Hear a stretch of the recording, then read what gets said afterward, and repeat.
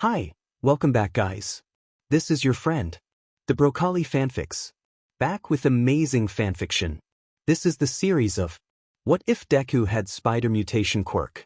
Now before starting, please give this video a like and subscribe to the channel if you want more videos like this. Now let's get into the fanfic. Izuku Midoriya was still quirkless when he was 14 years old. This wasn't a surprise to anyone that knew him well. For 10 years of Izuku's life, he was beaten up, bruised, burned, and belittled for something that he wasn't even in control of. He was put through endless ridicule by his classmates. They pushed him whenever they can, tripped him when there was an opportunity, scoffed at his dreams to become a hero. It was even more painful for him that his childhood best friend, Katsuki Bakugo, was always at the forefront of his misfortune. They were the best of friends once, almost stuck to each other's hip even. Katsuki would always claim to become the world's #1 hero and Izuku would cheer him on. That was until his diagnosis came in. Katsuki began to torment him after that, getting every single one of his classmates to turn on him, laughing mockingly at every mention of his quirklessness, even going as far as to use his quirk on him, though he wouldn't leave a lasting mark. Even through all of that, things that would break a normal person and turn them down to the darkest of paths. Izuku was still kind to those who needed help. He would offer any assistance to all and any that calls him out, give them a hand with a smile on his face.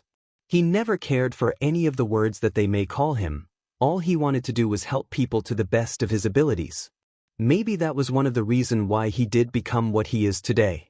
A person who is willing to break their own limit, a person who eases everyone's worries, a person who never backs down to protect those that they care about. A true hero. The world's symbol of hope.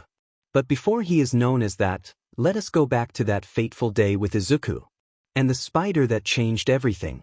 Today was hopefully going to be a good day for Izuku, though he doubted it would last long. They were going to a famous science center today, which Izuku was wholeheartedly excited for. He prepared a new notebook and everything. His current and only friend, however. I don't get why you're so excited for this trip, Midoriya. Seems like a ton of boring stuff to me. Hitoshi Shinso drawled out. He personally hates science as a whole. Not because he couldn't be good at it, but because he couldn't be bothered to know what any of the stuff means. What's so important to know about how chemicals react anyways? Ah, come on Shin. It's actually really cool. They experiment with all kinds of stuff there. Hero support gear, actual humanoid robots, mechanical enhancements to the human body, species genetic code dash. Izuku was cut off from rambling any further by the sound of explosion near his head, making him flinch out of his seat. Kacchan. Deku. Lo and behold, there he was, Bakugo Katsuki in all his glory. With his signature scowl and feral grin. Why the hell are you even here, Bakugo? Shouldn't you be settling into your precious little seat by now? Shinso asked with a threatening tone. God, does he hate the DMNBSTRD? His ego is even bigger than some of his old bullies. Shut the hell up, you shitty extra. I ain't talking to yo dash. Bakugo's eyes turned a familiar blank. Hey everyta. You know, for a guy so smart, you sure do forget about things a lot. Now sit down at your seat and wait until our teacher arrive. Shinso finished with a smirk. He's definitely gonna be sad when he's out of it, but oh, is it so worth it? Izuku was still standing there terrified out of his mind. Oh God, he's gonna kill us afterwards. He whispered in a horrified voice. Meh, it could be worse. Shinso shrugged. His sheet-eating grin was plastered all over his face. How could it be Wadash? Just then, their homeroom teacher loudly opened the door, startling the students that were watching the interaction between the three. Izuku sighed. I'm starting to get tired of being interrupted here. He whispered mostly to himself. Unfortunately, Shinso heard him and sent him an amused look. Since when did you develop an attitude? Izuku immediately turned bright red and returned to his desk, not expecting anyone to even heard what he said, especially his friend. But before things can get better for the green-haired boy, the brainwash was lifted. On of a beach! Katsuki screamed out, making Izuku yelped.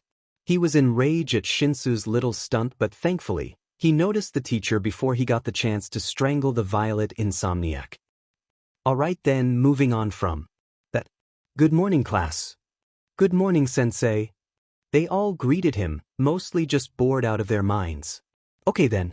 Now let's get on to why we're all here today. Today's your field trip to the whatever it's called, Science Center. Most of the class groaned, except for Izuku of course. Though he wasn't a fan of the way their teacher had introduced today's event. Quiet down you lot.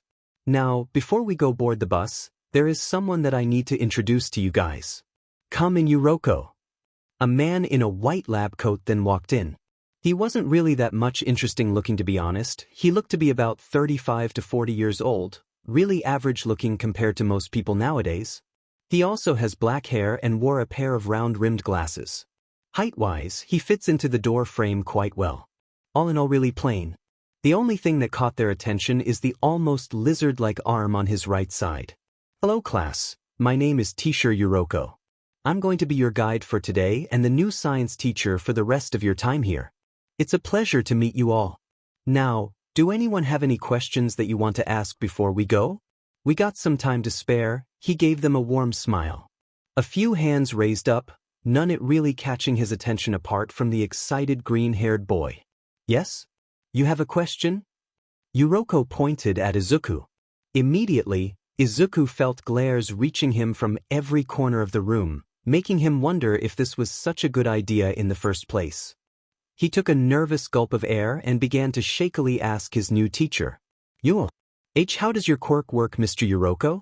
I'm sorry if you don't like my questy dash. Stop it with the stuttering already, you quirkless reject. Let someone else important ask him. One of the girls mocked the terrified teen. Shinso was about to speak up, but then he saw the glare the new teacher was giving the girl. In fact, everyone in the room did. It was unsettling seeing it to say the least. You will not tolerate that kind of behavior when I'm teaching your class. Am I making it clear? Yuroko said in a fake happy tone. It was absolutely terrifying to even hear it from such a kind-looking man. Damn it. Bakugo grumbled inaudibly, clearly set off. And to answer your question, I didn't catch your name. It's Izuku. Izuku Midoriya, sir. Still kinda in shock that a teacher would be defending him of all people. Izuku hadn't even known the guy until 5 minutes ago. Excites him, but it's also very nerve-wracking in a strange way. He took a glance at Shinso, who was grinning from ear to ear at this new teacher. To answer your question, Midoriya, my quirk, from the outside, looks like a mutation type, does it not? Everyone nodded. Well, you're half right. It's actually my regeneration that caused this. Every time I lose a body part, it grows back just like a lizard's tail. It's not instantaneous and has the side effect of more reptile-like features on the regrown limb. Everyone's attention were now caught with just that, just like he had planned. You see, I didn't used to have this arm in the past. About 15 years ago, my arm was still as normal as ever. There was no enhancement, no claws, no scales, nothing. Just a regular old arm. People didn't think too much about what my quirk did. Because they never knew I had one in the first place, myself included. The whole class was definitely paying attention now. Even their homeroom teacher had a surprised look on his face and began listening to his colleague. Yes, I was misdiagnosed as quirkless, and it wasn't a very kind life during that time to be serious with you all. People would mock when they see me, people would point when I was mentioned, and people wouldn't see what I was capable of, choosing to see only what I was missing instead. One day, someone went too far with what they were doing, and as a result, I lost my arm in a so-called prank during my college days. All the students sat in stunned silence. They can see what their teacher was getting at, but none of them would go that far with Midoriya, right? Bakugo would almost scoff loudly at his new teacher if he was actually contemplating his words right now. I would never be that stupid to do even that to the shitty Deku. It would taint my clean record for you. But isn't hitting him with explosions every day enough for you to be banned from taking the test? His deeper thoughts questioned him. That's different. No one would care if I put that useless effing nerd in his rightful place. Then what's stopping you from going the extra mile, huh? Like you said, no one would care about him, right? Right. That sheet is for villains. I'm no if a villain. I'm gonna be the greatest goddamn hero the world has ever seen. Are you sure about what you're saying, Katsuki? No one has ever gone as far as you have with Deku. Bakugo shook his head to derail his current train of thought. Yeah, let's go back to listening to the DMN lizard now. It was painful losing my whole arm just because of a prank. A few days afterwards, I noticed a few scales forming on my right shoulder. I thought it was a residue of someone else's quirk, so I thought nothing of it. That was until a fourth of my arm came back with hard scales covering it after a full night's sleep. Some people would try and apologize to me after they found out I have a quirk, which is okay, I guess. I didn't really believe their apologies, to be honest with you. Yuroko finished his story off with a shrug, ignoring the look on his student's face with extreme levels of professionality. After an awkward silence passed through the air, their homeroom teacher finally snapped out of his shock. All right, let's all start moving to bus, shall we? We'll be late if we're not hurry. No one argued with him. This day was turning out to be a very interesting one. After a while, things starts to slowly got back to what they were. Everybody was chatting with each other and Izuku was sitting next to Shinso as always during the trip. It was a weird dynamic between the two students. Izuku would always go off and ramble on about the latest hero and what their quirk does, while Shinso will just sit there and nod at whatever his friend just said. He doesn't really understand what most of the things his friend is talking about, but seeing his eyes just light up like an Olympic torch at the topic is really DMN fulfilling, honestly. Though he had to hide a smirk every time when the precious little nerd mentions his adoptive dads. On Izuku's side of things, he did in fact notice the murderous glare that promised pain Bakugo was giving him and Shinso. It really didn't help him deal with his nerves, like at all. But the rambling in his thoughts were reminded of the new teacher, Yuroko-sensei. His kindness towards Izuku was a strange occurrence, but definitely not an unwelcome one. Izuku personally liked him, and with him being the new science teacher, he was gaining major points from Izuku. That reminded him. Hey Shinso, what do you think about Yuroko-sensei? I think he's really cool. And he's so nice too. Izuku asked suddenly, startling Shinso, who wasn't really paying attention. Him? Oh, him? Well, he seems nice. He definitely got some points. But meh, I still don't really trust him yet. People can have really different goals on the inside than what they are showing. Midoriya, not everyone is kind like you. Shinso stated nonchalantly. Also, stop calling that blonde BSRD by that stupid nickname already. Izuku pouted. Why do you have to be so pessimistic all the time, Shin? He seems really nice, so give him a chance. And calling Kacchan by anything else just seems weird. Also, he'd probably kill me if I call him Bakugo. What? How does that make sense? Izuku just shrugged. Truthfully, he was hoping for the day that Bakugo would change for the better and be his friend again. He knows that it's a stupid reason, but a guy can dream, can't he? Shinso would have prodded him more on what he meant, but it appears that they've already arrived at their destination. Mr. Yuroko then stood up and began to wave his hands to catch the attention of everyone else. Okay class, we're here. Now line up properly and begin to exit the bus. Yuroko-sensei gestured energetically. Izuku could barely contain himself when he saw the famous entrance to his new favorite place in the world. It was tall, almost like a skyscraper, but not enough to be considered one. The design on the building itself was very intricate. A beehive pattern can be seen on the outside walls, a bright blue glow flowing from top to bottom. In simple terms, it looked very futuristic. At that point, Shinso has to basically restrain him from bursting into the doors from how excited he was. Everyone, I welcome you all to the famous Eye Center, a newly made branch from Eye Island managed by David Shield himself. Yuroko-sensei said in awe. It was kind of funny seeing a grown man so excited for a simple field trip. It was a nice change of pace from the usual atmosphere. Izuku gasped. You mean the David Shield who was All Might's partner in America and was responsible for the making of his costumes? The one who received a Nobel Quirk Prize for his research? That David Shield? He has stars in his eyes now, excited to see the work of his idol's partner. Yuroko couldn't help but smile even more at the kid's knowledge. Heh, seems like he has a favorite student now. That was quick. You are right, my boy, but before I can say more, Let's get off the bus first, shall we?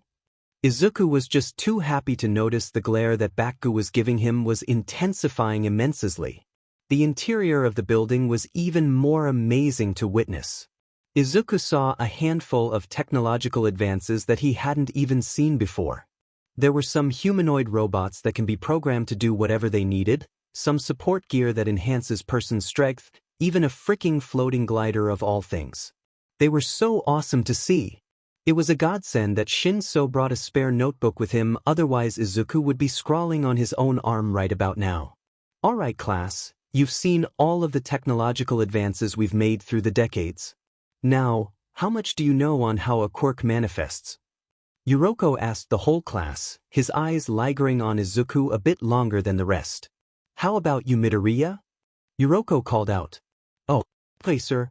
Well, not much is known about how quirks appeared. All we know is about 200 years ago people started to gain superpowers, and after that, humans started to evolve with more and more powerful quirks after each generation, with them appearing at approximately 4 years of age. Research have also shown that people with quirks only have one joint in their pinky toe, while quirkless individuals have an extra toe joint, a sign of close chromosomal linkage between that and having a quirk, although there were some reports of people who have the one joint and is quirkless, and also reports of people who have the extra joint having a quirk. There is an almost non-existent chance of that ever happening, specifically Abu Dash. Okay, thank you, Midoriya. Seems like you've done a fair amount of research, huh? Good job. But do remember to at least take a breather every once in a while. Yuriko said jokingly, no malice present in his soft voice. This actually helped to calm Izuku out of freaking out. Okay sir, I'll be sure to remember that. He said shyly. No problem, kiddo. As your classmate had said, there's a lot that we don't really know on how quirks manifest, but there is one important thing. It appears in humans, yes, but also in extremely rare cases, some animals as well. And the whole class burst out in surprise. What? No way. That can't be true. Yeah. They're probably humans that have animal quirks. I think I once saw a glowing cat. Do you think that was a quirk? I think that you're just delusional. How did we not even hear about their existence? Shouldn't the news cover this in their reports? One student asked, confused. Well, the news didn't report about it because it was so rare, there were no sightings to actually report. Also, this isn't a secret or anything, it just isn't really widely known. I once even know a guy who had a pet rabbit that can breathe out flames. Anyways, since it seems that you guys are interested in this, want to see some of them? Yuriko said while their homeroom teacher stood there, looking very bored with his life. The whole class cheered and nodded excitedly except for Bakugo, who thinks this was stupid as F-. And Shinso, who already knew about one intelligent maniacal rat from his dad's job. Well, alrighty then. Let's go. The class was buzzing from excitement, even Shinso seems to be paying more attention now. Izuku is just practically radiating excitement at the possibility of actually seeing quirked animals. Okay class, we're here. Remember to be respectful to the scientist and animals. And whatever you do, do not touch anything please. Yuriko-sensei pleaded exasperatedly. He opened the door and the sight that greeted them was an amazing one. There were so many freaking animals that it looked like a zoo. There were some dogs and cat, some birds here and there, some insects in tanks, even some reptiles. It was an astonishing sight. Even more so when they saw a small dog suddenly turn to the size of husky. Oh my god, this is amazing. Look at that frickin' bird. It has horns. That rabbit has wings. Hey, isn't that a glowing cat? Who cares about that? There's a demon baby dragon in there. It's so cute. Quiet down class. I know you're excited and all, but we will check out all the animals in a moment. No need to worry. Yuriko's sweat dropped, kinda worried that they would run off at any moment. They all started to calm down a little bit. Good, now let's start off with the smallest ones, shall we? The insects. The class collectively groaned at their sensei's decision. There were so many things that cooler than some stupid bugs. Oh come on, it'll be fun. Just give it a try. Yuriko chuckled and began to lead his class towards the insects, none of them seemingly noticing a certain spider crawling near them. Izuku would have probably blacked out from the lack of air if Shinso didn't snap him out of his muttering session. Seriously, how can you not notice that you need to breathe every once in a while? Yee. Sorry Shinso, it's just so fascinating, you know? I mean, how did some animals gain a quirk? There seems to be no correlation to them having a quirk and their babies having one, 'cause you would have seen a ton more quirked animals popping up if that was the case. Izuku looked thoughtful as he theorized. Geez, don't ask me Midoriya, I'm not the mad quirk enthusiast here. Shinso responded tiredly. He was glad that Izuku had become his friend even after he revealed his quirk to him, even going as far as saying he'll be a great hero. But Demon wasn't the little nerd confusing sometimes. One moment he would cower at every bullies that came near him, and then another moment later he would be defending someone else from said bullies. Not to mention his incessant mutterings in class. Seriously, how does someone even think about that much that fast? Hey, I'm not mad. I'm just passionate, okay? Izuku pouted at Shinso. He tried to look angry, but it just makes him looking like a barking puppy who's trying to act tough. Shinso managed to stifle his laughter. Amend the precious cinnamon roll, he's too innocent for his own good. Before he can continue with their conversation, however, Yuroko-sensei spoke up. Okay class, this kind woman here was willing to help us through all these animals here, so have some respect for her. Yuroko told his students kindly. Hi everyone. You don't really need to know me that well, so let's skip to the good part, shall we? The scientist began to walk to one of the tanks, gesturing for them to follow her.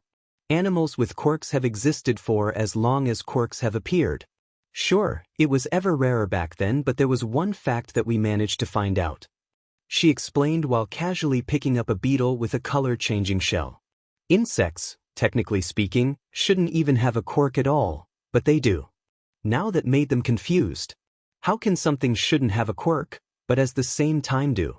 They wanted to find out more now. Caught your attention, huh? I was too when I first heard about this. Turns out, even if we check their DNA for the quirk factor, there would be none to be found. Not even a simple mutation in their DNA, they were just born like this apparently. But the scientist began before anyone can ask her anything.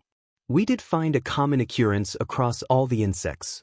They generate some type of radiation that isn't really bad for a human. You can basically handle them without any side effects. Just in case though, don't let them bite you. It was because of this radiation that we even managed to find this much of them. She gestured to the several tanks in the area. There is one of them that we have managed to find what its quirk is, however. She began to walk towards an enclosure, larger than the one they've seen. It was filled with all kinds of vegetation that can be found in the wild. There were some wood bark acting as a shelter to whatever was living in there. A small miniature pond can be seen. Before I explain, let me just say this one doesn't really like to be seen and hides away very often, so you may not see it today. She looked at the whole class expectantly. They were annoyed at that fact but otherwise didn't really make a comment. Okay, so this one here is a type of spider. One of our first spiders here actually. Without adding quirks into the mix, this of spider is very quick and agile. They are great hunters in the wild and is very strong and muscular. It had a natural way of camouflage, perfectly blending into its environment. But those aside, we don't really know what's so special about this little guy. He also generates the special type of radiation even more so than the ones we've caught. So that's the reason why we are confused as to why it doesn't do anything remotely weird. The scientist finished with a sigh. This one was really a headache to figure out. So what you're saying is that it's quirkless like Deku over there? A boy with rocks for hair sneered at Izuku, causing him to shrink in on himself while the most of the class just laughed. Can't he just have one day, God? One day without all of this? Ahem. First off, if you think that was what I was saying the whole time, then you really weren't paying attention, huh? Secondly, one more act of mockery against your classmate, then I will stop this tour immediately. The scientist warned sternly. Her eyes were almost as fierce as Bakugo's. This surprised the whole class, especially Izuku. He had just been defended, again. Can this day turn out any weirder? Some of my colleagues at Island and in this location is quirkless as well, and they are some of the greatest scientists I know. So I'll be demed if I let you judge their worth by something as inconsequential as that. Honestly, what has their teachers been teaching them? Most people gulped nervously, some remained impassive, while Bakugo just scoffed again. Shinso leaned into a shell-shocked Izuku. He gave the boy a cheeky smile. You know, I'm starting to get why you really like science now. I think I'm being converted. He chuckled at his own joke. Izuku wiped at his teary eyes. Why it's really great, isn't it? He smiled softly at the scientist who returned the gesture. He looked at his science teacher and Yuriko-sensei just gave him a thumbs up and subtly winked. Izuku laughed silently and reached up to scratch his head. Surprisingly, he felt something moving onto the back of his hand. It was definitely hairy and seems to have several legs.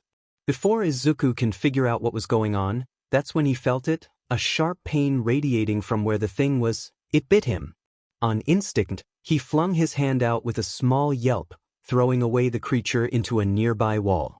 Izuku looked at his stinging hand and saw 2 small bite marks on it, almost like pincers. It was turning red, small amounts of pus forming under the wound.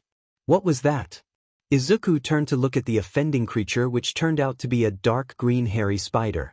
It had recovered from the throw and had began to crawl away into a nearby vent. That can't be good. Before he can comprehend what just happened, he was suddenly hit with a wave of nausea and a splitting headache. Shinso left him alone for 5 seconds, 5 goddamned seconds, and his friend was now looking as though he had been poisoned. Midoriya, what happened? You look like you've just seen a ghost. Shinso whispered angrily, worried for his friend. Izuku was on the verge of vomiting, but thankfully he was able to hold it in. I don't know what happened either, but I'm not feeling so good. His eyes drooped at every word. Do you want me to inform Yuriko-sensei? Why, yeah, I think that's a good idea. I don't really need to go to the hospital though. Just tell him to call my mom, she'll handle it from there. Izuku blanched even more. Shinso gave him an affirmative nod and went to inform their teacher. Yuriko-sensei was worried at first, but he handled it surprisingly well, honestly. After making a few calls, Mrs. Midoriya hurriedly came and got her son home. But not before glaring at a few students that were snickering at her son, causing them to shut up. Are you sure you don't want to go to the hospital, sweetie? It's not too far from here. Inko said worriedly. Fine, Mom. It's really no big deal. I'll be better when I get some sleep, I promised. Izuku waved his hands frantically. Inko eyed her son, not really believing him, and then sighed. If you're sure, dear, but just let me know if you need anything, okay? Yes, Mom. I promise you. He gave her a weak smile. The trip home wasn't really that long, but to Izuku, it felt like an eternity. His headache was getting worse and his body was feeling hotter. He was tired, sweaty, and most of all, in need of some sleep. God, he's turning more and more Shinso by the minute. When they finally arrive at their little house, Izuku all but ran into his room, fall onto his bed, and proceeded to be knocked unconscious once his head hit the soft pillow. He didn't even bother to close the door. Inko would just giggled at her son and closed the door to his room. If she didn't know any better, she would have thought Izuku took up the behavior of his purple-haired friend. She was glad that he managed to find an actual friend this year. God knows that her poor boy needed one after all he's been through. She has also taken it upon herself to give Shinso some of her own chamomile tea to help with his sleeping problems. He seemed thankful at the gift, but she couldn't really tell. Well, she's gonna go cook up some miso for her son when he wakes up now. She just hopes that he would feel better later. Izuku woke up with a start. He just had the weirdest dream ever. He dreamt that he was walking on the walls of Builing, even having the ability to jump far enough to leap over from rooftop to rooftop with incredible speed. It was a really nice dream if he was being honest with you. He dreamt about having quirks before, nothing strange there. But somehow, this one just felt so real. The downside though, that he was reminded harshly of his own quirklessness whenever he wakes up from them. Oh well, at least it was fun while it lasted, he thought solemnly.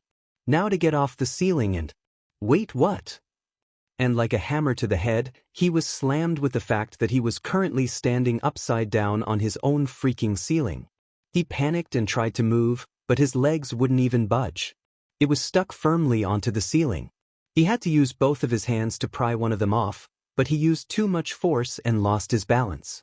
He reached out to a nearby wall to support himself for a bit, just to find out that his hand is also now stuck to the wall as well. What the actual F dash? Before he can question his existence even more, the hair on the back of his neck began to stand up and his head was now filled with a small ringing sound. The world seemed to slow down to a crawl as he assessed his current predicament. What is going on? How am I even doing this right now? Is this because of that spider that bit me? How is that even possible? I expected to wake up feeling sick, probably from the radiation the spider has, not this. Oh God, do I have radiation poisoning now? Is this a hallucination? Is T-dash? But before Izuku can freak out even more, his door started to open. Wait, stop, don't go in. I'm not awake. Izuku shouted out before he realized what he just said and proceeded to face-bombed at his own stupidity. Izuku, are you up? What's going on? Are you okay, Sweetie? Inko entered the room to only be greeted with the sight of her son standing on the ceiling wall without even breaking a sweat. She dropped the glass of water she had been holding in shock. But then Izuku's eyes widened and with incredible speed, he jumped down to her, catching the glass with one hand without spilling even a single drop. They just stared at each other in awed silence. What the foo dash? Inko and Izuku decided to take the next day off to figure out what in the world was currently happening to him. One day he's quirkless as the day he was born, then boom. A strange quirk appeared out of nowhere. What did you say about how you gain these powers again? Inko asked, still not exactly believing what she heard. Well, I think this is the quirk of a spider that bit me. I don't really know how, but when it bit into my hand, it somehow transferred its own power into me. I think I can do whatever a spider can now, Mom. Except make webs, but considering the location that spiders usually make their webs, it's probably a good thing. I think there are still things that I don't fully know about it yet. I can definitely climb up walls with ease now. I'm strong enough to pull myself up the wall, that's kinda obvious. But there was this strange thing that happened before you came into my room. Izuku scratched at his forehead. HM? What was it? It's kinda hard to explain actually. All I felt was a tingling sensation and then some small ringing from the direction of the door. Moments before you entered, the world seemed to kinda slowed down, for me, you know? Like it was some sort of, I don't know, spider sense? Like it was warning me of something before it happened? I'm still confused on the details. He sighed in exasperation. It's okay, sweetie, you just got a quirk. Nobody expects you to fully know how to use it. Inko was searching her thoughts for a moment. Hey Izuku, do you still want to be a hero? She looked for her son's reaction. Izuku honestly didn't know how to answer his mother. He has always dreamt of being a hero. His analysis notebooks for the future was already proof of that. He had 13 of them. But his quirklessness has always been the biggest wall that he couldn't climb past. It didn't matter if people would shun and make fun of him, he was used to that. It was his lack of a quirk that has been one of his major downfall. There weren't any quirkless heroes for a reason. Even if UA had opened its doors to quirkless people in the past few years, none of the graduates were from the hero course. Now though he has a quirk, now he supposed. It was the thing that he needed to push past that barrier that once held him back so much. He can save everyone with a smile just like All Might. He can actually be useful. Izuku's thoughtful look faded away into fierce determination. Yes, Mom. I know that you don't agree with my choice, but please let me do this. No, I have to do this. Not to prove to anything to anyone, I just want to help people in more ways that I can now. I want to be the one people will look at and it gives them hope. I want to be the name that will inspire and whose presence will ease everyone's heart. Because I am there. His eyes are starting to water now, years of frustration being let out all at once. He was choking. Up towards the end before his mother embraced him in a gentle hug. I'm so sorry, Izuku. I'm such a bad parent. I should have been supportive of you, instead I was like all the others. Even through all the years of hardship, you've grown up to be such a kind child, haven't you? I'm sorry that I hadn't said this earlier, but Izuku, I believe you can be a great hero. Even though I will worry about you all the time now, just know that I will be supportive of all your choices from now on. Inko was crying now. I love you so much, Izuku. He sobbed and hugged his mom tighter. I love you too, Mom. I won't disappoint you. Izuku, never once in my life have I been disappointed you. You've always managed to make me proud.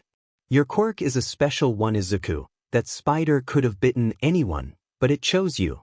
You've been given a great power to hold, so you must also remember to take the responsibility that goes along with it. Can you do that for me, Izuku? She smiled at her little boy. I will, Mom. I will. He said, sniffling. Come on, dear, let's go wash up and eat. I think this occasion calls for katsudon, don't you think? Inko wiped her eyes for a bit. Katsudon? Oh, is there a spicy kind? Inko chuckled happily. Yes, there is. You know, if it wasn't for your father, I would have wondered how you can even stand some of the spice. Hey, okay, Mom, I'll go and wash up now. See you at dinner. Izuku ran off as fast as he could. Really glad that he and his mother could have had this talk. I wonder what Shinso would think when I tell him. The next day, Izuku and his mother went to get his quirk registered. They agreed to keep the whole story on how he got his quirk a secret because of obvious reasons. It really didn't take that long to register. All he needed to do was demonstrate a few of his abilities and then he can go home. Okay, try to climb up that wall. The doctor instructed.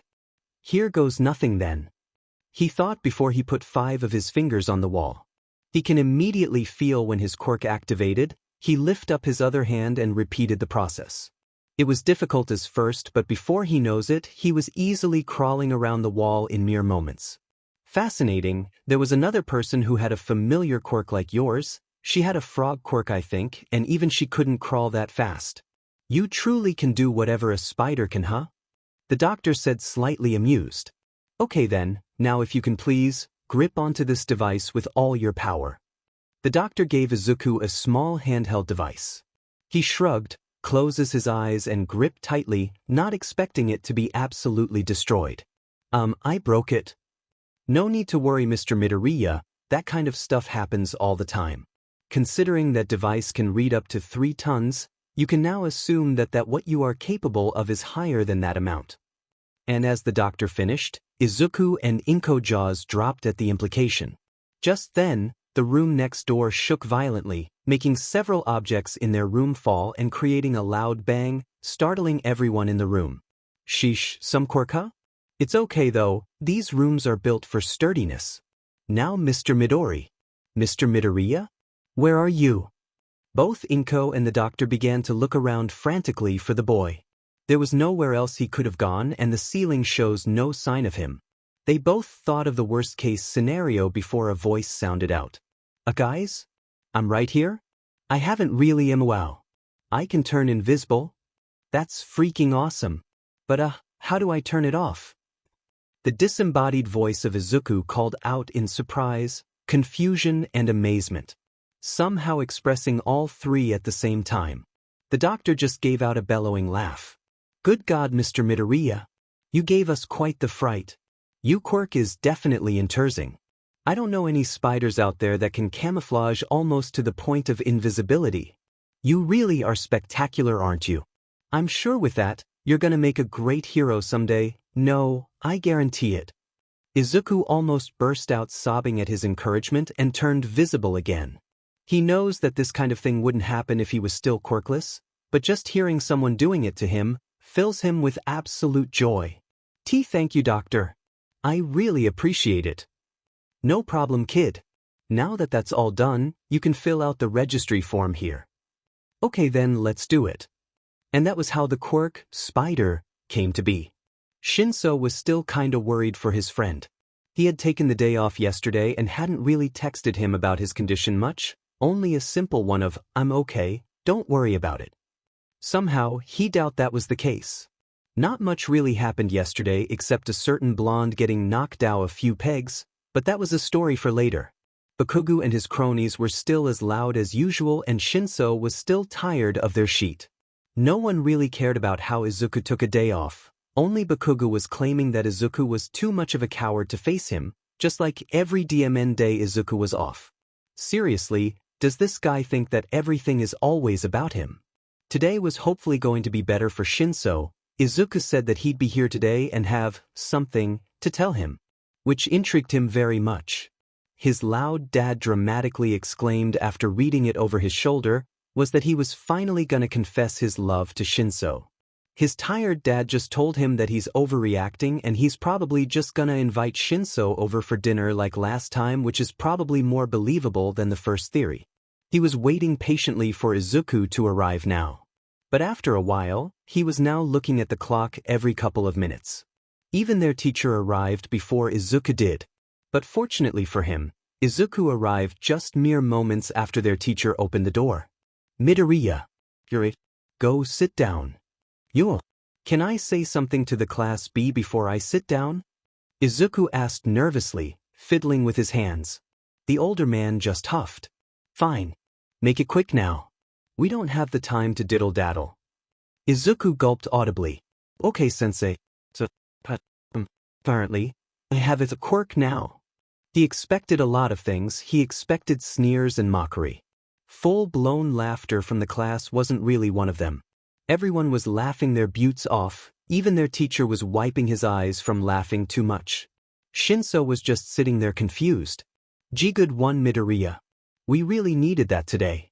Now please go sit down. The teacher said, still laughing. Slightly. But I'm not lying. I really do have, you know what, just let me show you. And just like that, the quirkless student that was once the joke of the class, jumped up, did a twisting flip mid-air, and stuck the landing on the freaking ceiling. He was just hanging there, defying the laws of gravity. Everyone's jaws were dropped from the stunt. What the foo dash, and just like that. Full-on pandemonium. Everyone in the room was now in disbelief mode. Holy sheet. In OF way is he doing that sheet on his own? How the F are you doing that? You're quirkless. I already told you that I developed one, didn't I? Did you suddenly develop hearing loss? Izuku blurted out before he can slap his mouth shut. Why did he say that? The guy was too stunned that Deku would even have the ball to snark at him, to give back a simple response. The room was in absolute silence, except for the maniacal laughter coming from Shinso. He was a boy who was expecting silver, but then found a cave full of diamonds. Shinso. Stop laughing. I didn't mean to say that. He waved his hands frantically, standing up straight on the ceiling. Waha. Finally showing some spine, heh? Haha. Took you long enough, dude. I've been waiting for this day for a long time now. Eha, can't believe you actually said that though. You clearly don't have enough experience in trash talking. Shinso flashed the boy a sheet-eating grin. He can get used to this. Deku you goddamn yesterday. Oh shit, he forgot about Kacchan. Kacchan. I'm sorry. I didn't mean to say anything. Izuku said, bracing for the oncoming impact of explosions. But none of it came. He looked up reluctantly, confused on what was happening. Bakugo was literally shaking from rage, but he didn't activate his quirk, not even a spark was seen. Was he holding back? To Izuku of all people? Kacchan pointed at him angrily. Don't you dare think that this would mean you're better than me now that you got some stupid quirk. You won't even be going near my demon level. You got that. You will ever only be a sidekick underneath my feet. He screamed out with unholy rage. Izuku just nodded dumbly at his tormentor, too afraid that speaking would anger him even more. Good. Now get OFF the F ceiling before I get up there and blast you down myself. Izuku yelped and quickly and gracefully jumped down toward his table. Tisi, Tindy coward. Bakugo stomped back to his seat. Okay then. Let's continue on with class now that that's over. Yes, sensei. They all shouted out, too weirded out by the situation. It's only after a few hours have gone by that Izuku realized that Bakugo just called him a sidekick. Not an extra. A sidekick. What happened when he was gone? Yesterday evening. Shinso was so goddamn tired, he could probably just sleep for a whole year right about now. Dealing with Bakugo without Izuku there with him was an ordeal. The guy just wouldn't shut up about how great he was at every waking moment. It was driving him insane. Hearing that voice constantly parading around without Izuku's familiar muttering was even harder than he thought it would be. He can just hope that classes would be over soon enough so that he can go home and embrace the void of unconsciousness just like his dad. The last class today seems to be with that new science teacher, Yuroko-sensei, which Shinso didn't really mind honestly. He had already gotten Shinso's respect for defending his friend and helping to aid Izuku after he got sick. Dare he say it? The guy may just become his new favorite teacher. But he'll just have to wait and see. Yuroko opened the door and walked into the class, smiling pleasantly at all his students. Hello class. I see that you're already in your seats, good job. Well then, let's get on with some introductions, shall we? I already told you, but just in case, my name is Teacher Yuroko. It's a pleasure to meet you all.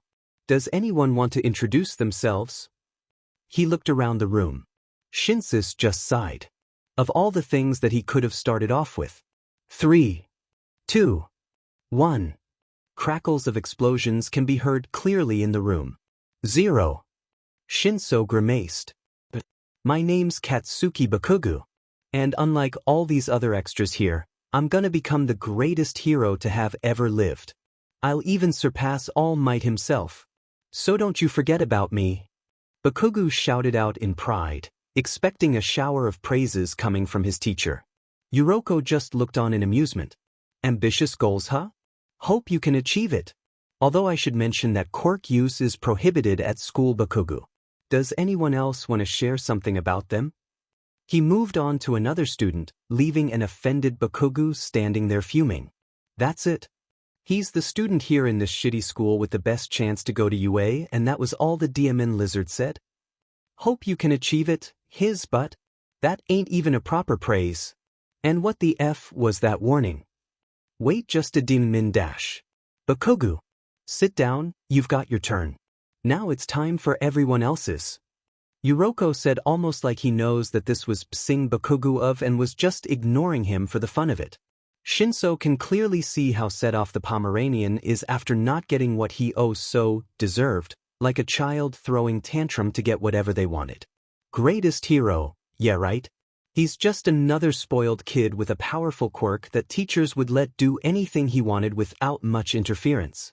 After a while, almost everyone introduced themselves to their teacher. They genuinely like him. He was more supportive than even their homeroom teacher, who just sing praises to Bakugo like he was saint. I think that's most of the class except for Shinso, who declined to participate with us. It's a pity that Midoriya isn't here today. I would have loved to know more about him. Yuroko said fondly. That was what broke the dam for Bakugo. He had to listen to the shitty extras talk about themselves for a while. It was infuriating to hear all their hopes of becoming a hero being encouraged, like they even stand DMN chance against him. Now the Dmed lizard was talking about Deku as if he was special. The little sheet ain't even got a Dmed quirk. Arg. What the F is with you and the damned D? There's nothing to know from the piece of sheet. He's just a useless, quirkless bee. Bakugo screamed out and slamming his desk, letting his anger control him. Yuroko remained impassive, only letting out a chuckle. Bakugo, he was the only one in your class that gave me that much information about quirks in such short time. I only want to know more on what he knows on other topics. And I warn you again, I do not tolerate that kind of talk towards a classmate, no matter if they are here or not. His gaze turned into a stern one. Also sit down, you're being disruptive to the class. Bakugo sat down violently, all the rage building up every moment that he had to look at the Dmed lizard any longer. Shinso was internally losing his sheet laughing. Definitely his new favorite teacher. He just shut down Bakugo in a snap. Oh, this year was gonna be great. Well then, let's get on to today's lesson. Who can tell me about? Bakugo was eager to stomp out of the class now that it has finally ended. He really needed to blow up something. Oh Bakugo, may you stay behind for a little bit? I want to have a talk with you. God FDMNIT. Whatever. Just make it if quick. Bakugo growled out. After the last stragglers are gone, Yuroko started the conversation. Tell me something, Bakugo. What is Midoriya to you? That's it. The Dmed lizard wanted to talk more about the Fing Deku? How dare he insulted Bakugo this way? He ain't nothing to me. He's just a useless piece of shit that keeps getting into my goddamn way. Is that the thing you want from me? Huh. I ain't taking this shit. I'm Before he can finish his screaming, Yuroko spoke again, this time in an almost sad tone. I heard you guys were once good friends when you were little. What happened? Bakugo, for once in his life, was shocked. How did you? How the F do you know about that? And nothing happened. He was just another pebble on my way. Always was. Always will be. He glared at his own teachers, eyes full of anger and hatred. Simple. I once knew a man called Hisashi Midoriya. Okay, what the F dash? The nerd's Dmed father. What does he have to do with this? Yuroko continued after seeing the confused look on Bakugo's face. Yes, I knew his father even before my quirk was discovered.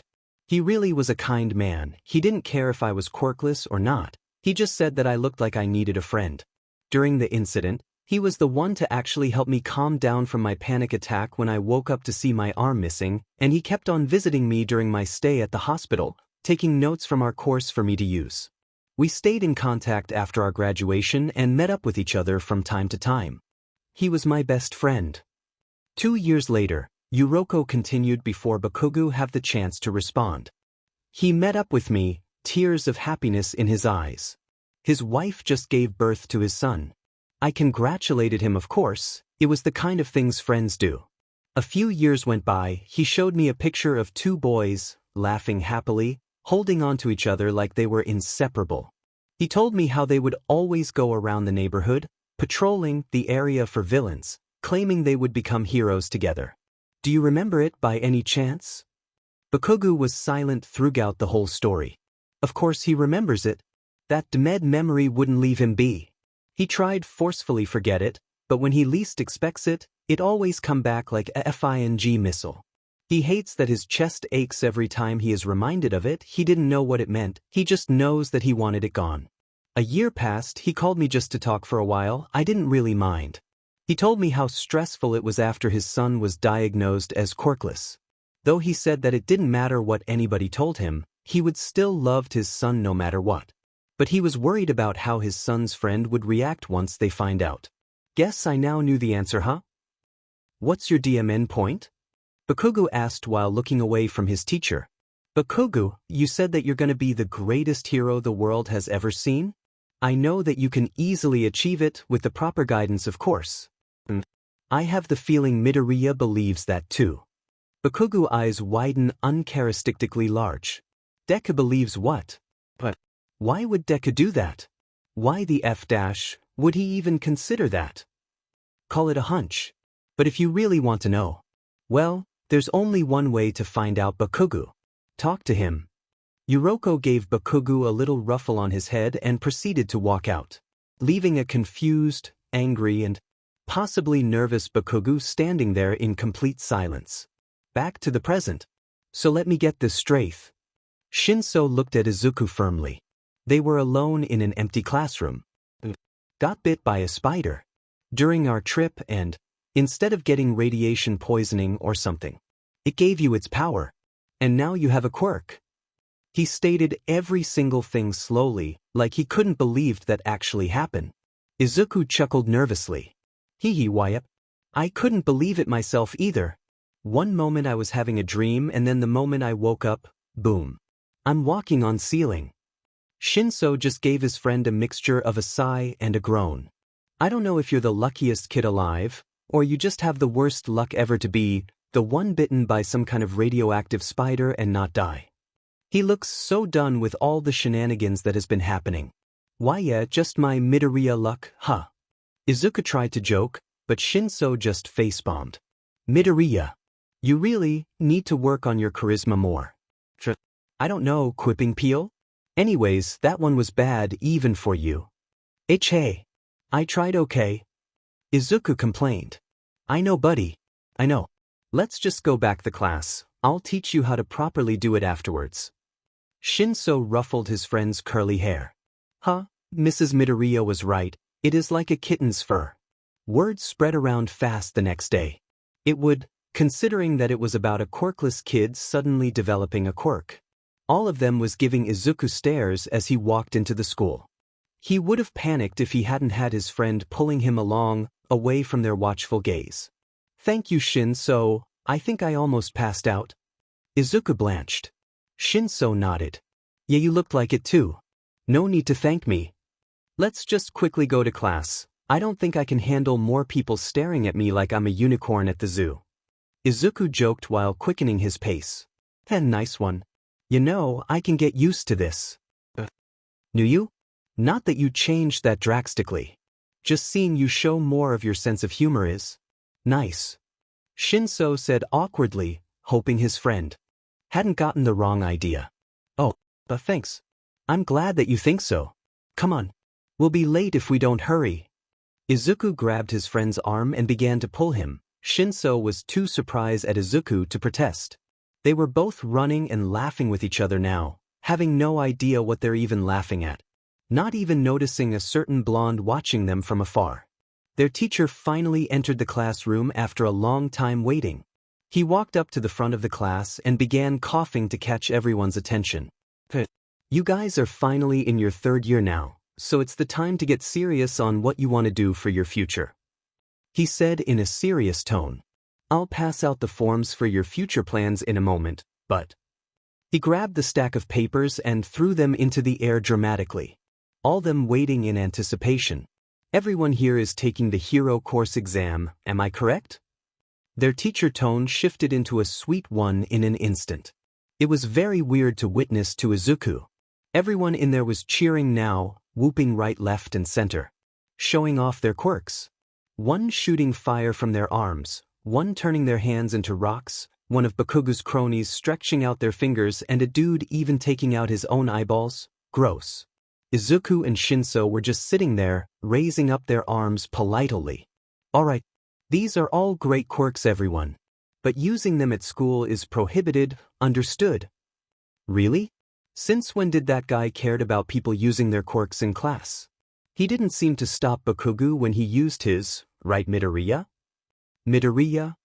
Shinso grumbled quietly to his friend only to find out his attention was elsewhere.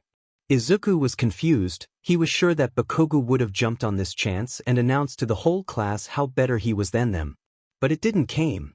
The only reaction Izuku found from the explosive blonde was a scoff and a grumble about something involving stupid extras and that he would beat them all. Izuku let out a sigh of relief, weirdly glad that his childhood friend was still the same. Though he was now only noticing how quiet Bakugo was being and grew worried again. I have an important thing to add. Our top student, Bakugo over there, is submitting his application toward UA High School. The teacher said with an excited glint in his eyes. The class reaction was unanimous. The national school? Isn't their acceptance scores ridiculously high or something? Yeah. They only take the best of the best, so there's bound to be some competition. Guys, this is Bakugo we're talking about here. He ain't some ordinary competition. At this point, Bakugo finally flashed a cocky smirk and stood up. You damn right I am. I'm gonna crush them all down and show them who's the real boss at the exam. I'm the only one here that got a DMN chance of even entering that school. You extras don't stand even a fraction of hair. He shouted like his usual Bakugo self and sat down grinning, gaining a groan from the whole class. Izuku was just relieved, glad that his friend hadn't been hit in the head or by some sort of quirk. But his relief was shattered when the teacher called out his name. Oh, Midoriya and Shinso, you guys want to go to UA too? Their teacher said boredly. The silence was deafening to Izuku. He was expecting them to laugh again like last time. Now the silence was only making him more and more uncomfortable each passing moment. Then the whispering started. PFT. He just got a quirk and he's planning on to UA? Yeah, right. He probably thinks that they take in charity cases. And should they even allow that kid to enter? His quirk is so villainous. I bet that he'd take control of the principal to let himself in. It wasn't anything that they haven't heard before, but why were they whispering? Were they worried about what Izuku would do? Just because he has a quirk now, they act all cautious. What the hell? Before Shinso can tell any of them off, an unsuspecting voice screamed out. If any one of you cowardly extras want to say something, have the DM and Ball TO say it out loud. If not, shut your shitty F-mouths up, before I blast you all to Kingdom Come. Bakugo seethed out, causing several of his classmates to flinch out of fear. Izuku and Shinso were looking at Bakugo in sheer disbelief. It wasn't quiet enough for Bakugo to not have heard at least some bits that their class was saying. In fact, they were pretty positive that he heard all of it. So why would he just told them to shut up? They expected him to join at some point, but not this way. Okay, calm down Bakugo. This isn't appropriate for a future UA student. Their teacher eyed him nervously. Tisich, whatever. Bunch of extras. Bakugo growled out before sitting back down again. Getting the rest of the class out of their stupor, none of them brave enough to ask what was going on with the explosive boy. Izuku was still staring at his old friend incredulously. Still thinking that it wasn't even possible for this to have happened in the first. Not that he was complaining, but just, was it because that he had a quirk now? Would this even happen if that spider hadn't bite him? These were the thoughts that plagued Izuku for the rest of the day. Evening finally came. Izuku was finishing up on his analysis while Shinso stood and waited. That is until Bakugo walked back into the room. Shinso instantly became alarmed and looked outside. His cronies were nowhere to be seen. That's a relief. But still. Why are you here, Bakugo? Go home already. Shinso said, irritated. Shut it, eyebags. I'm just here to tell Dash, and gotcha. It was so simple to actually get him to talk when you wanted him to. Shinso, release him. He was saying something. Izuku looked at the blank eyes of his former friend in curiosity. You crazy? He's gonna kill us both, you know that, right? Shinso asked while jabbing his thumb towards the blonde. Just do it. Please. This is gonna be our funeral. He deactivated his mind control. A starred. Bakugo finally screamed, looking at Shinso with so much resentment that he was surprised the guy didn't immediately charge at him. I was talking, you son of a beach. Well, considering your track record, it doesn't stay as a talk for long. Why I out a dash? Kacchan, please. Don't kill him. If you need something to then please say it. Izuku's voice trembled with every word. This isn't over. He pointed at the insomniac, who just flipped him. Bakugo rolled his eyes and then looked straight into Izuku's soul. Deku. Well, spit it out already. We don't dash. Shinso began after the awkward silence only to be cut off by Bakugo. I'm getting to it. Shut the F up. It was Shinso's turn to roll his eyes. God, he was insufferable. BSRD. Deku, I'll only say this once, and if you make me say it again, I will end you. Am I making it clear? It was taking all of his being to not yell all of that out. It's probably not healthy, but who cares? Izuku just frantically nodded. He was a nervous wreck by now, but he needed to pull through for a few more moments. He needed to hear what his old friend wanted to say so badly that he seeked him out. Even Shinso was silent at this point. He was acting like he didn't care, but Izuku can see that he really did. Deku.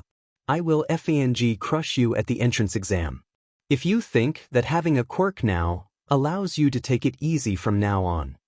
Bakugo grabbed Izuku by the collar, pulled him in close and they yelled, then you got another thing coming for you. Understood. And then he quickly turned around and left, leaving both a wide-eyed Shinso and a gobsmacked Izuku.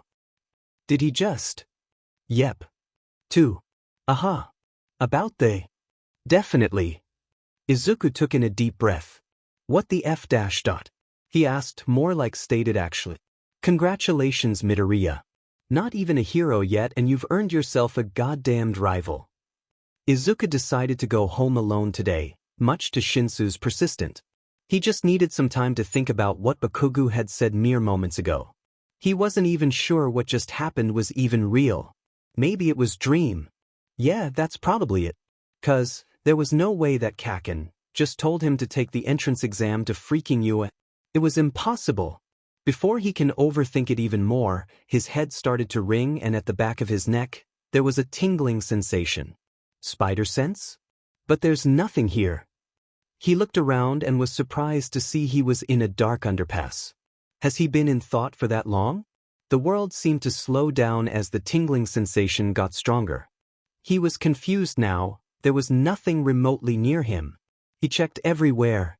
Unless, beneath me, Izuku thought frantically as he turned around. He saw a pile of sludge getting out of a nearby sewer grate. It was dark toxic green in color and had a horrible smell even from where Izuku was standing. Two tendrils then shot out of the moving sludge, aiming right for Izuku. As if on instinct, he dodged both of them by ducking and leaping away with a backflip, sticking onto a nearby wall. How did he do that? But before he can comprehend the situation, a garbled voice spoke up. Oh, you're a quick one, aren't you? And a medium-sized bodysuit too. You may be just what I needed, kid. Hold still. It'll only take a few seconds. The voice said, now identified as coming from the sludge itself. Sending multiple of his tendrils towards him, hoping to snatch up Izuku. He just continued to dodge, not giving the guy an opening to grab him. But, hold still? Really? Did that one ever actually worked out for you? You should really consider what you threaten people with. Maybe an, I'll kill you, here and there would really kick things up. Before Izuku even knows it, he was quipping at the murderous villain with every dodges he made. Arg. Just shut up already and die. The sentient pile of sludge sent out even more tendrils. Izuku can see that the guy was getting pretty desperate. Maybe a hero was chasing him? So, now you're getting it. Do it again, but with feelings this time. He dramatically holed out his ear. The sludge villain saw this and screamed out in rage, sending sludge projectiles flying towards Izuku. Just shut up and let me kill you already, you wall crawler. There you go. You finally got it. You get a gold star. He quipped again, dodging most of them. Some got into his hair though. Like this is gonna take so long to wash out.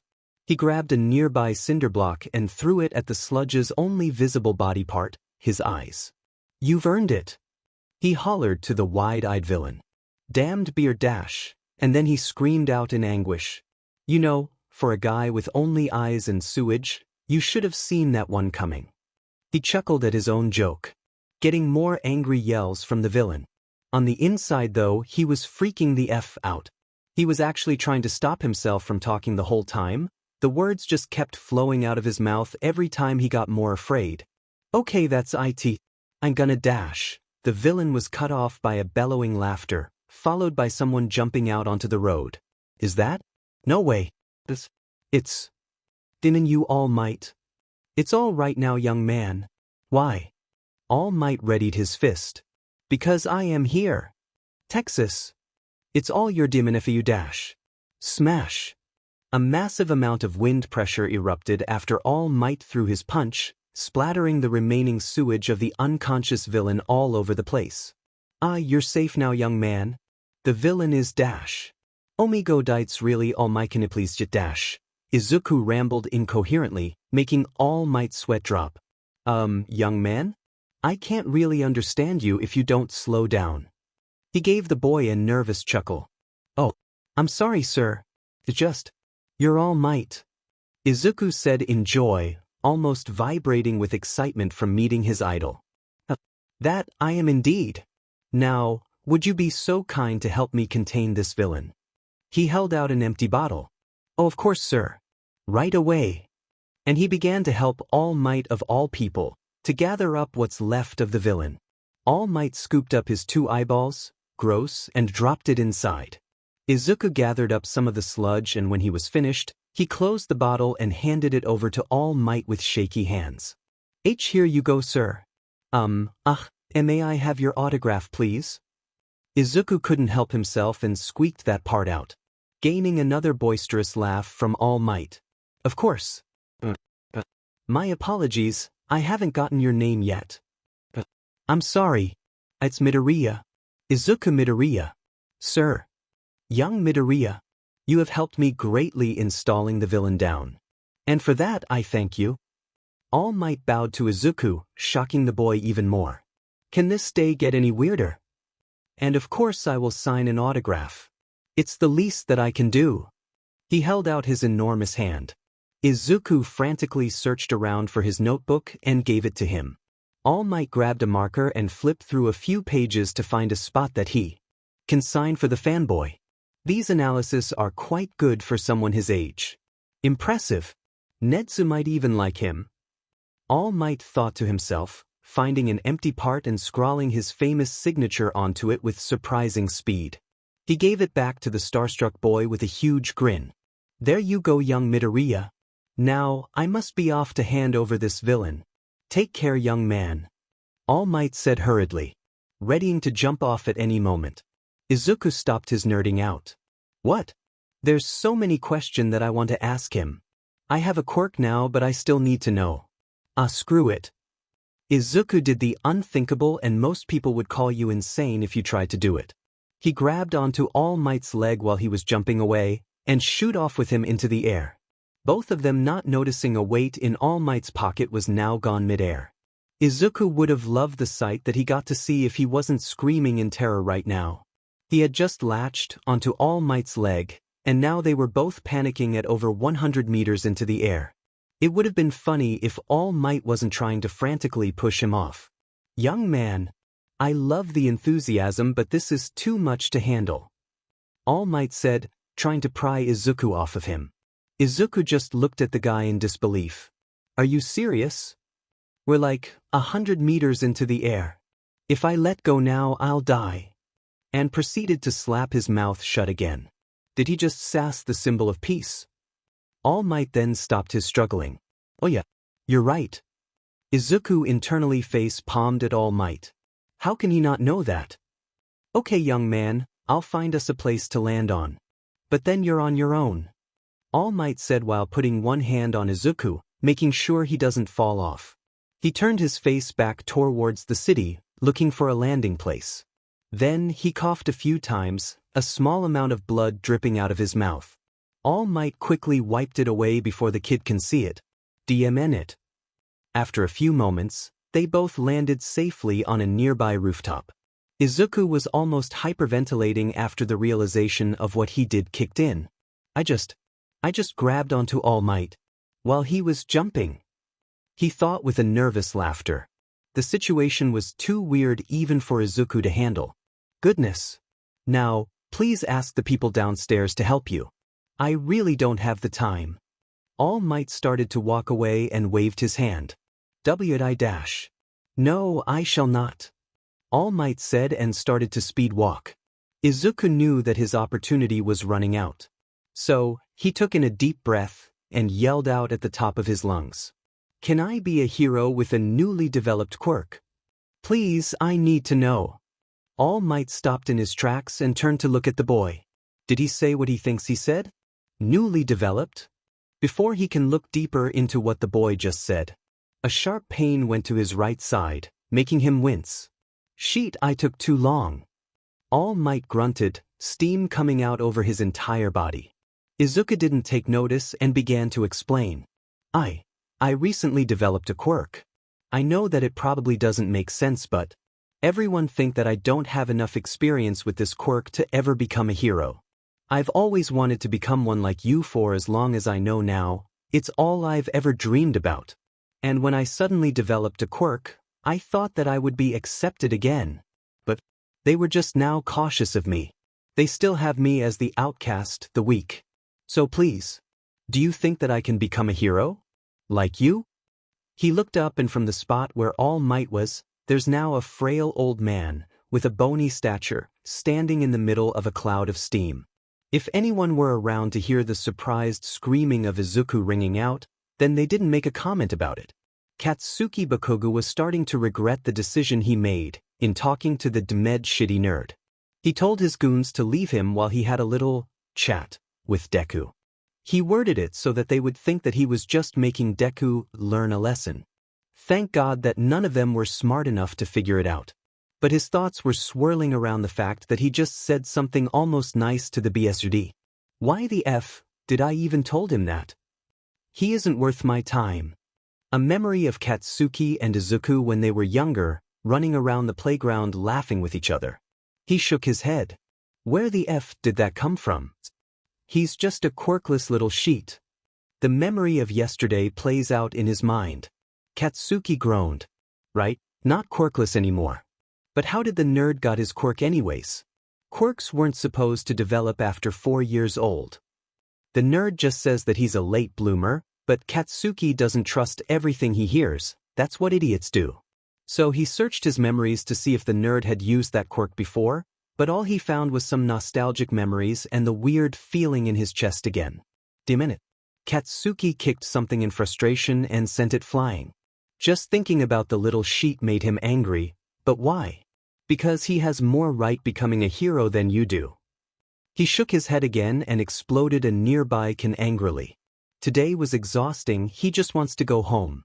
Before he can do that, however, a sinister voice called out to him. Oh ho ho! An invisible cloak with power. You are just what I need, brat.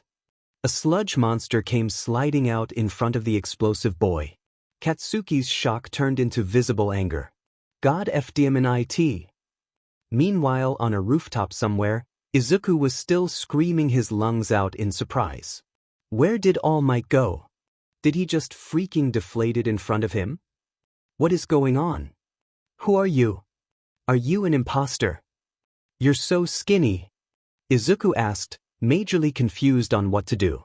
I assure you I am All Might. The guy said with blood spewing out of his mouth. Oh my god, is that blood? Are you okay, sir? Do you need to go to the hospital? Izuku forgot about All Might for a second, focusing on the presumably injured man. I'm fine, young man. Most people would still be in denial now, but you just asked if I needed help. That's good. The gauntly-looking man gave Izuku a small amused smirk, though he was also wary of the boy. A newly developed quirk seems a lot like something he would tell someone to say. But he's dead, isn't he? All Might thought seriously. As for how I can look like my other form, imagine a guy at a pool skiing up his gut, it's like that. The man, presumably All Might, told Izuku nonchalantly, wiping away some of the blood. Izuku just snorted. That has to be the weirdest way that someone had explained their quirk to me, and I met a guy who can pull out his own eyes. He joked to at least try to calm down his nerves a little bit. Still, it was working only a little, but hey, it works. Are surprisingly calm with this. When people first saw me transformed, it took them at least 10 minutes to calm down. He stated while eyeing Izuku suspiciously, this wasn't really helping the boy's case much. Oh no, I'm freaking out. My idol just turned into a skeleton and I'm not freaking out? Please, I'm using humor to cope. Izuku said too cheerfully for All Might's taste. He really doesn't understand this generation's humor anymore. All Might sat down and thought for a moment. If this boy was really with him, then he needed to make sure, and there's a definite way to gauge the boy's reaction. Now that you've seen me like this, do not write about this online. And he lifted up the right side of his shirt to show the boy his mangled scar. His reaction relieved him for a bit.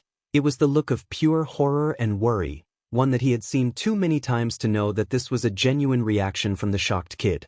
So he doesn't know about my injury, that's a relief. All for one wouldn't waste the chance to tell any of his minions my weakness. Still, he wasn't about to trust the boy that soon. Are you sure you're all right? That scar looks horrible. Izuku finally broke out of his silence, wondering who could have done this to the symbol of peace. I'm fine now. But 5 years ago, an enemy did this to me in an attack. It blew out half of my respiratory system and destroyed most of my stomach. The after effects of the surgery to keep me alive left me like this. My capacity to do hero work is now limited to 3 hours a day. All Might said bitterly. Izuku looked even greener than usual. 5 years ago. Was that when you fought Toxic Chainsaw? You're knowledgeable, I give you that, but no, that punk was tough, but he didn't even leave a scratch on me. This was the fight that wasn't shown to the public per my request. I will save people with a smile on my face. The symbol of peace cannot simply be bested by evil. That is the reason why I laugh, young man, to distract myself from the fear and from the pressure of the life of a hero. As All Might finished his speech, he took a look at Izuku. The boy was now wearing a solemn look, like he was in deep thought.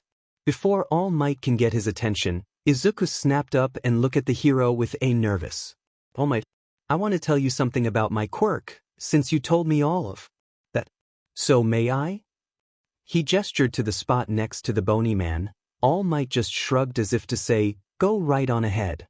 Izuku sat down next to him, took a deep breath and said something that made All Might's heart stop for a moment.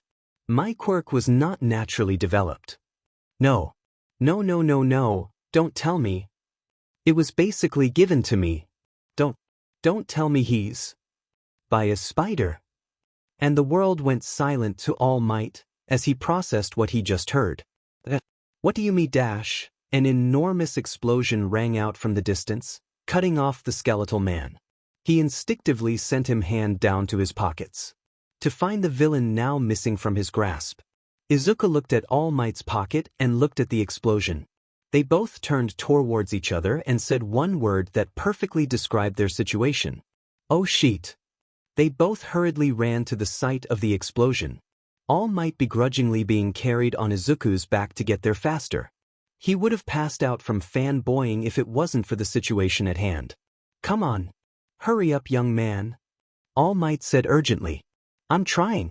It's hard to balance myself to go full speed without my arms," Izuku nervously yelled. On the inside, both of them were chastising themselves for what was happening. "All Might lost the bottle because of me. I shouldn't have grabbed onto him. I'm just a drag on everyone. How can I possibly be considered a hero? I was so distracted by my time limit. I made such a big mistake while talking to my fan. How pathetic am I? Pathetic. I'm so sorry, All Might. Mom, I've failed you." Tears were gathering in his eyes now. But luckily, they made it to the scene without any drops falling. Izuku put All Might down, catching his breath for a bit. Not that he was tired much, it was just for him to collect his bearings. They both looked down the place that was once a shopping district. It was burning profusely. Windows were broken everywhere and the heroes were standing still, including All Might himself. He was still wallowing in his failure. Izuku recognized all of them immediately. It was Kamui Woods, Backdraft, Death Arms and Mount Lady. He looked through the crowd to see that it was definitely the Sludge villain that attacked him. He grimaced and the tears started again. "It's all your fault. I should have been here. Why are the heroes standing around?" A civilian voiced out their thoughts. "None of them have the right quirk. The villain had taken a middle schooler," another answered them. Then Izuku looked up again to see the villain keeping hold of someone, their familiar blood-red eyes full of panic and fear. To us. Kacchan. And something inside of him lit up like a beacon. All Might would never forget the sight that he witnessed that day. He was shocked beyond belief. The boy, who he wrongly accused of working for him, ran in headfirst towards the fire and the flames without even a hint of hesitation. Everyone in the area also gasped in surprise and terror. "Idiot! Get back here! Stop running!" Death Arms yelled out angrily. The Sludge villain took notice and he looked even angrier than before when he realized who it was. "You again! I'll kill you!" The villain used Katsuki's quirk to try and blast Izuku away, but he just easily flipped away from the attack, stuck on the wall and started running again. "Deku?" Katsuki finally noticed him. "Why am I running? What am I doing? My legs can't stop. I don't even have a plan to pull him out. There are nothing to use besides. Wait, that might just work." Izuku smiled to himself as he formulates his plan. "Hi there, miss me? Wanna start lesson number 2 then?" Izuku said casually while leaping from wall to wall, dodging explosions and tendrils alike with graceful ease. Pulling on a broken pole, he broke off a piece of it and chucked it with power. "It's called going to jail like a villain. 101. The trick won't work on me twice." The villain moved his eyes out of the way, laughing at his own genius. Until the piece flew straight into his mouth, choking him from the sudden appearance of an object down his throat, causing him to loosen his grip on Katsuki. "Are you sure about that?" Izuku said cheerfully while jumping up and grabbing some decorative rope that was still there and swinging down behind him. His crazy plan was actually working out wonderfully. Everyone was in awe from what they were seeing. The kid's speed, agility, strength and reflex was out of this world. Even the pro heroes were standing in amazement at what the kid was doing, especially All Might. "This kid," the man said in a hopeful voice. His form was getting bigger and bigger, steam rising from his body again. Izuku pulled several of the ropes down, holding them together to create a strong bond. "Here goes nothing." And then he ran towards the villain, who has now recovered enough to talk. "What are you doing with a bunch of stupid rope? I'm liquid. You can't hold on to me even if you wanted to." The villain mocked again, clearly not learning the lesson of underestimating Izuku. The boy in question just gave the villain a shaky smirk. "Oh, I know that, I'm not grabbing you." He took one end of his rope, throwing it around the villain. Then he unravels the rest and ran towards the crowd again while the guy was distracted. He caught the rope before it landed and was holding both ends tightly, effectively making a loop around the confused villain. "I'm grabbing him." And with a mighty pull, the rope went through the villain and he managed to pull Katsuki out of his predicament, getting cheers from the whole crowd as he did. "Oh my god, he did it. Yeah. Way to go, kid. Did you see all of his flipping and stuff? He was a natural. And he's a middle school student too. Look at that uniform." Katsuki finally got his bearings and screamed at the nerd that was pulling him out. "What are you doing?" "I don't dash. Kacchan, please. You can yell at me later. But right now, I need you to blast that guy open." Izuku pointed at the now enraged villain charging at them. Before Katsuki can even react, something or someone stood in the middle of the way of the oncoming villain. Several people screamed out of joy, and some of the heroes finally relaxed from who just arrived. Katsuki looked closer and widened at the familiar blonde tufts of hair pointing to the sky. "Holy crap! It's All Might." Somehow, the villain got angrier than before, lashing out at everything around him. "Young man, I thank you. But it's all right now. Because I am here." All Might readied his fist again. "Detroit. Screw you all, Migdash. Smaoash." And with that as a final note, Izuku passed out from exhaustion. When Izuku finally woke up, he expected to be in a hospital room somewhere. So it was a surprise to see Bakugo standing over him with his arms crossed against his chest, back facing towards him. "Kacchan? Oof, what happened?" Izuku asked blearily, still drowsy from what he could assume from how tired he was. "A coma. You happened, you fing idiot. Who gave you the right to just go swinging down there and then pass out for 5 minutes?" Katsuki seethed, still not looking at Izuku. "Hey, sorry about the dash. Oi kid, you're awake. That was some amazing things that you did today. Care to comment on how you felt during that whole time?" A reporter cut off Izuku and shoved a microphone into his face. "What is dash? How do you feel about today's events? Do you have anything to say about the heroes that were here today?" Another one rudely cut him off again. Thought at least they didn't shove something towards him. "I'm sorry, I dash." Before he can answer them, Katsuki rages out. "Stop bothering the nerd and the few damned vultures. He just got up for F's sakes." The blonde boy screamed at the top of his lungs, alerting everyone in the area. The sheet." Katsuki grabbed Izuku by the collar and began to drag him off to who know where. "Come on, D. Where going?" He screamed out again, almost like a warning to those that were approaching them. Kinda worked? It definitely did stop the newbie reporters. Though the more experienced ones were still stubborn as heck. "Wait a minute. Just give us dash. We didn't fave to give you anything. Now leave USB. Or else." Katsuki popped a few explosion, causing all of them to step back and Izuku to flinch a little at the sight. The heroes would have stepped in, but the glare that Katsuki was giving them told them otherwise. They decided to leave the two students alone, rationalizing that it has been a long day for the both of them. And then Katsuki and Izuku were off, leaving some angry reporters behind and carrying with them an awkward silence. It was a while before Izuku finally managed to fish up the courage to talk to Katsuki. Kacchan? What do you want, nerd? Katsuki gave him a glare, making the green-haired boy flinch slightly. Why are you walking with me? Izuku closed his eyes and waited for the boy to finally blow up at any moment. But it never came. Katsuki just held an impassive face the whole time. Just felt like it. Got a problem with that. The explosive blonde said without a hint of anger, just calmness. It was unnerving, honestly. Seeing Kacchan. Not being Kacchan.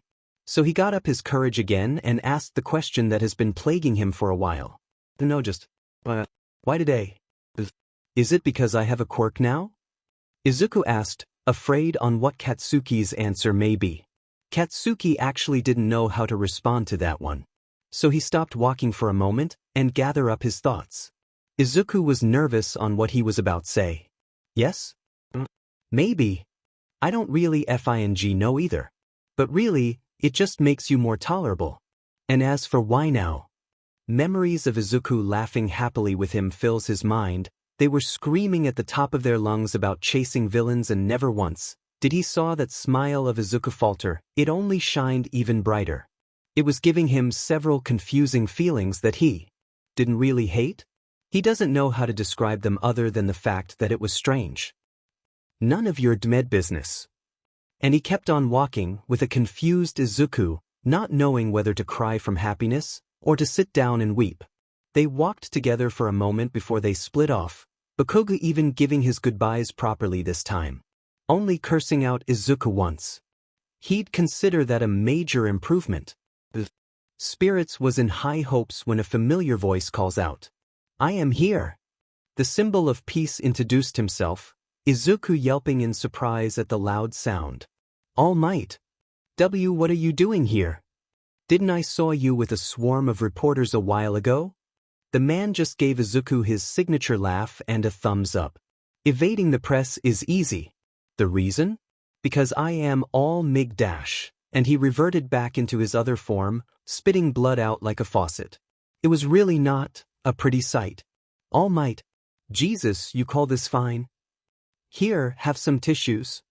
Izuku didn't know where he kept the courage to actually scold down All Might, but he found that it was very useful for this situation.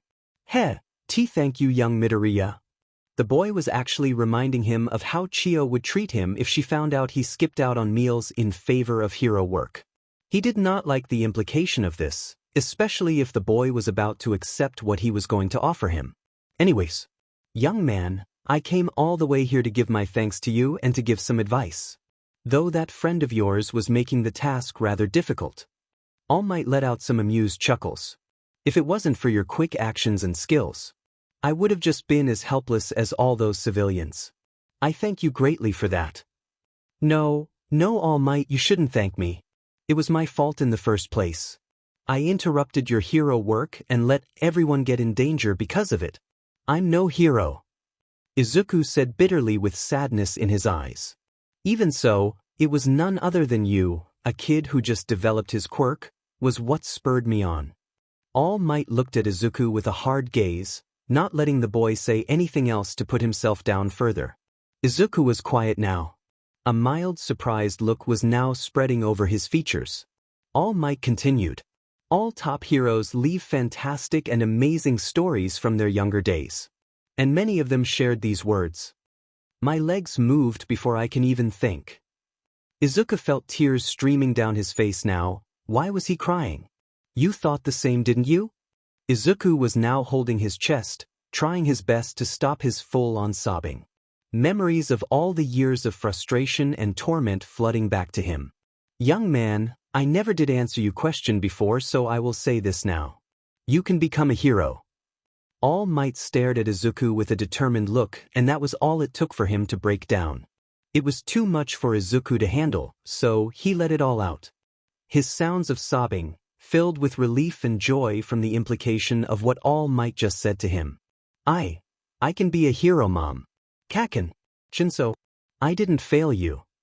That was the day that Izuku learned that dreams can become a reality. That was the day that his journey, to become the world's greatest hero, had truly begun. After Izuku had relatively stopped himself from crying anymore, he let a small smile grace his face. This day was turning out to be the best day of his entire life. What more can he even ask for? That is why I deem that you are worthy of inheriting my power, All Might said dramatically, spreading apart his arms. Excuse me, worthy of what? Izuku screeched in his mind. I'm sorry, but what do you mean about inheriting your power? Izuku asked, eerily calm. All Might just tried to do his signature laugh, but all it sounded like was an old man cackling. You should really see the look on your face right now. It's just a suggestion for later. But for now, let's talk. He started walking towards Izuku, pointing up into the sky. Listen here, young Midoriya, what I'm trying to say is, do you want to accept my power?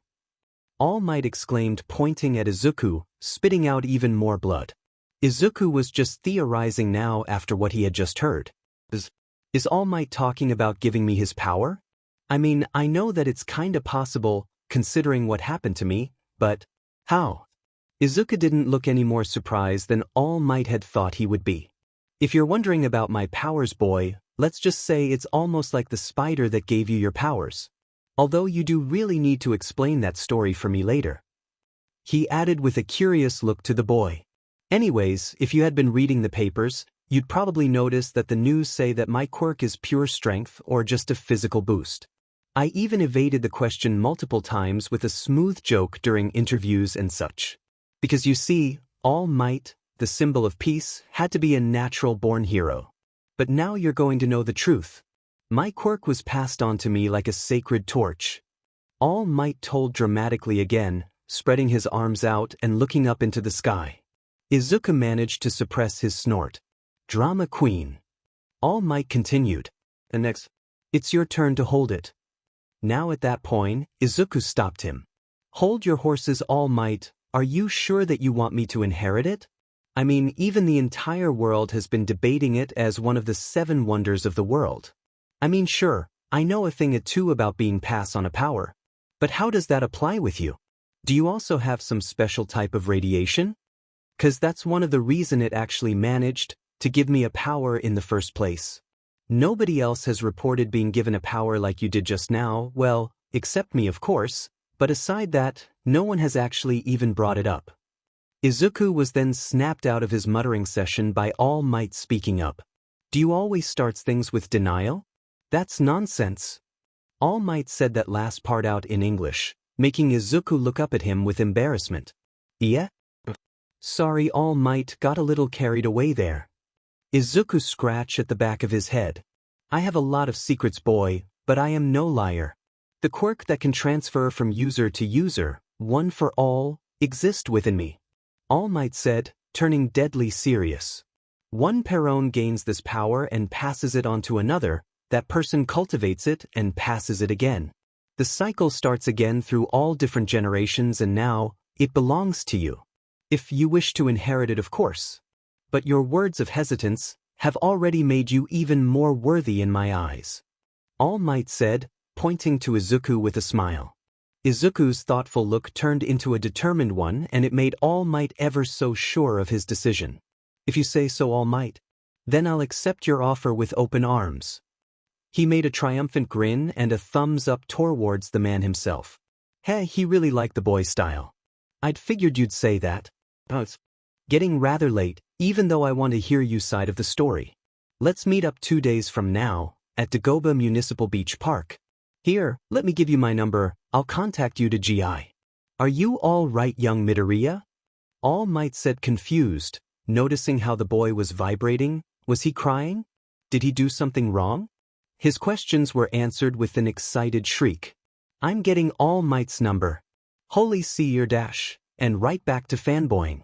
Waking up early was harder than it looks, Izuku realized after finishing his second cup of coffee. After he got home that night, his mom has been worried sick after the news. She scolded him profusely and started crying, which in turn also made him cry and, yeah, you get the gist of it. He asked his mom to make more dinner than usual for his empty stomach, which she didn't argue to. She loved making food for her son. Izuku ate almost all of the food that night, only stopping when they've ran out of rice. So he washed up, went to bed, and proceeded to fall into a food coma for 12 hours straight. When his mind finally caught up to his body, Izuku hurriedly left a note for his mom, saying that he was going out to exercise for a little bit and to not worry. It killed him to lie to his mom like this, but this was All Might's secret and it wasn't his to tell. So he SEK'd up and started to jog to Dagoba Beach, where his meeting with All Might awaits him. When he finally arrived, the familiar figure of a gauntly man greeted him with a smile. Good, you're right on time. Now before we can get into the juicy details, please tell me more on how your quirk works. All Might said cheerfully. Okay then. Tell me if there's anything that you're confused on. Izuku nervously said, the shock of meeting his idol again hasn't really worn off. All Might just gave him another thumbs up and sat down to listen. So, let's start on the day that the spider bit me. And then he proceeded to tell him all of it. The first time he learned of his powers and his mother finding out, the test that he had to do to get it registered, the reveal to his class, and the day that he met the Sludge villain and All Might. It was a lot of information for All Might to handle. In many ways, he and the boy are the same. With them being both quirkless when they were young and both being given extraordinary powers to wield. It was nice to find someone else that he can relate to, even if it was his own successor. But there is something that was bothering him. What happened to the spider after it bit you? All Might asked, genuinely curious about its fate. Izuku paused. Oh, it kinda just crawled into the vent and disappeared? I was too busy trying not to vomit to inform the scientists about it. You don't think something happened to it? They both stared for a while, awaiting some sort of reaction from the other. All Might spoke up first. Nah, it's probably fine. Let's not dig in too deep into that kind of stuff. He said casually, like this was a normal occurrence. On the inside though, he was wondering if it had bitten anyone else. But he decided to keep that part to himself, as to not worry his successor even more. Anyways, now that that's all done, let's talk about the reason why we're here in the first place. All Might stood up and pointed to the mountains of trash on the beach. What do you see, young Midoriya? Honestly? With my eyes. But yeah, I do see the heaping pile of trash. Kinda hard not to when it's literally covering the horizon. Nice one, kid. But we aren't here for jokes today, no. You see, this beach when I was younger used to be very beautiful. But, due to the currents around here, it usually wash up trash down the shore. People took advantage of this and started illegally dumping their trash here. Even the locals don't come around anymore. All Might stated, almost saddened at that fact. That's horrible. How can someone just do that? Izuku sounded almost offended at the thought of someone even daring to litter. All Might smirked. Yes, it is indeed. But that's why we are here today. You know, being a hero isn't always about stopping crime and defeating villains. Back then, some hero would volunteer to do some community service to give back to the people they helped. Even civilians were taking part. He let out a sigh. But alas, after a while, heroes stopped doing it altogether. That is why we're here today. To clean up this beach and prepare you to become a proper vessel. He turned back into his hero form, jumping down the beach and crushing a large fridge in the area with the palm of his hand, even blasting a nearby portion of the trash, revealing the morning sun. It was so cool. I get it now. But, what do you mean, proper vessel? Izuku asked, genuinely confused. Didn't All Might himself say that he was worthy? You may be worthy, but if you don't train hard enough to prepare your body, your limbs would shoot off if you tried to use it. All Might said, way too cheerful for Izuku's taste. How can the man even say that with a straight look on his face? Izuku looked haunted. Why, you know, All Might? That would have been really crucial information for you to mention yesterday. Well, at least I told you, didn't I? Now chop chop. Your body ain't going to train itself. And so begins the first day of hell training for the poor boy. The first day honestly wasn't so bad. All Might had figured out how Izuku can get a good sweat despite his spider strength, and it was surprisingly ingenious of him. Though pulling 2 trucks and a fridge around the beach seems a bit of an overkill. When all was said and done, Izuku was breathing hard and his shirt was now drenched in sweat. It was a considerably good workout for him. So, what do you think about your first day of training young Midoriya? All Might, now in his skinny form, asked Izuku. The boy was still panting a bit. Phew. It was exhausting. But I do feel a lot better than before. He sat down to steady his breathing. That's the spirit, my boy. If you keep this up, you'll be in tip-top shape in no time. All Might flashed a proud grin. You're lucky that your powers lets you do whatever a spider can, otherwise a lot of this would have been impossible for you to do. He added with a whisper. Why? Though I'm still wondering why I don't produce any webs. Shouldn't spiders be able to do that? Izuku wondered tiredly. His powers were still confusing to him. It's no big deal, young Midoriya. Your wits and intelligence should be enough to make up for what you lack anyways. The man said encouragingly to his successor. Still though, would have been cool if I had them. Then Izuku was struck with a thought. A lot of the stuff he's been gathering were metal scraps that people left behind. There were even a collection of circuit boards that were left to waste on a big pile, and even some reusable part of a computer. So maybe. Hey All Might? What if I make my own webs? Izuku said with an excited glint in his eyes. All Might just smiled even harder at the boy's adaptability. That's a great idea, young Midoriya. Now that's what I call using your head. But where are you going to find the materials for your project? Oh, some of the scrap here should work pretty fine for the base. I do need some chemicals to actually try and make a web that can actually be useful though. Maybe I'll ask my science teacher to show me where to buy them. Izuku finished with a shrug, but the glint in his eyes hasn't disappeared yet. Then it's settled then. I look forward to what you can show me, young Midoriya. All Might put one hand on Izuku's shoulder, gave him a nod before turning and walking away. Leaving Izuku behind, more determined than he has ever been.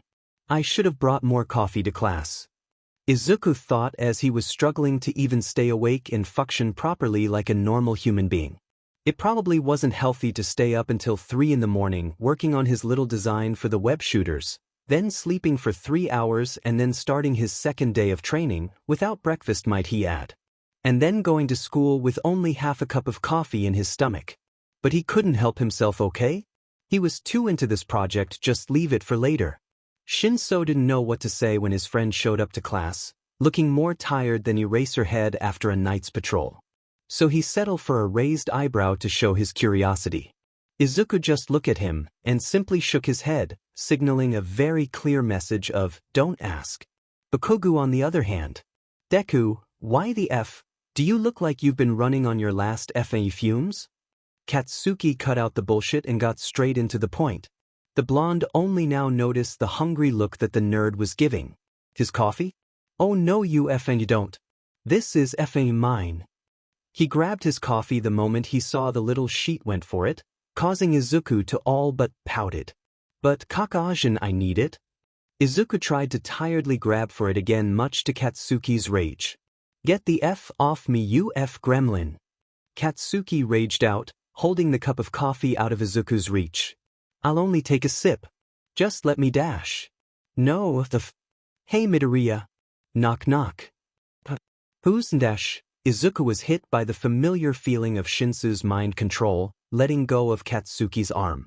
Go down to the nurse's office and take a DMN nap. Shinso commanded his friend, watching him shuffling away like a zombie. Katsuki just eyed the boy angrily. None of them saying anything to each other, until Katsuki grumbled out something that surprised them all. Thanks. IFNG guess. Katsuki looked away and sat down, leaving a stunned Shinso standing and a shocked class. You're welcome? The boy awkwardly responded, not knowing how to deal with a situation like this. The explosive blonde just grunted and didn't say anything else. What the hell happened to him? Izuku woke up and joined the land of the living about an hour later. Just in time for Yuroko's class, he was excited for this one. They were practicing with chemicals today. And he just couldn't help but look forward to it.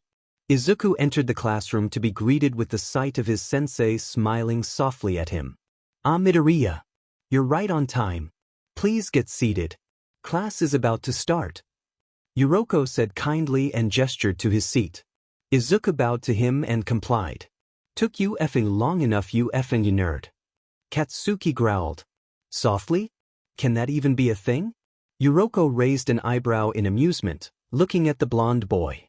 Katsuki saw this, rolled his eyes at their teacher and looked away. Izuku was just confused seeing their interaction. Was he missing something important here? Shinso was just sitting there, contemplating whether or not he was in another universe. Alright class. Now that we're all here, let's get to today's assignment, shall we? Follow me to the lab. And so they did. They really liked this teacher, so there weren't any complaints. When they arrived at the lab, they saw several chemical pictures, already laid out on multiple tables.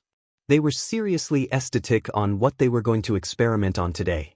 Now please choose a table and get into groups of 3. I'll be giving you the assignment in a moment. Yuriko said while pulling out a stack of paper, gesturing for them to go in without him.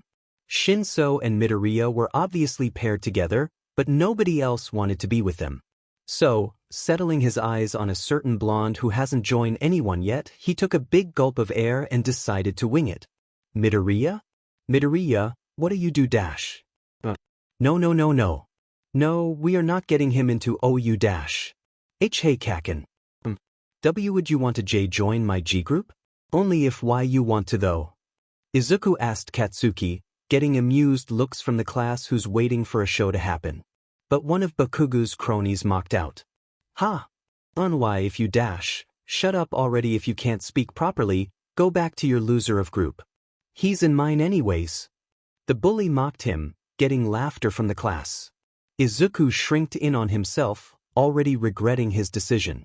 Just then an explosion came near the bully's face, making Izuku flinch by reflex and the bully to pale.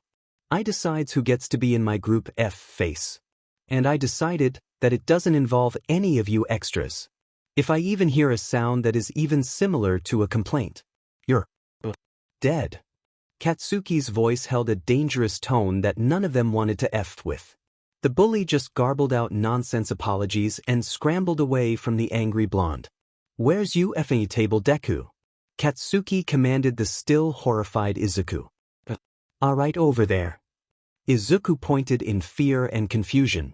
He didn't want to question Kacchan on his decision. They both walked back to their table, leaving the class to wonder what the fresh hell was happening today. Shinso was now adamant that he was sent into another universe where Bakugo was actually cool. Yuriko stood behind the door with a smile. He still didn't approve of the way Bakugo acted, but at least it's a major improvement from the first time he met the boy. Right guys, today, you're going to make this chemical compound. Yuriko said while pointing at the name on the blackboard. It was easy enough to do, now all they needed was some simple instruction on how to create it. Without the use of instructions. Yuriko finished with a cheeky smile. The whole class groaned at the implication. Izuku was focusing on something else at the moment. He already knew how to make that one, it can easily take him a minute to do it. No, right now he was thinking what chemicals he should use to make his web formula. He already got some theories written out, but he needed to actually test them out first, and he didn't have the materials he needed yet. Eye bags. Pass me that FANG vial. What's the magic word? Pass me that FANG vial or I'll burn your house to the ground. Izuku can think about this one later. Right now he needed to stop a homicide from happening. Here you go Kacchan. Now, remember to pour it down slowly or else dash. IFING get it you Deku. Now stop FING talking. Now, you'd think a guy who can make explosions would be happy seeing one near his face. But you'd be wrong, so wrong. That I told you to do it slowly. Shut your effing stupid mouth. Okay class, I'd call that a successful session, wouldn't you agree? Yuriko said cheerfully. Nobody answered him. They were too tense to talk after witnessing Bakugo setting off 3 explosions that didn't come from his hands. He was stewing in rage now, only Izuku was seen standing next to the boy, bless his soul. Well, you guys should go back to your classroom, your next class should start any minute dash. They didn't bother to listen to their teacher finish, racing to get out of Bakugo's vicinity. Shinso giving his friend a sorry look before leaving him alone with Katsuki. Wow, they just took off huh? Izuku tried to joke, but seeing Katsuki's expression didn't change, he decided to stop. Oh yeah, Yuriko-sensei. May I ask you something? Yuroko stopped his inner worrying for Bakugo. Yes, Midoriya? What do you need from me?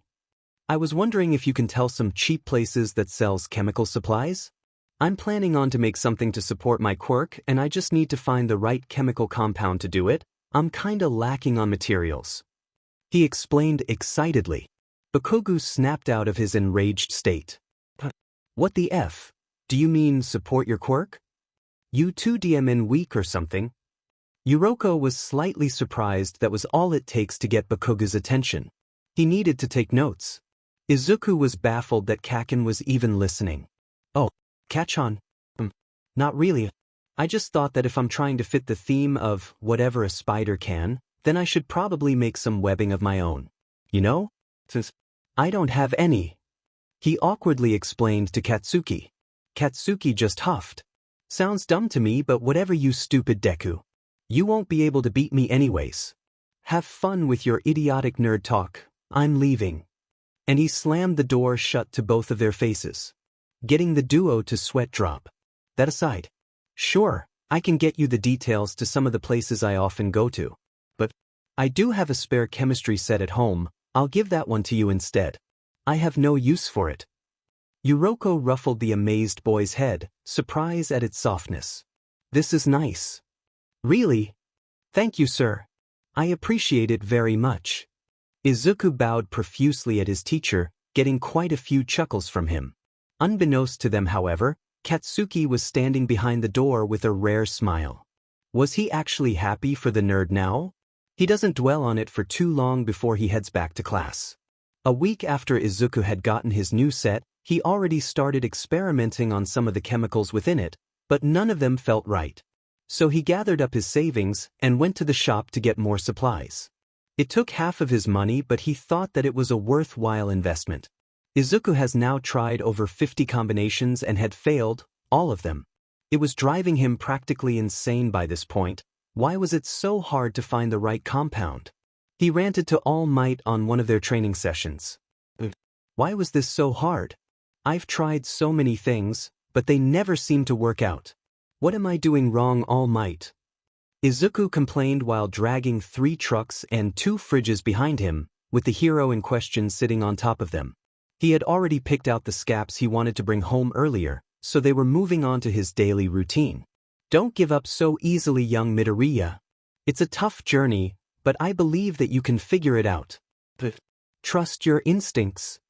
Yeah, that's the kind of thing you'd say to encourage someone. All Might thought proudly, internally giving himself a pat on the back. Yeah. You're right, All Might. I just need to put trust in my instincts. This might actually just work. His spider sense might be able to find the right one that he needed. Now he just needs to find a way to use it like that. To be honest, it sounded easier than actually trying to combine every possible combination. Thank you, young Midoriya. I'm glad to have helped you. Holy crap, that actually worked. I'm amazing. All Might smiled even harder at his act of genius. That night, Izuku laid out all of his remaining chemicals. He closed his eyes, took a deep breath and focused. After a while, he finally felt the familiar ringing of his quirk. He focused on his objective. He wanted to make a strong, nylon-like substance that has just enough elasticity and stickiness for him to hold on and support his own weight. He let his hands move on their own, his instincts telling him which one to choose. After he grabbed several of the chemicals, the ringing stopped and he opened his eyes again. Seeing that it had narrowed down his selection considerably, he gained a confident smirk. Let's get right down to work. He hyped himself up for the upcoming sleepless night that he was about to have. This is going to be fun, he thought with sadistic glee, while combining his new concoction. After 2 sleepless nights, Izuku finally managed to create the perfect combination that he needed. It still took him some time before he managed to do it, but still, the attempts got more results than the last time. Thank God. He was on the edge of spilling his own blood into the compound to see if it would work. He even created small cartridges to help him with carrying all of it around easier. It surprisingly works great. It holds a lot of the fluid and is light enough so it isn't a hind race to him. It's also refillable so that he doesn't need to throw it out after he's done with it. All in all, great use for hero work. Now, all I need is to make the web shooters. This is going to be so easy. Izuku air pumped at his success. Me and my big mouth. Izuku thought bitterly as he stuck on the wall of his web-covered room. He actually made a working prototype on the first try, but all it did was shoot out the web like a glue, which is not what a spider's supposed to do. His second prototype didn't work at all, clogging up the nozzle instantly every time he tried to shoot it. The third actually exploded after he failed to connect the wires properly, making his room the way it is now. Well, at least he knows it can properly stick to stuff. Inko went to check up on her son after hearing an explosion in his room. Did Katsuki come over or something? She didn't see anyone enter the house. Izuku? Do you have a friend over? She pushed on the door to find that she can only open it a little, but that was enough to see her son sprawling on the wall, being held there by some sort of. What is that thing? Izuku, what happened? Are you hurt? She panicked, trying her best to push through the door to find that her efforts were useless. It wouldn't budge no matter what she did. Fine, Mom. It's just a webbing that I made. It'll probably dissolve in a few hours or so. Just need to work out some of the KNKS first. Izuku awkwardly chuckled for his mom. Oh, okay then Izuku, if you're sure. I'll leave you to your own devices. Inko closed the door, leaving her son hanging there, contemplating whether or not he should tell his mom to cut it off of him. Meh, he needed a nap anyways. Izuku ended up sleeping in until the next evening. After going through several infuriating trials and errors, Izuku made a pretty decent pair of web shooters for him to use. It's clunky and a bit unwieldy sometimes, but it does the job well enough.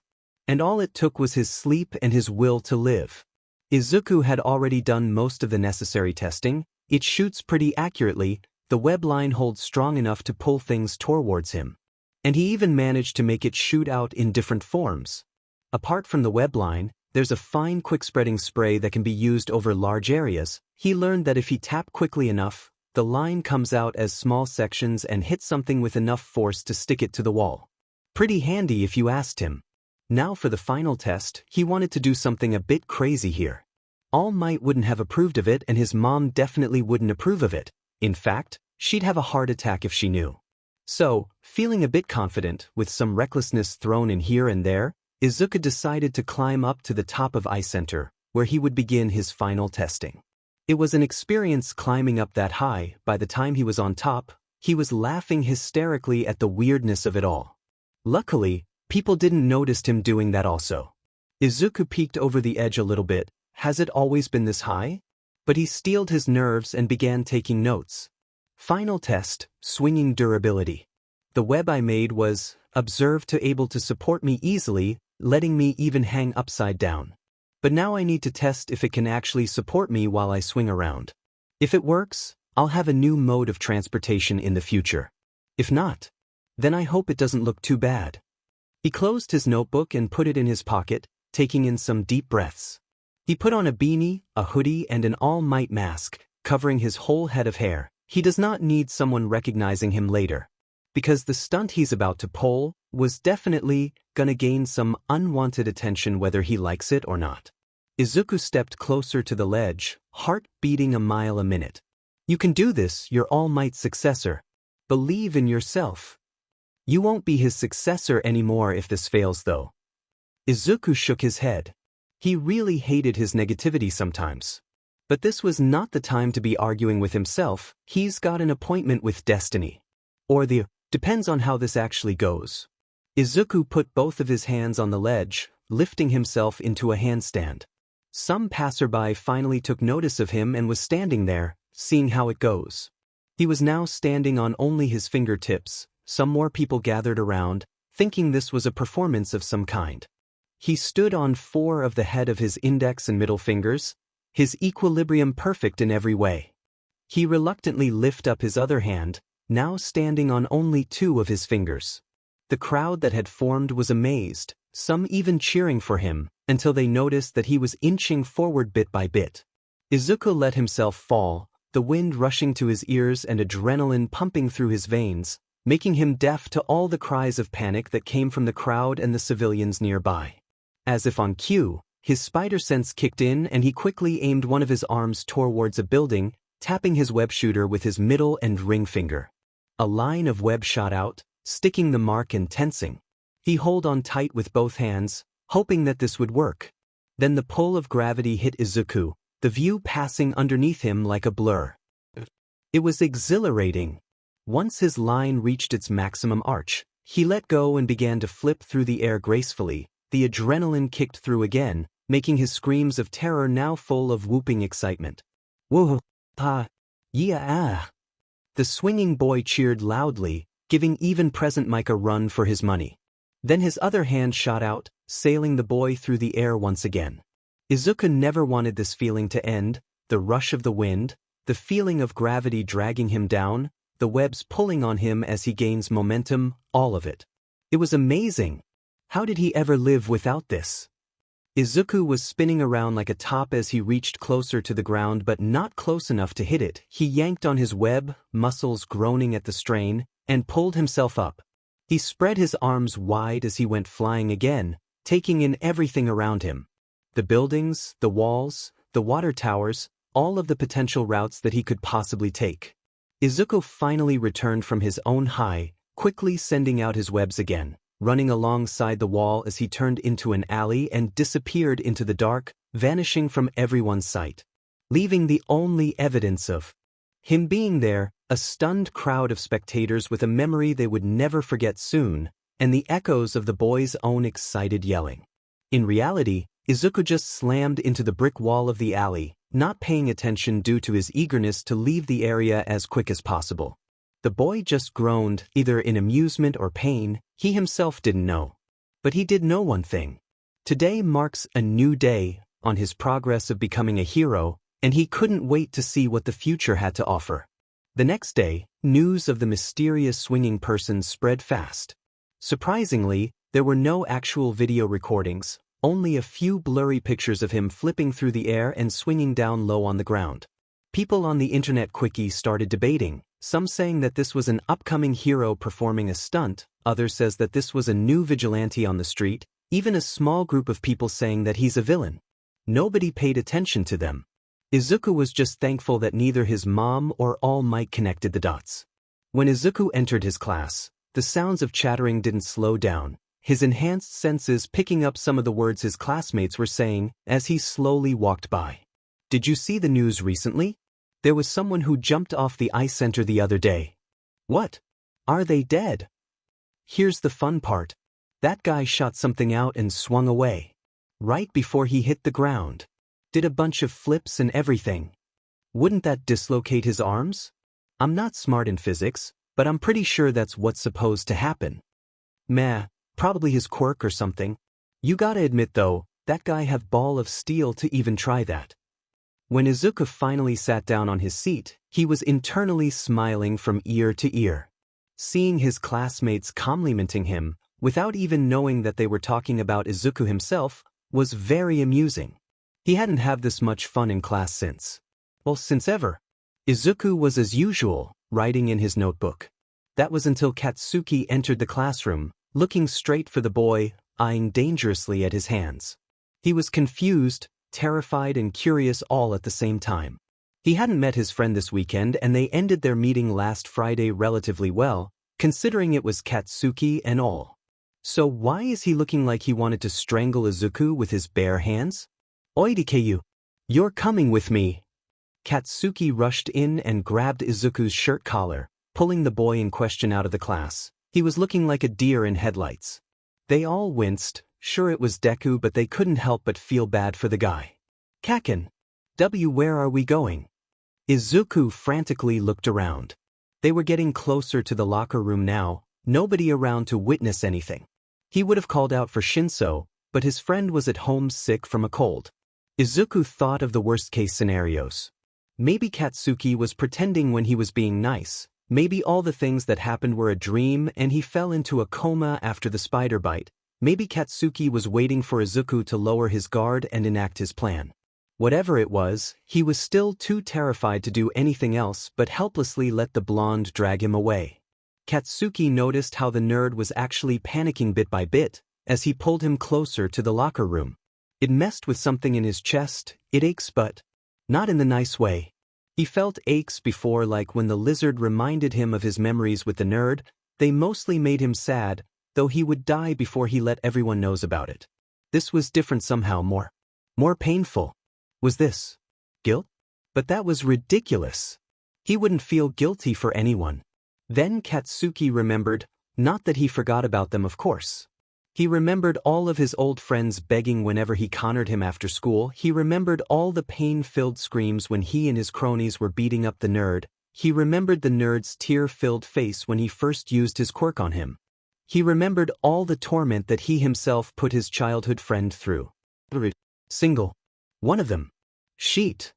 Katsuki thought when he finally entered the empty locker room and released his grasp on the green-haired boy. Izuku was sweating more profusely the longer he was in there with Katsuki. His panicking was stopped from blowing sky-high when the explosive blonde finally spoke, breaking the tense silence. "I'm not gonna do anything to you, nerd. Goddamn it, I just want to ask something, alright?" Katsuki raged quietly, secretly relieved that the nerd appears to be calmer now. Fing good. Izuku silently thanked the god that was watching over him today. He did not wanted to start crying in front of a potentially furious Katsuki. He knew how well that ended last time. "Oh, okay, Kacchan." Katsuki huffed and pulled out his phone, mind absently scowling to the thing he wanted to ask about while also contemplating his previous actions in a new light. Why the F did I even do half of those things to the shitty Deku? I mean, the little sheet's infuriating, but when? Katsuki knew that answer himself, he just didn't want to acknowledge it. It was that demed walk in the forest. It was the day that their friendship finally ended and their whole lives changed. Their new dynamic was made from fear, hatred and torment for the next 10 years. Katsuki just angrily scowled even faster, his patience going thin. He finally found the thing that he wanted and moved his phone towards the Deku's face. "This guy's you ain't it, Deku?" Katsuki pointed at one of the blurry picture containing someone swinging past at high speeds. Izuku looked like he was caught stealing a cookie from the cookie jar, which is to say, red-handed. He chuckled nervously, confirming Katsuki's suspicion even more. "Ihihei. How'd why you know?" Izuku finger guns at Katsuki, who's still unimpressed. "Let me make something clear, Deku. One more stunt like that. Then I'll end you so bad, you won't be able to go to the entrance exam, you hear me? You're not allowed to die before I can crush you at you, oh you understand?" Katsuki screamed out as he shook Izuku back and forth violently, disorienting the poor boy. Okay. I promise that I won't do that again. Please stop shaking me." Izuku waved his hands frantically around, trying to find a way out of Katsuki's grasp without touching the guy. It didn't work out very well. "You better you dmed, Deku. Now stop panicking already and let's go. It smells like something died in here." They both walked out in relative silence, that is until Katsuki spoke up again. "How the F does your support thingies work anyways?" He grumbled grumpily. Izuku still didn't believe what he was hearing, but he was too excited about talking to someone about all of his hard work. "Oh, it's really simple, Kacchan. My web shooters work by." And the two walked off side by side, with Izuku rambling on and on about his equipment and ideas, and Katsuki was listening intently through all of them. After 2 weeks of hanging out with both Shinso and Katsuki, Izuku gained the courage to call Katsuki to a nearby park while he and his tired friend debated on something important. You don't know that guy an explanation, right?" Shinso asked his nerdy friend. He didn't approve on what Izuku was planning on doing and definitely didn't approve of who he was telling that to. "I know, but I think I need to do this. If not for him, then for myself. Give him a chance," Izuku said simply. His childhood friend was definitely changing for the better now. He's still brash, of course, he's Kacchan. But Izuku can see that he is taking an effort to change, though he doesn't know what even spurred this behavior in his friend. Someday he'll ask him about it, but not now. Katsuki finally arrived after 15 minutes of waiting, which to them felt like an hour. "Alright, I'm here, you'd med Deku." Katsuki noticed Shinso and scowled.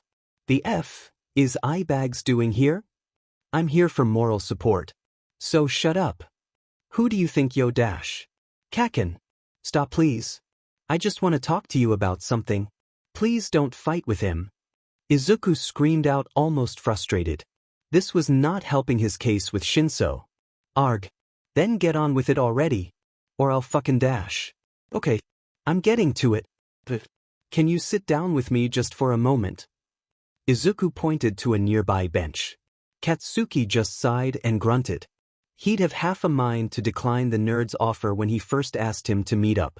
But then again, he's trying to be nicer, or whatever bullshit people talk about, so he decided to accept it, which he is regretting severely now. They walked towards the bench in question, leaving Shinso standing underneath a tree alone, watching guard over Izuku in case anything happens. Okay now spill. The F you wanted to tell me about so bad that you brought Eyebags over there.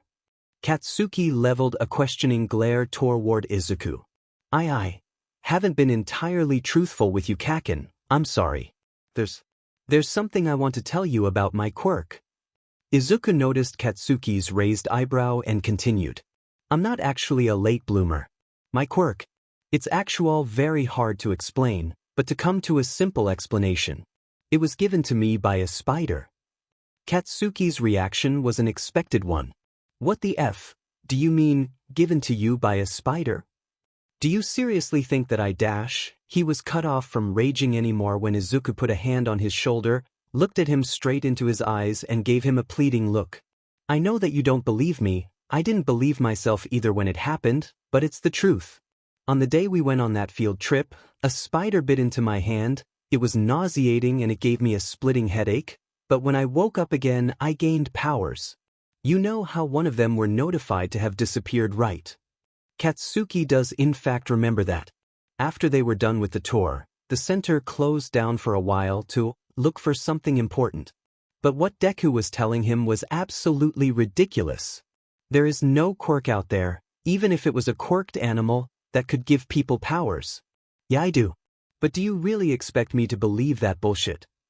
Nothing in the world can give people powers. Oh, if only you knew. I don't expect you to believe me that easily. But please just consider what I said.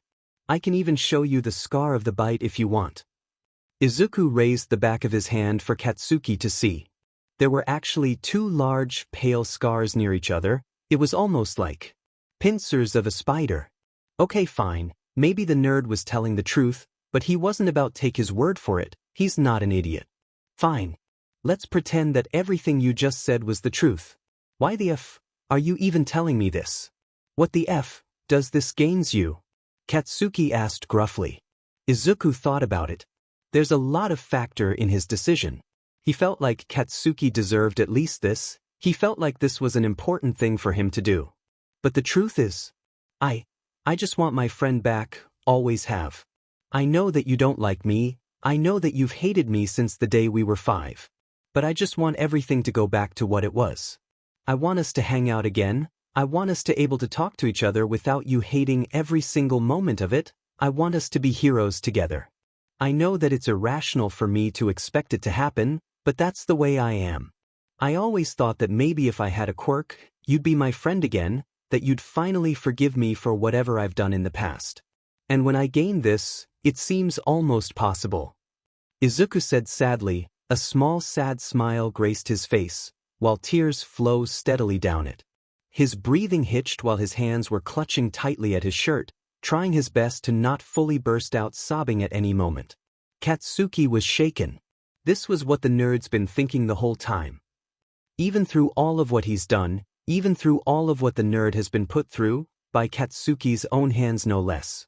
And he wants him to be his friend. But why? Why the F do you want me to be your friend? I've been nothing but an a-hole to you. I've put you through hell and back. I've been your waking nightmare for 10 years.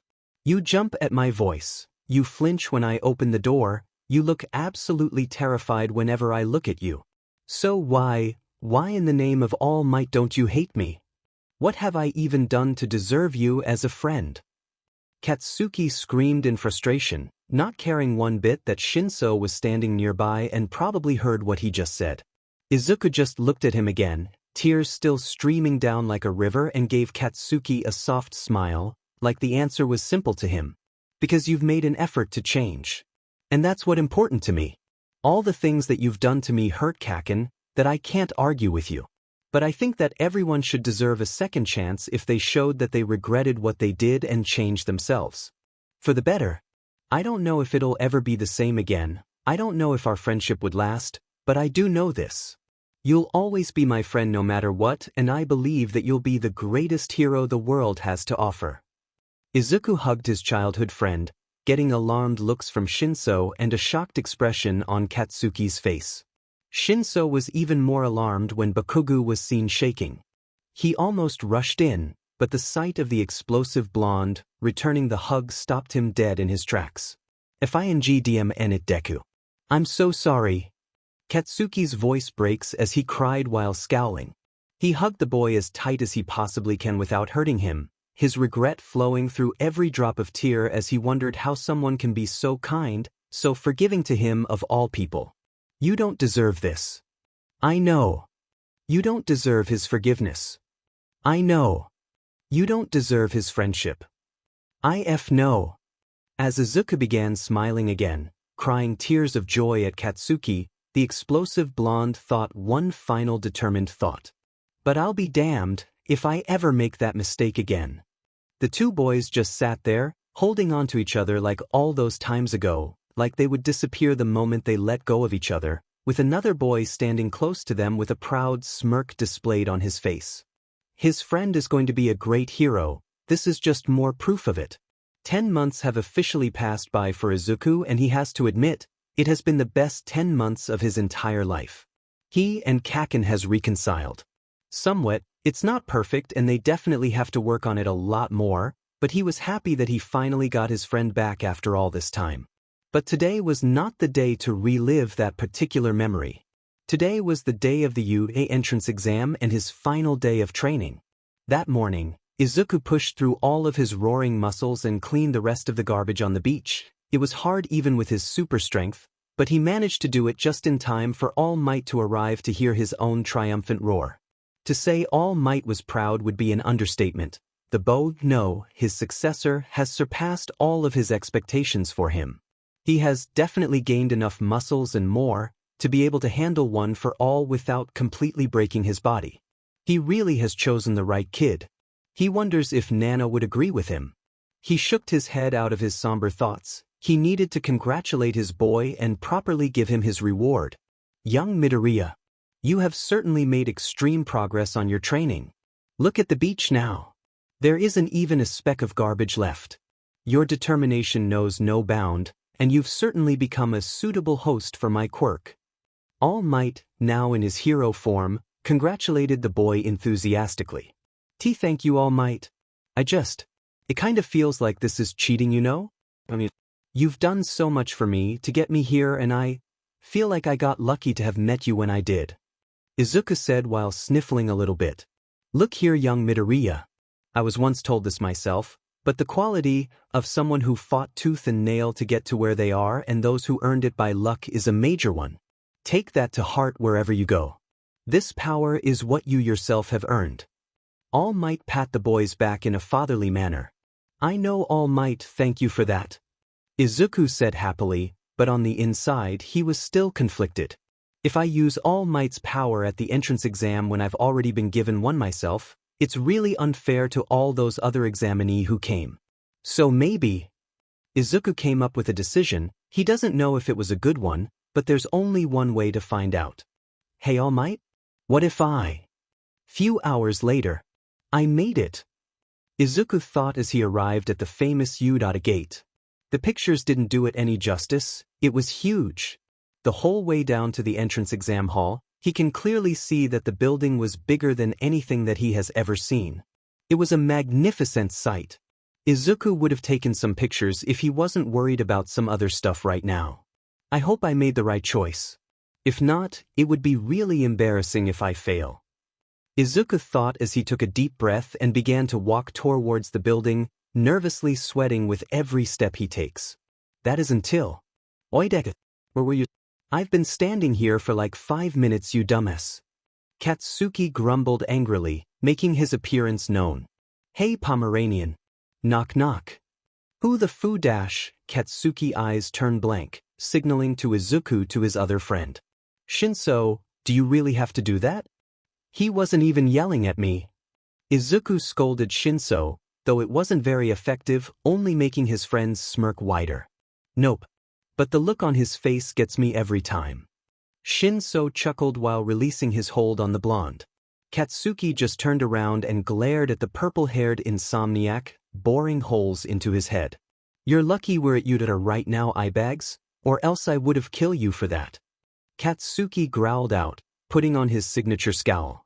Shinso wasn't impressed and just rolled his eyes. Izuku decided to intervene. Okay guys, stop fighting for a little bit. We're here at Udara. We're finally gonna get the chance to become heroes.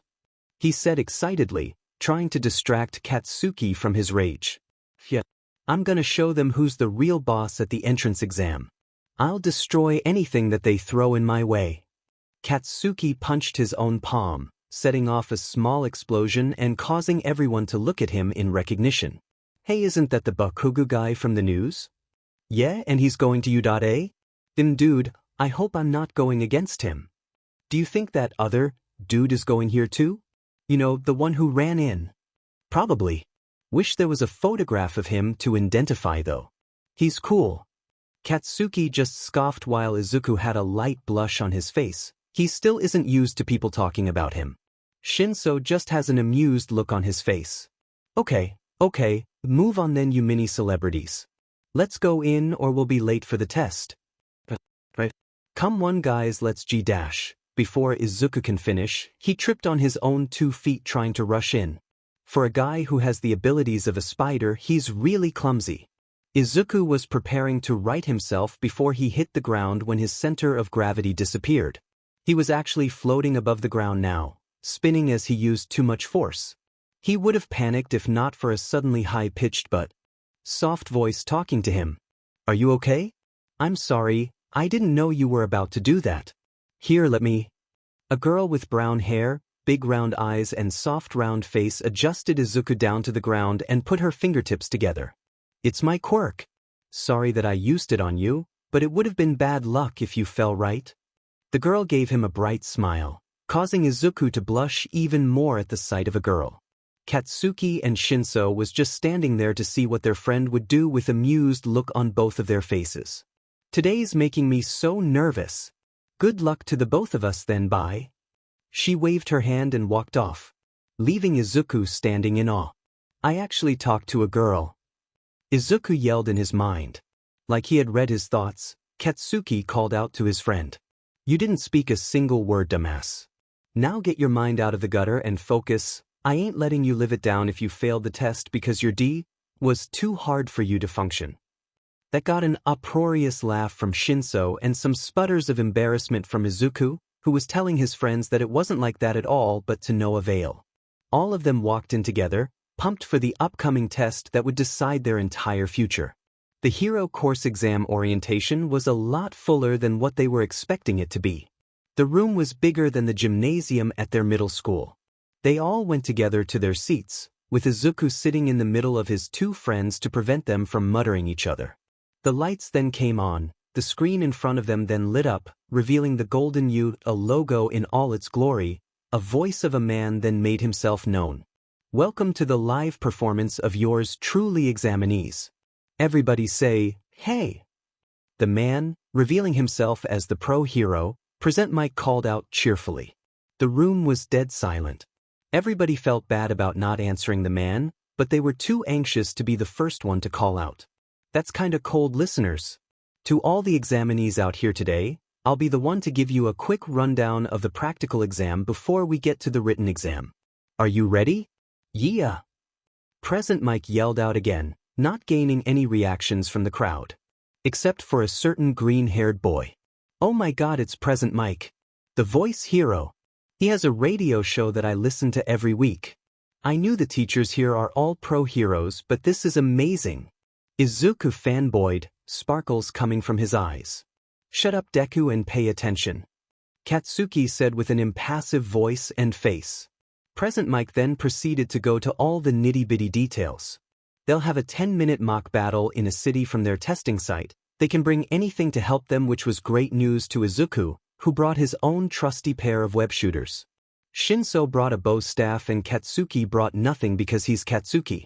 The only thing that they were sad about is they won't be in same site as each other. It's SCKS that they don't let people from the same school in the same site. Though if it did happen, I'll probably crush any chances that you have of even entering UA. Katsuki jabbed his thumb towards Shinso with a cocky smirk. Shinso just rolled his eyes again, gave him a cocky smile in return and didn't say anything else. They were also informed of 3 types villain bots that have 3 separate points assigned to each of them. There were the 1-pointers, 2-pointers and 3-pointers, though there was a 4th one on the pamphlet that they gave to each of the examinees. He's probably getting to it, best to wait and see what he says. I have a question. Everyone turned to look at the boy who called out. Even a spotlight was shined on him. On the printout you gave us, there are 4 villain types. If it's a mistake, then it'll be a great shame on Japan's best school. Aren't we examinees here to be taught by exemplary heroes? The boy, as they can see him clearly now, he has dark blue hair and had a very serious look on his face. His body was stiff and every movement he made was jerky. To be honest, Izuku thought that he might be a robot based on how he acts. Geez, is there a stick up his butt? Shinso muttered inaudibly. You curly-haired boy. He pointed straight to Izuku. Well, sheet. What about me? Izuku asked awkwardly. Your endless muttering is disrupting everyone. If you're here just for fun, then I suggest you leave now.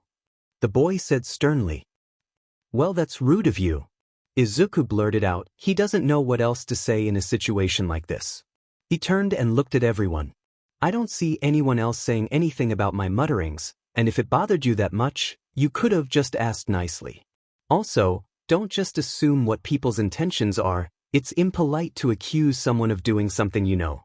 It took Izuku 3 seconds to realize that he said that out loud, causing everyone to snicker, but apparently not at Izuku, but at the boy. Okay. No need to argue. And examinee number 7111, he's right, you know. Also, the 4th one is worth 0 points. Basically, it's there to cause a ruckus, no need to destroy it. Just avoid it if you can, listeners. Present Mike said cheerfully. It's a bit unprofessional of him to agree with the other boy, but he couldn't help but defend one of his son's only friend. I see. Thank you, and please excuse me for my actions. The boy bowed a perfect 90 degrees angle. He sat down, but not before giving Izuku another look. If that BSTRD is in my sight, I'll be destroying every single robot there so that BSTRD can't even get a point. I effing hate him.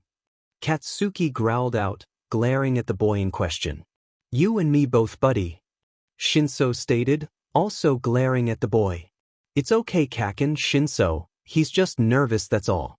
But seriously though, try not to destroy every robot. I want to actually have potential classmates. Izuku finished with a joke, causing a rare soft smile to appear onto Katsuki's face. Yeah, whatever, nerd. Now everyone, before we can begin the written exam, let's all shout out our school-famous motto, alright? 1, 2, 3. Plus ultra. A chorus of students yelled out. Alright, then let's break a leg, everyone. After all was said and done, they were herded to their destinated testing site, but luckily, Izuku managed to wish his friends good luck. Katsuki huffed and mumbled something about, you too, and Shinso politely returned the gesture. He was getting off the bus now, his web shooters tightly equipped on his arms, some extra web cartridges on his belt pocket. He was wearing just a normal green tracksuit, nothing too special. All in all, he felt like he can do this pretty decently. Izuku took a good look at his other examinees. Many of them were wearing specialized gear, one seemed to have a full-on hero suit with bright yellow colors. He grimaced at how many of them were also wearing some type of homemade hero suit as well. Seriously, are those really necessary?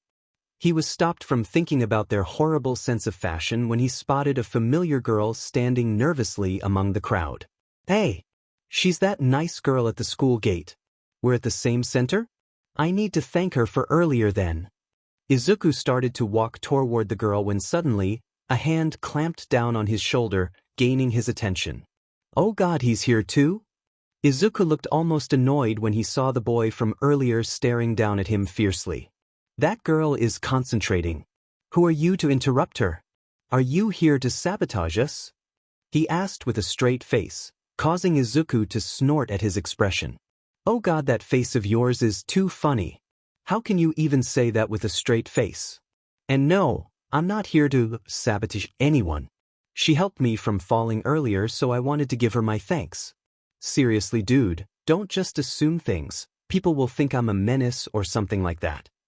Izuku said casually with a small wave of his hand. The boy seems shocked that he would respond to him. See. My apologies, fellow examinee, it appears that I was wrong about you. Will you forgive me? He bowed a perfect 90 degrees again. Yeah, no problem, dude.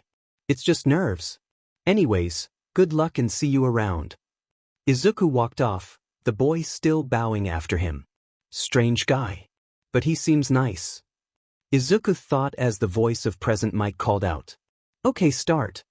The whole crowd was silent. Nobody knew what was going on, except Izuku, who already started to zip off with his web shooters when Present Mike said, start, along with a few others. What? Life doesn't have countdowns. Follow the example of those guys and run. There's no going back now. Present Mike said with energy while pointing towards the entrance to the city. Everybody in the vicinity hauled but to try to catch up with the few in the lead, hoping to not miss out on any points. Izuku was just happy to be able to swing around again like he did. Something about it just makes him feel alive. Everything about it just makes it fun to be in the air, to swing around objects, to feel the rush of adrenaline every time he dive bombs down to the ground, to feel the fresh air enter his lungs with every breath he takes, to feel the wind rushing past his face with every excited yell, to feel his arm pull on the web and sending him flying, to feel free. He wonders briefly if this is how it feels like to fly, but dismissed it completely. This is different. This is something that nobody in the world can experience like he does and Izuku. Izuku feels proud of that fact. Everyone else was in awe at how the boy was acting, some even recognizing him as that mysterious person a few months back. Holy crap! Look at that dude go! Is he a gymnast or something? How can he even do that? Man, that looks amazing. You know, I know we're supposed to be competing for points and all, but I can't help but root for him. I mean, look at him. Izuku didn't care for what any of them were saying, he was on a full-blown high. Well, until he saw his first robot, that is. He swung down at high speeds, readying his fist back. Okay, you can do this, Izuku. Prove to All Might that you deserve his power. Izuku roared out, and with a single punch, he decimated the one-pointer, punching it through a nearby wall. Izuku laughed and channeled his inner Kacchan. Come on then, you pile of rust buckets. Let's tango. Then he charged towards another group of robots, leaving behind a stunned audience at his display of power. This is fun. Izuku thought as he tears open a three-pointer. Everyone else decided to get away from the green-haired boy's path, lest they won't gain any points otherwise. All Might, now in his civilian form, Tashina Yagi, was still conflicted about his successor's decision that morning. You want me to what? All Might asked, confused on what the boy was saying to him. I want you to hold off on giving me your quirk. I know it sounds silly, but let me explain. I want to be able to show everyone that I can get into U.A with my skills. I want everyone to see that it isn't always about who has the most powerful quirk. I want to be able to pass the exam being me and not your successor. So, if you can hold off on giving me your quirk, maybe until after I pass the entrance exam, so that I can properly show to you that I deserve it on my own 2 feet. Izuku looked up at All Might with a mixture of a determined and pleading look that he just couldn't disagree to. I hope you made the right choice, young Midoriya. All Might thought as Present Mike announced the start of the practical exam. He was relieved quite a bit when he spotted a bush of green hair swinging in front of a crowd, completely destroying a one-pointer. He was definitely relieved when the boy tore through his 10th three-pointer like butter, showing no signs of him stopping anytime soon. Yeah, he's fine. No need to worry about him, Toshinori. All Might thought as he let out a breath he didn't know he was holding. Settling down in his seat among the teachers and wiping away some of the blood that spilled out his mouth with a tissue. 6 minutes and 2 seconds left, everyone. Present, Mike announced again. He sat down and drank a glass of water, rubbing at his throat. Hisashi, there's a microphone here, you don't need to use your quirk every time.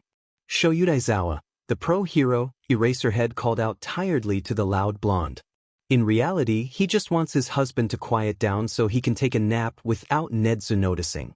Ah, but where's the fun in that show? These kids have a once-in-a-lifetime chance to hear me, Present Mike in the flesh. I ain't letting some cheap microphone ruin that for them. He responded playfully, seeing Shoyuda groan loudly after that was very amusing to him. Yes, you're very right, Mr. Yamada. Today is a very important day to them, so let's make it so they can enjoy it while it lasts. A mouse? A dog? The bear? We don't know, but importantly, he's the principal of you, Nedzu. Yamada visibly paled as the manacle rat talked to him casually. Why, sir? I'll do what I can. He then scurried off and sat down next to Aizawa, almost hiding behind him. Nedzu chuckled and continued. As you can see, the location and number of the villains are undisclosed during this practical exam. It helps to draw out the abilities we need in heroics like quickly gathering information, the mobility to respond to all kinds of situations, and the ability to stay calm under harsh circumstances. Oh, and pure combat ability also. He added cheerfully to the room. This year's group looks promising. It's still early to decide though. What do you think, Ms. Hatsum? The hero, Power Loader, called out to his pink-haired student, who was writing furiously into a notebook. He had to call out her name a few more times before she even noticed him. HM? I don't know, I'm having too many ideas for my new babies to talk to you, she said while focusing her attention back to her notes, scribbling some new words onto the already full page. Power Loader just sighed. His first recommendation support student in a decade, and it just had to be a workaholic. He was allowed to bring her to observe the potential hero candidates and help her come up with some support gear that would allow for them to utilize their quirk better, but it seems that help wasn't needed. No worries, Mr. Maijima, I know exactly how to get her attention, it's about time to do it anyways. Now, Nedzu pushed a big red button. Let's see how our future heroes react to this. His maniacal laughter rang out over the whole room, scaring all of his employees shitless, except for Aizawa and All Might. Izuku was pretty happy with how he was currently doing. He got a decent amount of points, 57 points to be exact. He would have gotten more if he hadn't helped out some of the examinees that were having some trouble, but he could care less about that. Izuku was taking a break from all the destruction when his spider sense almost gave him a migraine as it rung out in his head. The ground beneath him shook and the hair on his neck was tingling profusely.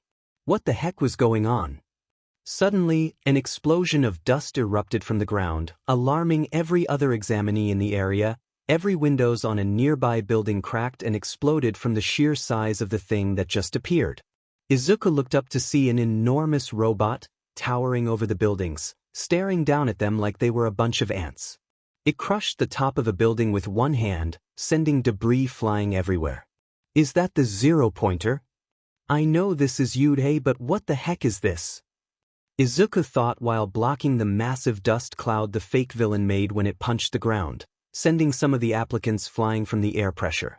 Everyone ran away screaming from the sight of the gigantic machine, doing their hardest to get away from the robot.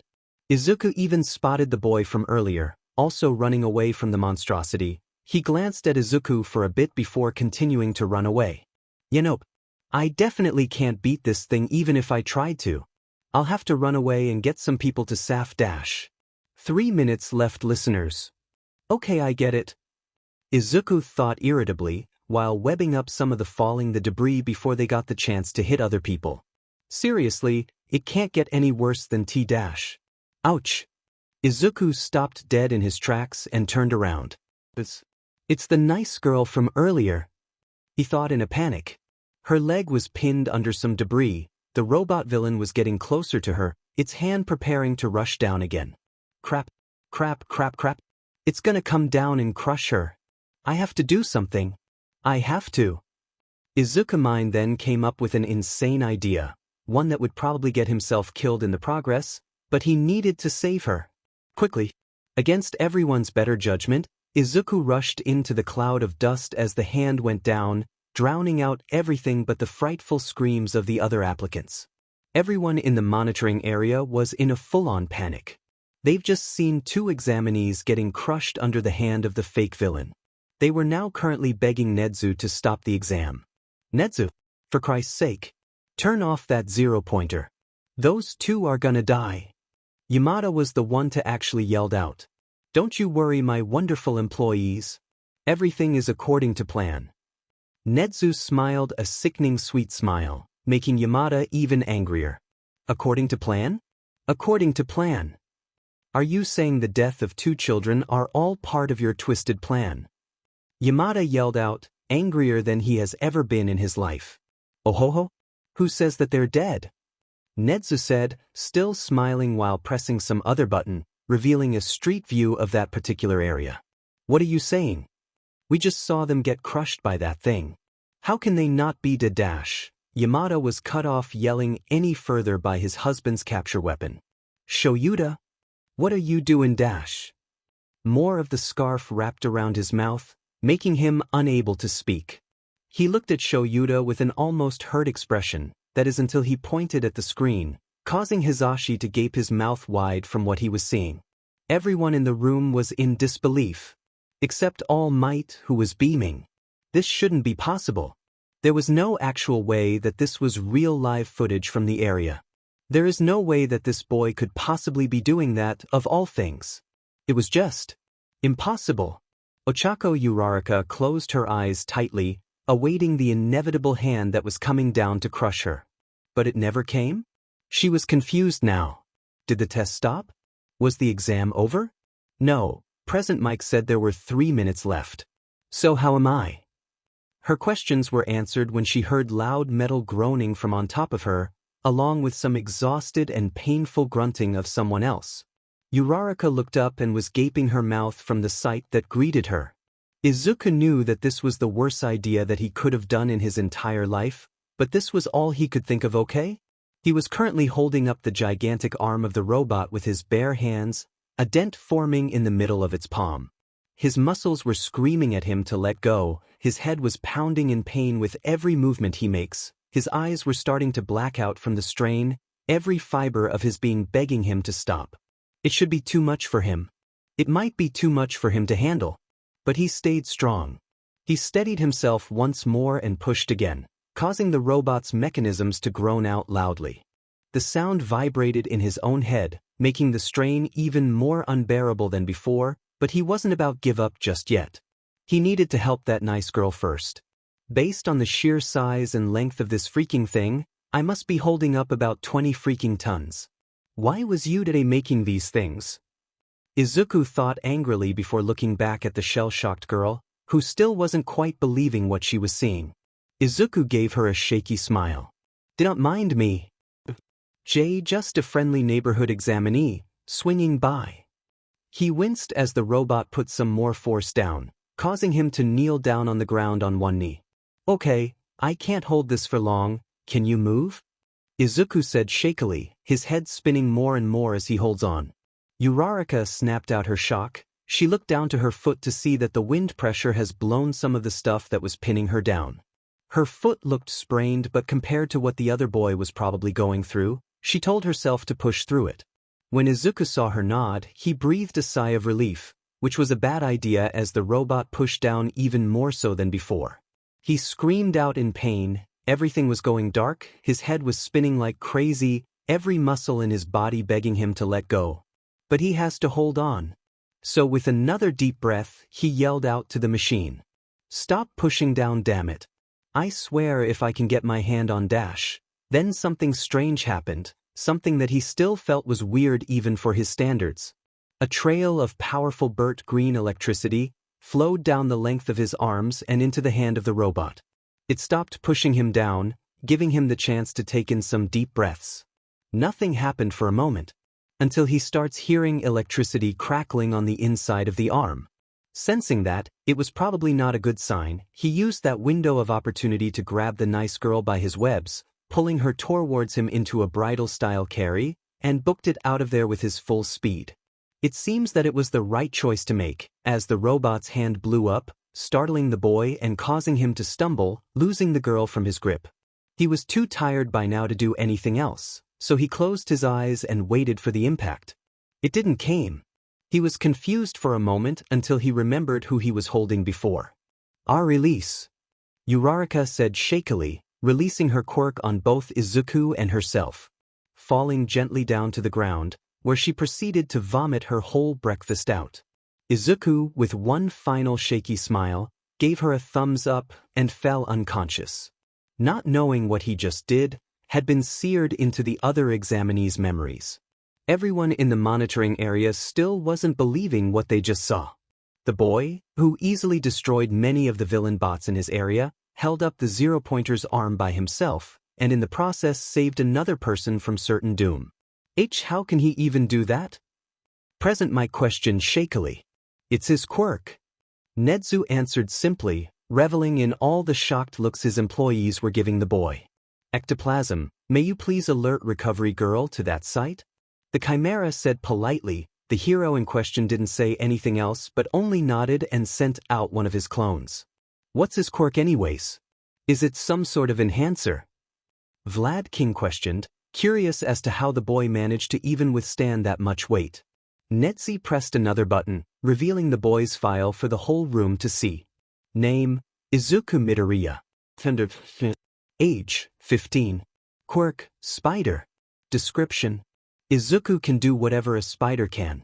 His abilities include superhuman strength that is proportionate to a spider's, the ability to cling on to most surfaces like walls, ceilings, windows, etc., letting him crawl around or even run upon the aforementioned items. He also exhibited some kind of sixth sense that can alarm him of nearby dangers, giving him faster reflexes than most human can achieve. He calls this his spider sense. His agility is astounding, letting him do things that he couldn't have done before. He is very flexible, allowing himself to do splits, putting his legs behind his head, and basically give him more chances of dodging objects that most people can't even do. There is also the ability to camouflage himself to near perfect invisibility. There are signs of him having some sort of regenerative healing ability, but so far, there are no tests conducted on that. Although all of his abilities are amazing, if he exerts himself too much, he will need to recharge frequently with some sleep and eat a lot of food to prevent total exhaustion. The whole teaching staff was staring at the boy's file in awe. Except for Aizawa, who was narrowing his eyes at some missing information. Why is there no information about the boy's web? We can clearly see him using them for the whole exam. Aizawa asked gruffly, his tired eyes burrowing together in a scowl. Yes. Sadly, his quirk doesn't allow for him to produce his own web from his body. But he did submit a pair of support gear that can help with that. Nedzu pulled up another picture, this time depicting some kind of device.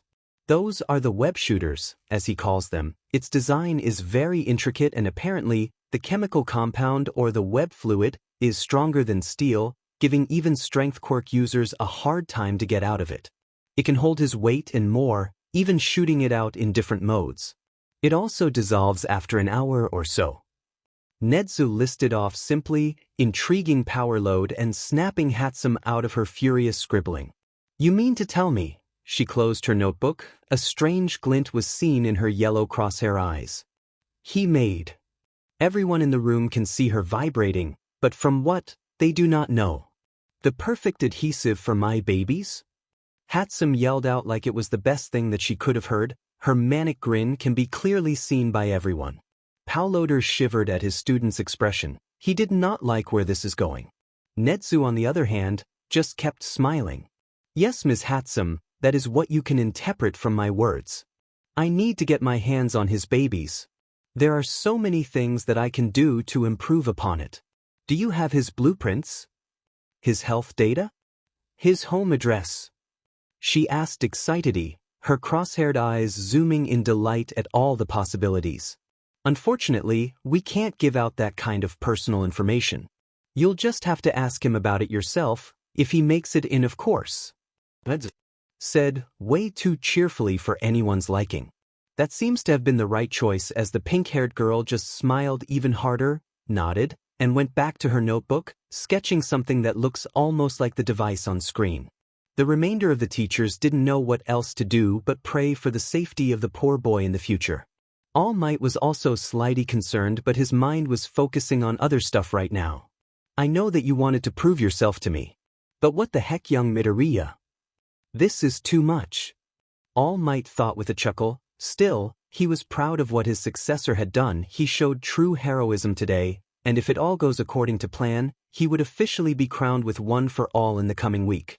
After Izuku woke up in the nurse's office, fanboyed over Recovery Girl, and got scolded for making his headache worse, he was finally allowed to go home. Now make sure you don't do anything that requires you to overexert yourself too much. Don't want you to be sick when your letter arrives, why? Recovery Girl chided playfully. Why, yes, ma'am. Thank you for taking care of me. Izuku bowed politely, still a bit nervous on actually meeting the famous Recovery Girl. It's all right, Sonny. Now shoo. I have some paperwork to be done. She waved him goodbye and closed the door. That was fun. Wait, Kacchan. Shinsu. Izuku frantically ran off, only now realizing that his friends might be waiting for him. When he arrives at the gate, Shinso had an impatient look on his face, and Kacchan. He was definitely not looking happy. Oidikeyu. Where the F have you been? I have been dealing with eye bags over here for 30 minutes. Standing next to you ain't so good either, pal. But seriously, where were you? Shinsu's face morphed into a look of concern. I'm fine, guys. It's okay, really. I was just in the nurse's office for a bit. No need to worry.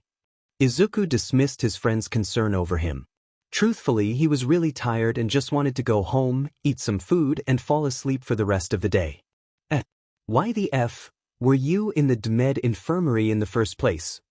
The fake villains were too much for you? Katsuki growled out, his scowl still ever so present on his face. Izuku's eyes widened a little bit, but he composed himself quickly. Though not quick enough for Shinso, who was narrowing his eyes in suspicion. Midoriya. Midoriya, what did you do? Shinso asked sternly, leaving no room for bargaining. Izuku didn't answer. Instead, he relied on one of his super effective evasive maneuver. Speed walking by without making any eye contact. It would have worked splendidly if Kacchan hadn't grabbed his shirt collar as he tried to push through. Deku. What the F did you do? And I swear to God, if you don't tell me in 10 seconds, I'll beat it right out of you. Katsuki towered menacingly over the boy, getting a few terrified squeaks from Izuku. Okay. I just encountered the zero-pointer. That's all. Izuku said quickly with an awkward laugh, trying to push past his two friends again but to no avail. Deku Midoriya. Both of them said at once, their tone of voice signifying to Izuku that he wasn't gonna get out of this one that easily. WL.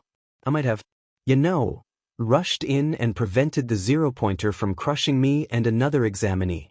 With my bare hands? That day, there was a sight of a boy hauling but out of viewed in terror, followed by two other kids, one blasting explosions behind him and one readying to hurl some kind of bow staff at the other boy's head, both of them screaming every curse word imaginable and something about the boy's recklessness while giving chase down the road. After getting thoroughly chewed out by both of his friends, Izuku returned home feeling embarrassed, tired, sweaty, but still proud of himself for doing what he did when he got the chance.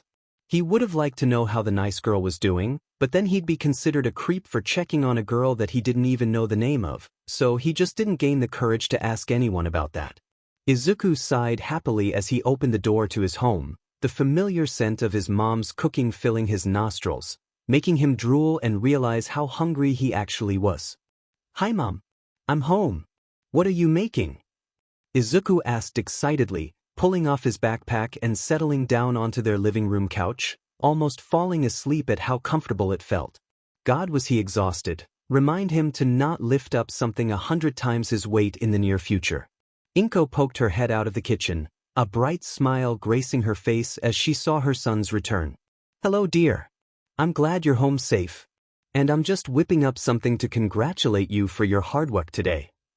Inko said while returning her attention back to what she was cooking, adding some more spices into the already delicious food, somehow making it smell even more heavenly than before. Izuku couldn't help but ask, "God, that smells good. What is that?" Izuku stood on his tired legs and began walking towards the kitchen, eager to find out what his mom was cooking. He squealed in glee when he saw that she was making some kind of katsudon. Inko giggled at her son's sudden enthusiasm. "It's a special recipe that your grandmother used to make for me as a kid. I tweaked it a little bit, considering how you like to eat spicy food." She grabbed a bowl and began to put it all together. Izuku just drooled even more. It looked like a meal that you would see in a 5-star restaurant. His mom couldn't have put the bowl down for more than 3 seconds before Izuku started reaching for his chopstick and digged in happily. "Thank you for the meal," Izuku said with a mouthful of food, letting out a satisfied groan at how good it tasted on his tongue. Inko just smiled even brighter. "You deserved it, Izuku, after all the hard work you've done to get to where you are.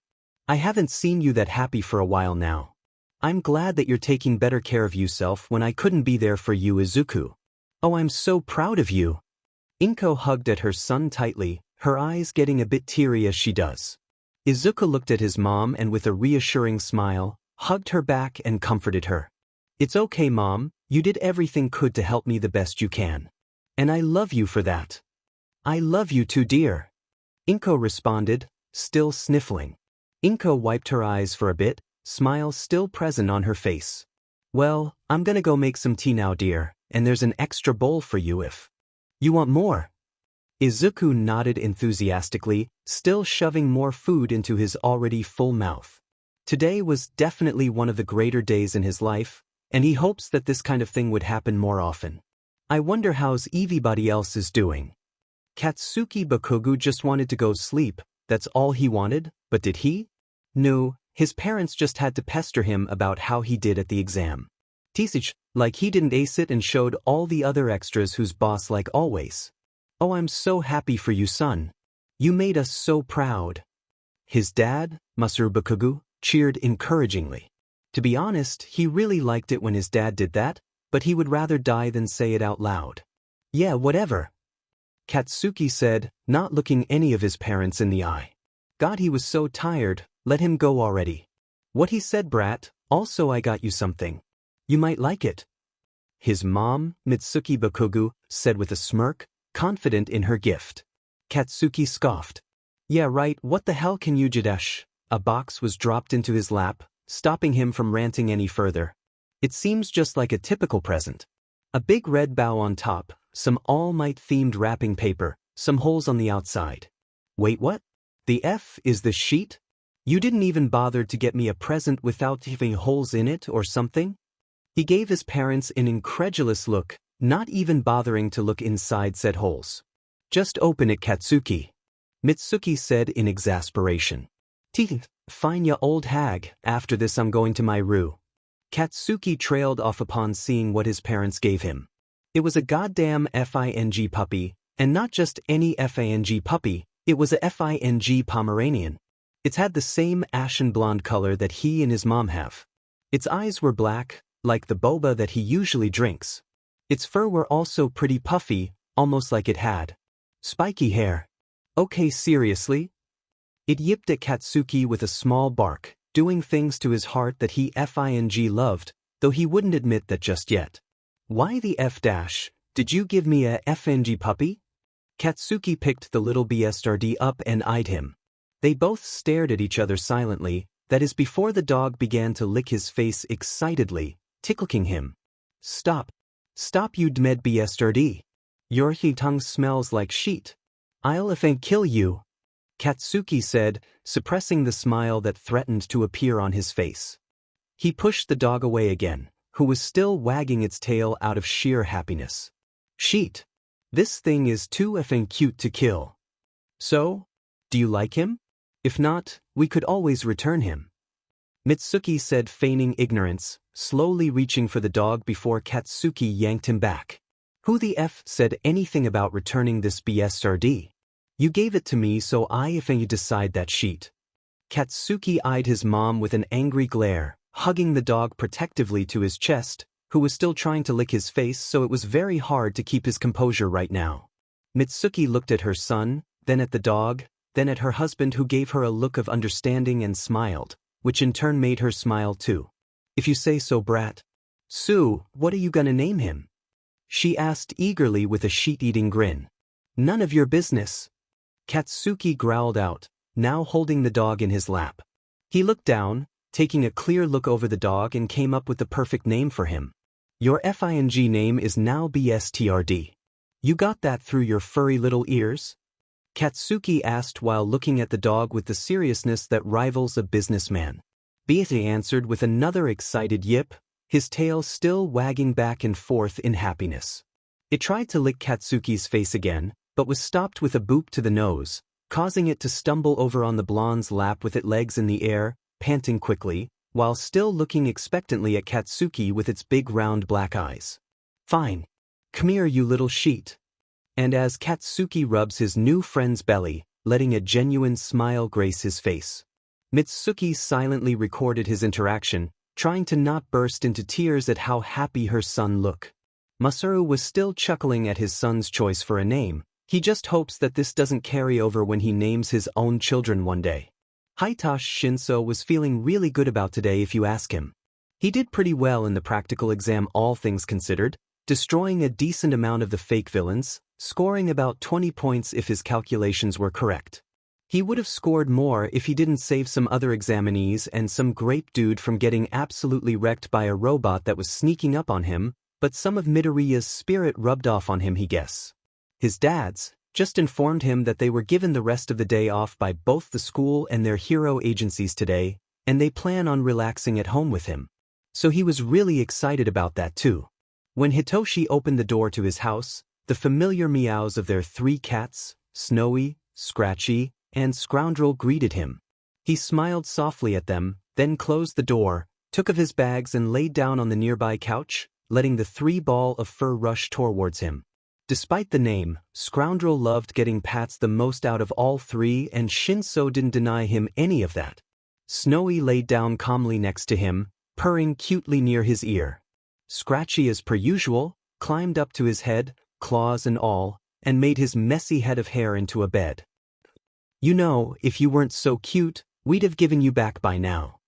Hitoshi chuckled lightly, reaching up and petting said cat, who just meowed loudly in response. "Yeah, you're right." Shinso began to close his eyes, cherishing the warmth of 3 cats, and got readied for a nap. After a while, he started to drift into the land of unconsciousness, but before he can do that, however. "Heya, Hitoshi. We're Ho-. Hisashi Yamada was stopped from yelling any further by his husband's capture weapon, who was not dealing with his sheet right now. "Hisashi, I beg of you, stop using your Dmed quirk when you enter our house. I'm building up a migraine every time you do." Shoyuda Izawa growled angrily, irritated at his husband's shenanigans. "Oh, come on. Hitoshi doesn't mind." "I do actually. Stop doing that." The boy deadpanned, annoyed at being interrupted during his nap. Hisashi gasped dramatically. "Honestly, I came here to have a good time, but I feel so attacked right now." Hisashi exclaimed while resting a hand on his forehead, sprawling down into their living room floor, where 3 confused cats were now sitting. "But now stop it with the Dmed memes." Shoyuda grumbled, picking up Scoundrel and walking into the kitchen to get himself a jelly pouch. It's not like he doesn't understand them or anything like that, it just annoys the heck out of him that Hisashi just keeps using the same ones over and over again. Hisashi pouted. "You guys are no fun at all. Only Scratchy appreciates my sense of humor, isn't that right?" He cooed at the cat, stroking its head lightly, which is returned by a soft purring and an attempt to climb into his hair. "All right then, you little rascal, up you go," Hisashi said happily, steadying a cat on his head while moving to sit on the couch with Hitoshi, who was still kinda miffed that he only has 1 cat now. Hitoshi pouted at both of his dads. "I was having such a good time simulating death before you 2 came around and ruined it, now you even took my fur blanket. How am I supposed to function in these conditions?" He then acted like he was appalled, getting amused looks from both Hisashi and Shoyuda. Hizashi cleared his throat before he kneeled on the floor, deciding to go along with his son. My lord, how can I, a humble jester, ever be forgiven for such a heinous act? He pretended to grovel, shaking his son's pant leg while trying to hold back his building laughter. Shoyuta sighed, not participating in their business, and went back to his jelly pouch. Though he couldn't say that he didn't find their improvisation impressive. Hitoshi tried his best to stifle his oncoming giggle, emphasis on tried. But he composed himself quickly enough. Ahem, you're quite right, my jester, this act should call for your execution. But alas, I'm feeling quite merciful today, so I will allow for you to be forgiven. If you tell me my scores for the exam, that is. He gave his dad a hopeful look, before it turned into one of horror when his face turned sad. Hizashi noticed his son's rising panic and frantically reassured him. Hitoshi, it's not like that. We just haven't gotten to grading your site yet, so we couldn't tell you even if we wanted right now. I'm so sorry. He hugged the poor boy, hoping that this would calm him down a little bit. It kinda did, but he was still visibly distressed. Shoyuta, after seeing this happen, decided reluctantly to join in on the hug too. But it's not like we can tell you anyways. It's unprofessional of us and unfair to all the other applicants who also applied and have to wait for their results. Also, I'm pretty sure Nedzu have cameras installed in our house specifically for this occasion. He said in his deadpan voice, causing Hitoshi to snort. Isn't that kinda, illegal? Hitoshi asked and gave his dad a small chuckle. Hitoshi, we're talking about an intelligent, maniacal rat who can probably take down the hero society in a week if given the right resources. I don't even think half of our laws even apply to him now that I think about it.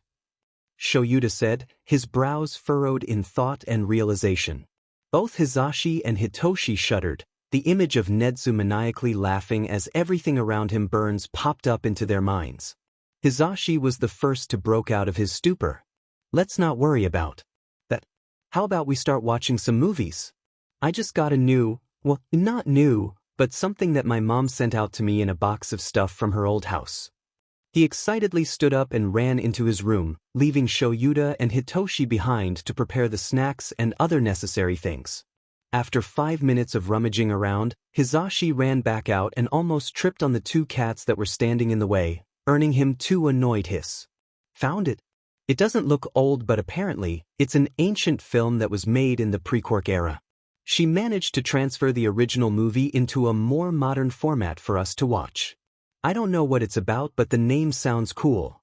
Hizashi called out while preparing the movie on the TV, settling snugly into the couch after he was done. Shoyuta was actually getting kinda curious. What's so interesting about this movie? Hey Zashi, what's the movie called? HM? It's Guardians of the Galaxy? I don't know anything else but the name. She says it's fun though. He shrugged and continued to fiddle with the remote. Sounds cheesy, but okay, I'll give it a shot. Hitoshi said nonchalantly, snuggling between his 2 dads, snatching their popcorn while holding Snowy in his lap. Shoyuta would later regret his decision later in the day, as he watched in admitted defeat while his husband and son sing about some stupid drink for the 20th time for the day, and that wasn't even counting the other songs in the Dmed movie. He just hopes that his neighbors wouldn't file a noise complaint. As much as he hates to admit it, he doesn't want to ruin their fun. Meanwhile, Nedzu listened on in amusement with the audio tracker that he planted on both Yamada and Aizawa. Oh Aizawa, you flatter me. I could do it in 10 days tops. He said cheerfully while drinking his cup of tea, simmering in its soothing warmth as he listened to more of their conversation, making sure that they didn't say anything they weren't supposed to. He trusted Aizawa to not do anything idiotic, but Yamada on the other hand. Nedzu let out a small chuckle, focusing back onto rearranging his remaining files of paperwork into their necessary place while he continued to giggle at his employee's obliviousness. 1 week later, Izuku was staring at the envelope with the Yuta seal on his desk with nervous anticipation. He knows he did rather well on the written exam, not leaving any questions blank. He was even confident on his performance in the practical, but there were always just something that prevented him from opening it. Come on Izuku, open it up already. What's stopping you? What if it's a rejection letter? What if it's just here to say I can never be in the hero course? Present Mike said to avoid the zero-pointer, so what if destroying its Han dash? Dude, the robots were made to be destroyed, you can't get in trouble for doing what they told you. But what if they made an exception just for me? How the F does that make sense, brain? He made a look of disbelief at his own train of thought, negative thoughts or not, that's a reach. Izuku sighed, feeling really tired of arguing with himself for the past half hour. So, against all his thoughts that was going against him, he ripped open the envelope messily, dropping some sort of small device on his desk. He was confused for a moment, until it started to activate a hologram, showing, "I am here." The projection. The familiar voice of the number 1 hero rang out through the room. "All Might. Isn't this stuff sent by U.A? What are you doing here?" Izuku asked, forgetting the fact that the All Might in front of him wasn't real. All Might started to answer again. "My apologies, young man, but with great power comes great amounts of paperwork." Stopping his energetic spiel to stifle a cough, making Izuku wince a little bit at the implication.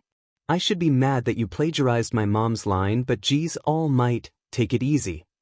Izuku thought sadly for the man, even with his state of health, and he's determined to record these for the students.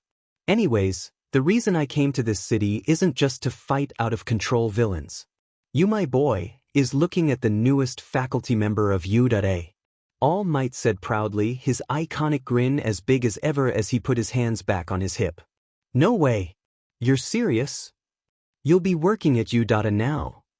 Izuku couldn't help but be astonished at the man. All Might nodded like he saw Izuku through the screen, but not before he was apparently scolded by a person on set, telling him that they don't have enough time for personal messages. He snorted at the scene, seeing All Might groan in realization as they inform him of how many of these that he has to make after this one was pretty hilarious. Right? Moving on. You have passed the written test with an outstanding score, topping out at 98%. Higher than anything that we've seen in the last few years. That is an accomplishment not many can achieve, so take that to heart. All Might beamed, almost proudly if he wasn't trying to keep their relationship a secret. Izuku nodded dumbly, still comprehending that he was one of the highest in the written test. Now on to more pressing matters. You got yourself 57 combat points in the practical exam, that would usually qualify for a passing grade, but... Izuku perked up, focusing on All Might's words even more now, his thoughts running a mile a minute on what All Might could possibly say. If that was all there is to it, you would have stood firmly at 9th place. Before you ask what I mean, take a look at this video. All Might pointed dramatically at a nearby screen with a remote with a soft click, the screen changed. "Excuse me, sir, That voice, it can't be." Izuku focused even more, the person standing there clearer than ever. "The nice girl. Why is she here?" "After the test, she came to us to negotiate about what you ask." "Well, let's find out." All Might clicked the remote again. The girl continued. "Do you know the examinee with the curly hair and freckles? Kinda plain? She's talking about me? Why? Is it possible to give some of my points to him? If it wasn't for me, he would have had the time to gain more points if he needed. So if you can, at least give him the points that he lost because of me." "He saved me," the girl said with a serious look, staring pleadingly into Present Mick's eyes. Izuku was honest to God baffled as to why someone would go out of their way to do this for him. He just rushed in to help the girl, that's all. Anyone else would have done the same. So why was someone wasting their tea? No, stop that. You're not a waste of anybody's time, Izuku, remember that. He reminded himself, even though things were turning out for the better, his negative thoughts still persist onward, like a pesky cockroach. All Might's voice shook Izuku out of his somber thought. In addition to mastering your newly developed quirk, your actions spurred others to act. That is why the entrance exam the other day wasn't graded only on the villain points. Izuku's eyes widened, realization kicking in.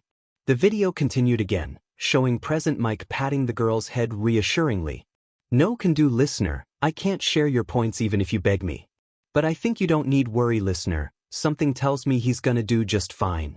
All Might stood in front of the camera as it slowly and dramatically lifted up to his face. What kind of hero course doesn't award people who save others and do the right thing? Call that excuses? Bring it on then. This is a profession where we risk our lives to make them into reality. No. Does it mean? Rescue points. Given by the examiners. The most basic quality Yuta looks into. All Might announced loudly, seemingly getting more energetic as the speech goes on. Izuku Midoriya. 170 rescue points. And Ochako Uraraka. Received 45 rescue points. Izuku did the math in his head, but what came out couldn't be true, right? There had to be some sort of error. His eyes started to fill up with tears as he realized what he had always dreamed of, what he had always longed for when he finally got his quirk. You've passed young Midoriya. With both of those points combined, you scored the first place out of all the other examinees, beating out my record when I was in Yuta. So with that, young Midoriya, I welcome you to your very own hero academia. All Might said with joy, causing Izuku to fully bawl his eyes out, making his mom ran in from the sound. Izuku! Izuku, is everything all right, baby? Did you dash? Inko saw the tears in her boy eyes, mind immediately rushing towards the worst-case scenario. That is, until she noticed his smile, the smile that hadn't seen since the day of his diagnosis, the smile that she had always cherished, the smile of her hero. I did it. I passed. Izuku embraced his mom into a tight hug, crying tears of happiness onto her shoulder. This was it. This was finally his real step into becoming a full-fledged hero. Inko said nothing in return, only hugging him as tight as she possibly can. Her baby was finally going to achieve his dreams. Although she will still always be worried for him, she would do her very best to support every decision that her son was choosing to make. She just hopes that she taught him well enough for him to think them through. That day, Inko threw her son a small celebration party. Making more of that tasty katsudon, sitting down and watching some movies with him, laughing with each other when their favorite scene comes on. All in all, a fantastic day for both the mother and son. At the Bakugo's household, Katsuki should have been happy that he was finally going to Yuta, the school of his dreams. But he wasn't. That med video keeps replaying in his mind. Congratulations, young Bakugo. You were fantastic in the entrance exam. You've earned the most villain points out of all the other contestants, landing yourself in second place. The words of All Might rang in his head. He zoned out after that, not even bothering to hear what else All Might had to say. Damn it! He whispered, yelled, slamming his hand onto his desk, creating more scorch marks on the already worn-out surface. You failed. How can you even call yourself the future #1 hero? Bah, pathetic. You talked big yet you can't even do this right. You should just give up. I mean, who would want someone like you in the hero course? Especially after all the things that you've done to Deku. Then he felt a soft brush against his leg. Looking down, he saw BSRD with an almost concerned look on its face, putting two of its paws on Katsuki's foot, like it was asking if everything was okay. Or it was just him going crazy by interpreting the dog's thoughts. Tisich, I'm fine, BSRD. Now go chase your tail and leave me alone. Katsuki grumbled, trying to get the puppy off him. BS yipped, biting cutely at his fingers. It doesn't even hurt, just tickles like hell. Stop doing that, you little sheet. I'm not in the effing mood for this sheet. He scowled, picking up the puppy and stared straight into its big round eyes.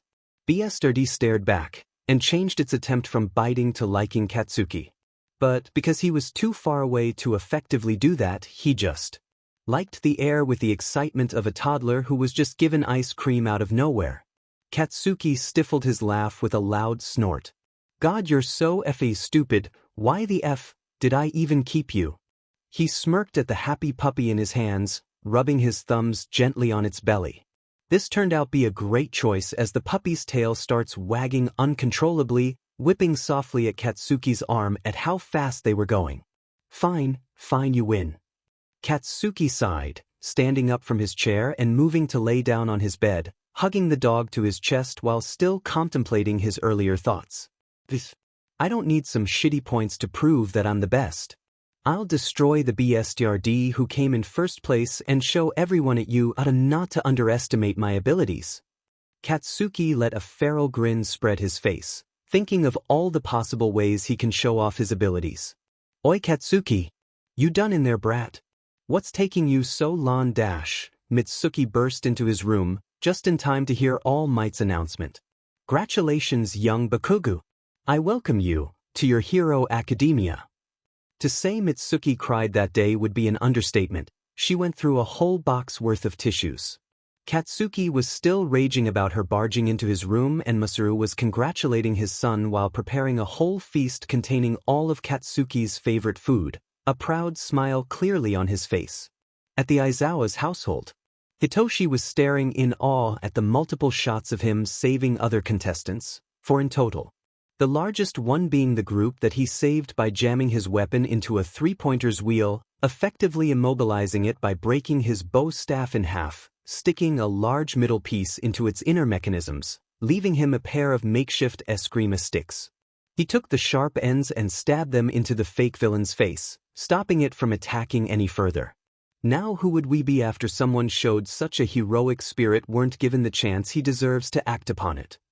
The projection All Might said boisterously, his iconic smile still as present as ever. Welcome young Shinso, to your hero academia.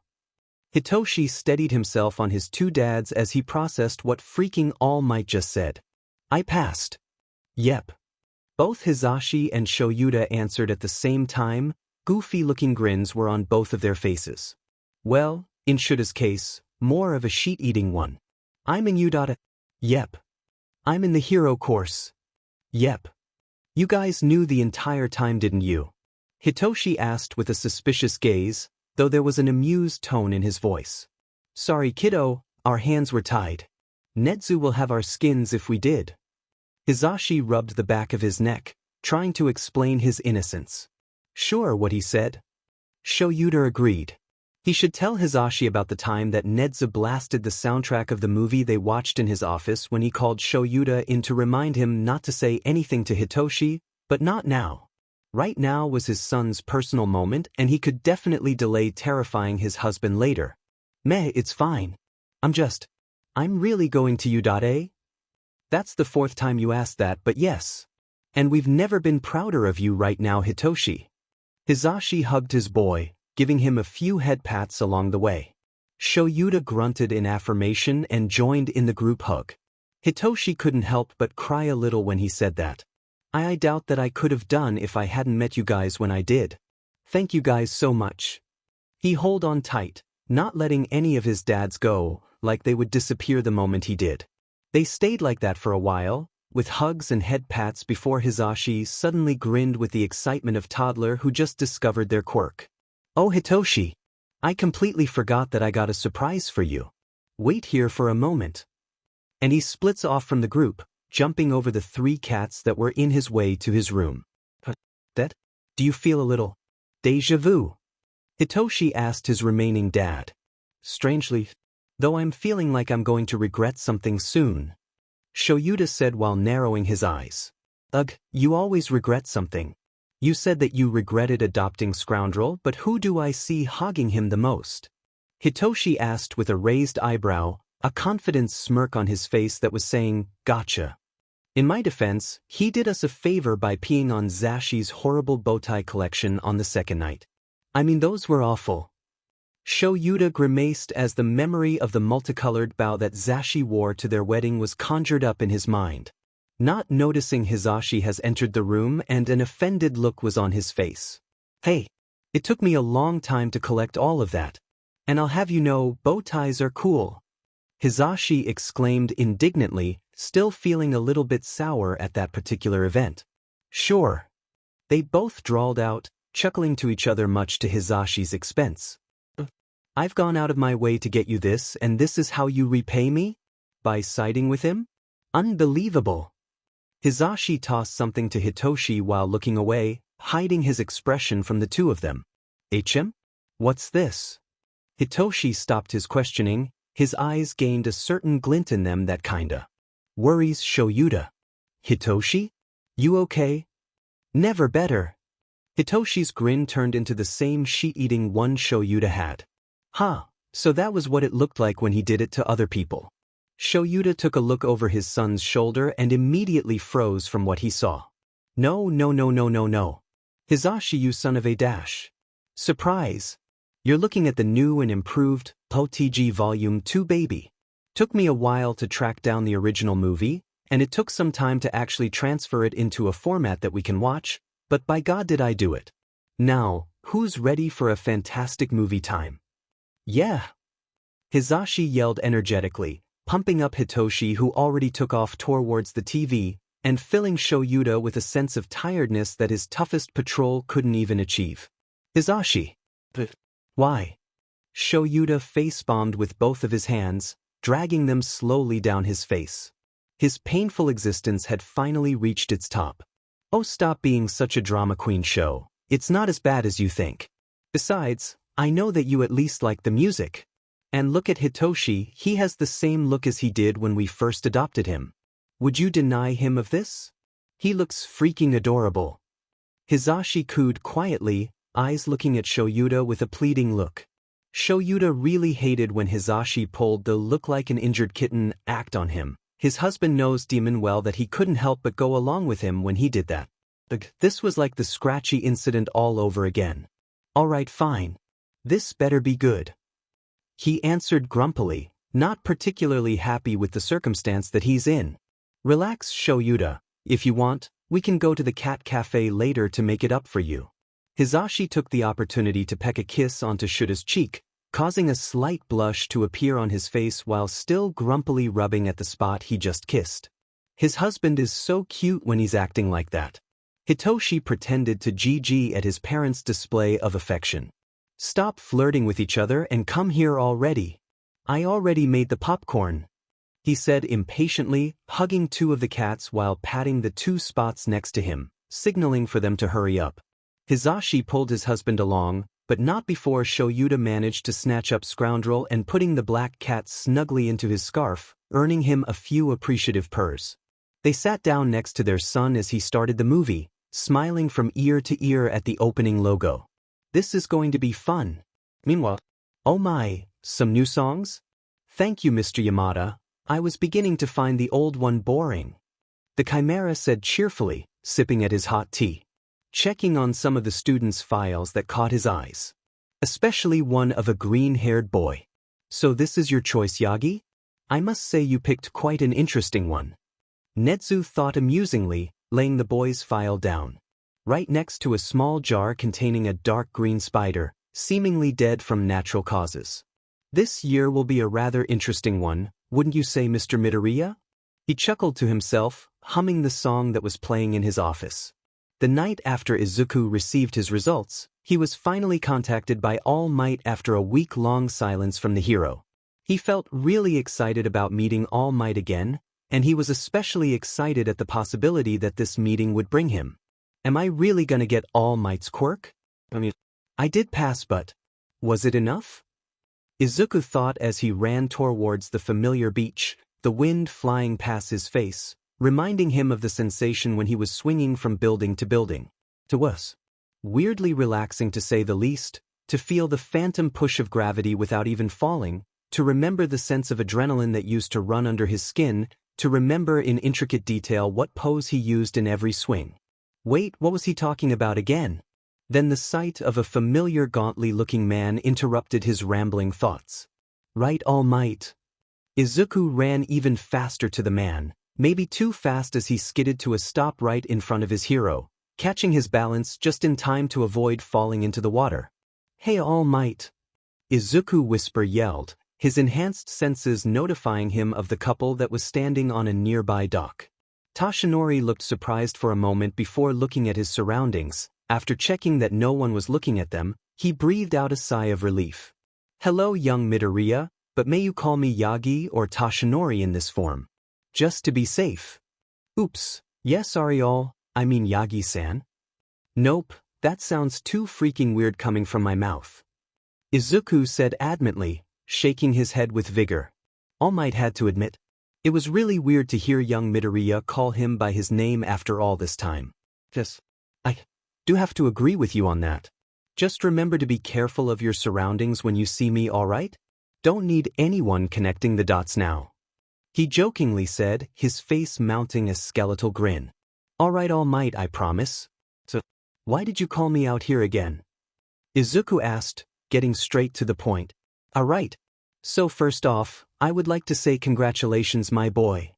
All Might raised his hand into a high five, which Izuku returned excitedly with a whoop, thanking the man for his compliment. And by the way, the school doesn't know a thing about our relationship, so don't go around thinking that you were cheating, my boy. I didn't do any of the judging. All Might reassured the boy before he can wonder about it. But thank you for your concern. Izuku quickly answered. Truthfully, he wasn't worried about that at all. He knows All Might enough to trust him not to give him any type of special treatment. The bruises from his 10 months of training were proof of that already. Though I was surprised that you decided to be a teacher at UA isn't your agency at Roppongi, Minato-ku, Tokei Dash. Enough, I'm well aware that you are a fanboy young Midoriya, no need to tell me twice. The man said with a small shake of his head, though he was still smiling at the boy. Before I can explain my absence, can you tell me about the thing that you did in the entrance exam? It took Izuku a moment before he realized what All Might was talking about. Oh, you mean the electricity thingy? I don't really have an answer for you, All Might. It just suddenly happened. Though I did remember wanting the zero-pointer to stop, do you think that was how I activated it? Your guess would be as good as mine, my boy, but if I had to, then I'd say that it's some sort of trait from the spider that bit you that has presented itself for you in your time of need, although in a different form than what it originally was. Maybe a type of venom to paralyze your enemies? Though I'd say this was more of a blast than a bite. All Might said with a shrug. Oh, Venom Blast, that's a good name for that move. Would I have produced organic webs if I hadn't built my web shooters then? Like I said, young Midoriya, you know about it as much as I do. But let's move on to the more important stuff, shall we? All Might asked, gesturing for Izuku to follow him, which he did. You see, I was not allowed to speak a word about my employment until you made the announcement. Before I met you, I was looking for a suitable successor and you'd oughta just happened to offer me a teaching position. All Might explained his intentions, looking towards the big blue sea. So that's why he really came here. To pick the perfect student for his quirk? Out of all the highly skilled students that he could possibly find at UA, he picked me of all people? Izuku wondered, wanting to ask how he was chosen instead of the other potential candidates. So, the other kids had years to train their body in quirk, I only had mine for 10 months. They could have deserved it more than I do. Izuku said while glancing down at his feet, waiting for All Might to answer him. All Might was silent for a moment before he gave the kid his answer. Maybe so. Maybe they could have had the perfect quirk that can be enhanced even more with one for all. Maybe they had the perfect body. But I don't look for any of that, my boy. I want a successor who will not hesitate to fling himself into danger for the sake of others. I want a successor who was willing to push past and break their own limits to achieve their goals. And young Midoriya, you have proven yourself more than enough to be the one to inherit my quirk. He transformed into his hero form, plucking out a single strand of his hair and held it in front of Izuku. So, cool. But why the hair? The boy wondered again, until the realization hit him like a truck. Now eat this. All Might said too cheerfully for someone in this type of situation. You know, this is definitely one of the things you should have told me before you made me your successor. Izuku grimaced, snatching the hair and eyeing it with disgust before he threw it in his mouth and hoped for the best. All Might gave the boy a look of pity before handing him a water bottle to wash it down. He knew how hard it was to swallow it dry from experience. He just hopes that Nana would be proud of his choice. Izuku managed to push through and not vomit out his whole dinner, though he was very close to it. Why did it taste so sour? That was awful. I don't feel any different. Disgusted maybe, but aside from that, not much. We have to give it time to digest it first. It's not lick dash. Holy crap, is that All Might? No way. When did he get here? All Might visibly paled, turning his head to look at Izuku. Quick, my boy. Play dumb. Izuku nodded and yelled the perfect words. Who's All Might? The couple was too confused that someone would even consider saying those words to notice in time that the hero had already left, jumping off into the distance, carrying something in his arms. I said play dumb, but not that dumb young Midoriya. I'm sorry. It was the only thing I can think of. And there they were, flying through the air together. Izuku whooping at the height they were at, and All Might was just shaking his head with a small chuckle at his successor's decision-making skills. Despite that, both were smiling from ear to ear as the wind flew past their face, just enjoying themselves at the beautiful sight of the city from up high. We've got a long way to go, young Midoriya.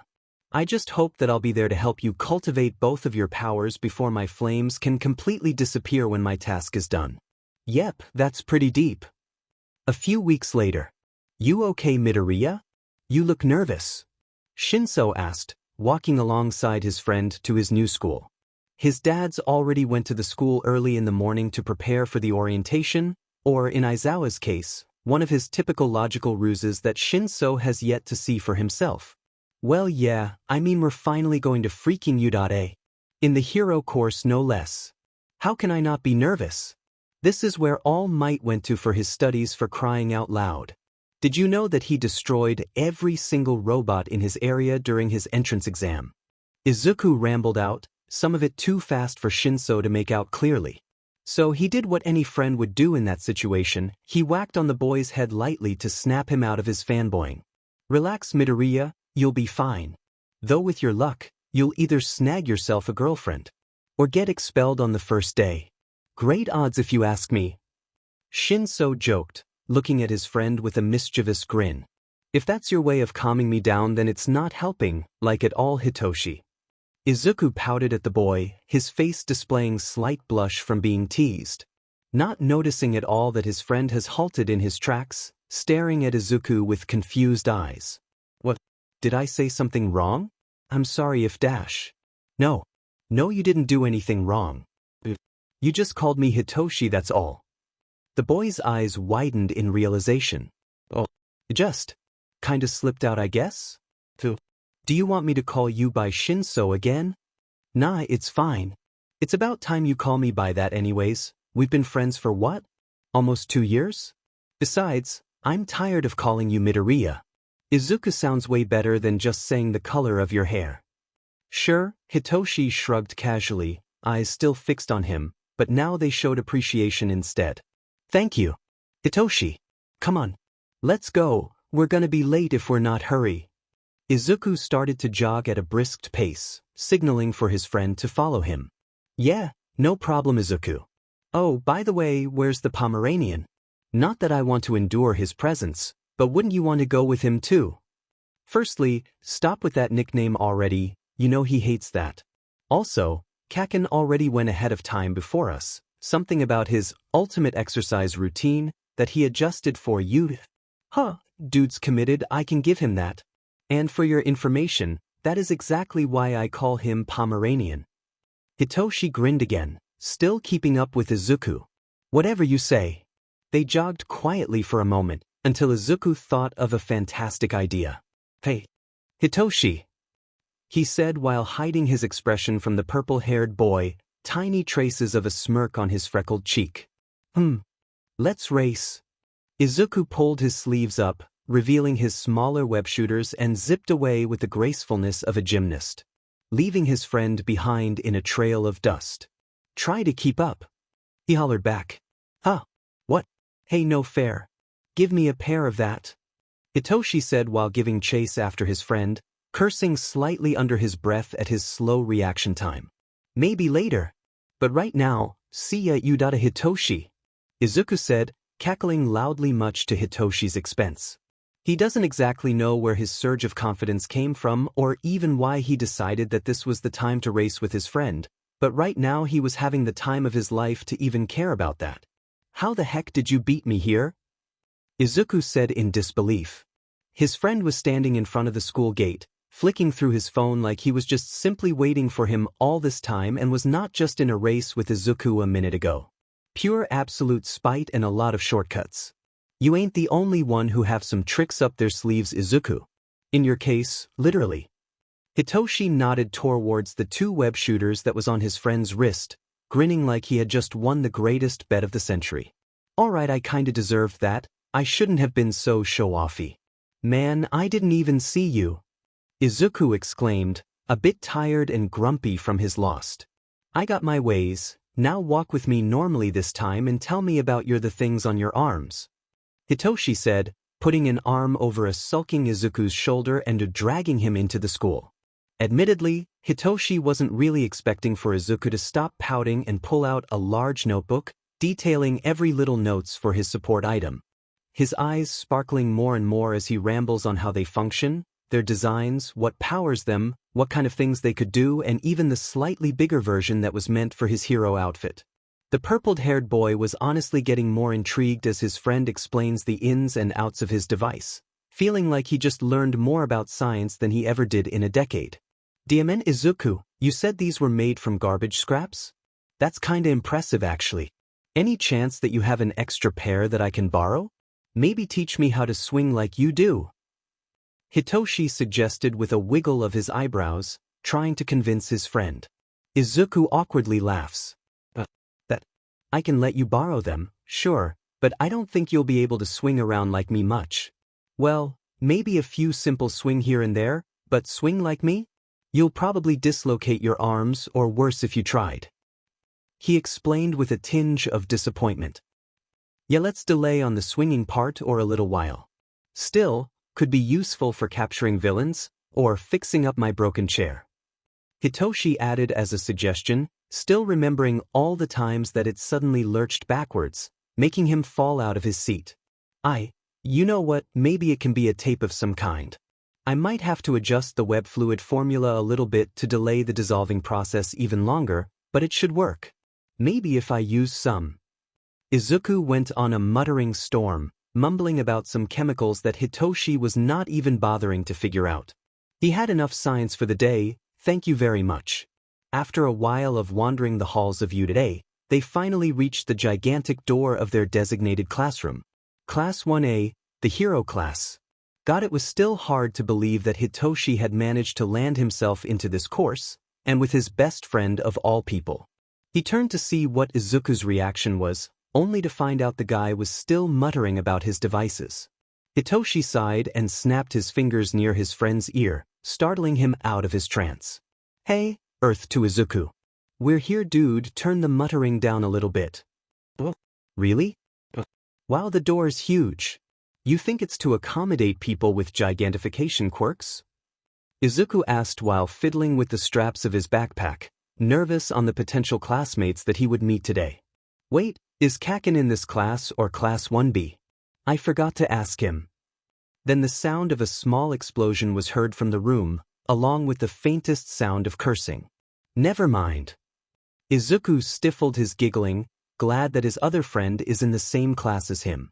Hitoshi on the other hand. Welp, is it too late now to move to the general education course? Izuku gave his friend a look.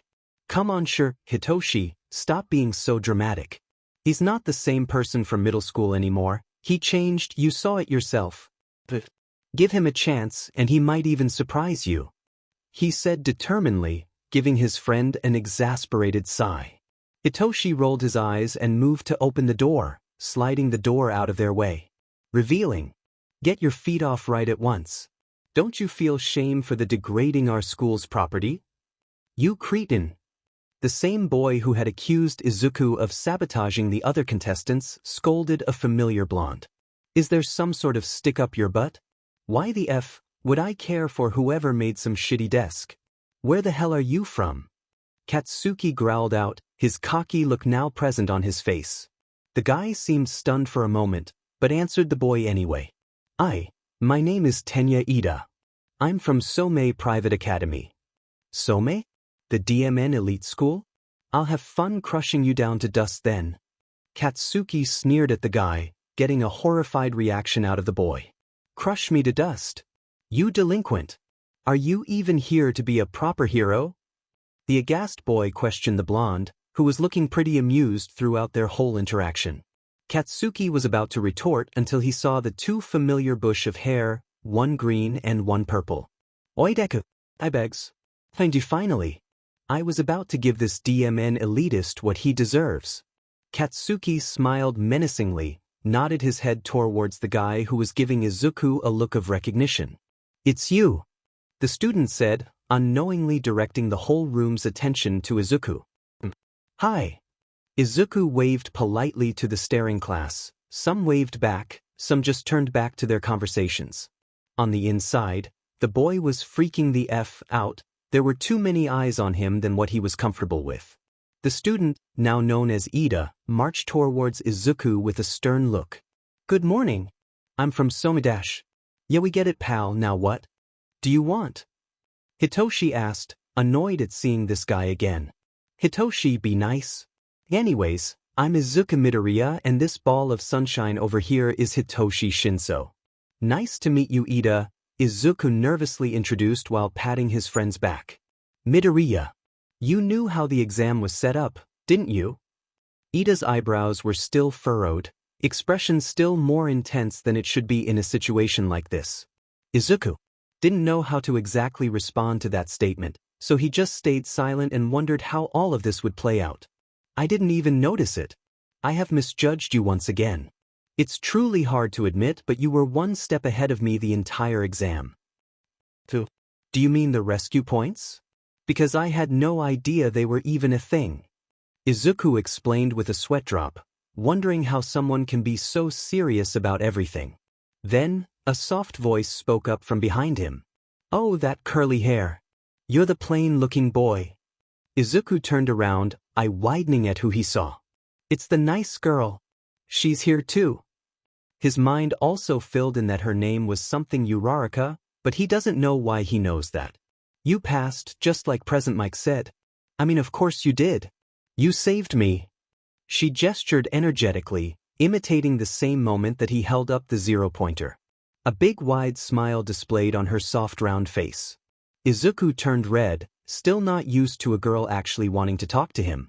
Most they would do in his old middle school was write fake love letters for him, telling him to meet them after school. He didn't fall for any of them, of course. The sniggering the girls made when he read them would always blow their cover, but it would still kinda hurt. And he has to say, this was a nice change of pace. It was nothing, anyone w'd done the same. Besides, why you went out of your way to speak to him for me, that P probably helped too. Izuku tried his best to stammer out a coherent response to the girl in front of him, and it was not helping that he was now noticing how she looked in the uniform. How'd you know about that? Uraraka tilted her head slyly in confusion. Was he nearby when she said that? Do not worry about that. Izuku waved frantically, looking at his friends for help. Just to see that they were both crossing their arms, leaving him to fend for himself while they looked quite entertained with what was going on, both smirking mischievously. Okay then? I wonder if today's just for the entrance ceremony and orientation? I wonder what our teacher's like? Ooh, I'm so nervous. Uraraka said, almost bouncing up and down from excitement. Getting closer, much Izuku's embarrassment. If you're here to socialize and make friends, then I suggest you take this some. Or else. This is the hero course. A dead voice interrupted them, declaring his annoyance. Izuku halted his everything, looking over the frozen girl's shoulder to see. A giant yellow caterpillar. Man slightly opened the sleeping bag he was in, SED on some sort of energy pouch before standing up and revealing his full body, like a moth coming out of its cocoon. He had long black hair at his shoulder length, his eyes had bags that could rival Hitoshi's, and he had some sort of scarf wrapped around his neck. It took you 8 seconds to quiet down, that won't do. Time is a precious thing for heroes to be aware of. You kids aren't logical enough. He said tiredly, eyes in a perpetual state of, done with the sheet. Everyone in the class didn't know what else to do but look at the man with various expressions, some confused, some uncaring, some intently paying attention to the man who appeared out of nowhere. I'm your homeroom teacher, Shoyuda Aizawa. Nice to meet you. Aizawa introduced himself to the whole class, causing several gasps to ring out from the room. This was their teacher. He looks like a hobo.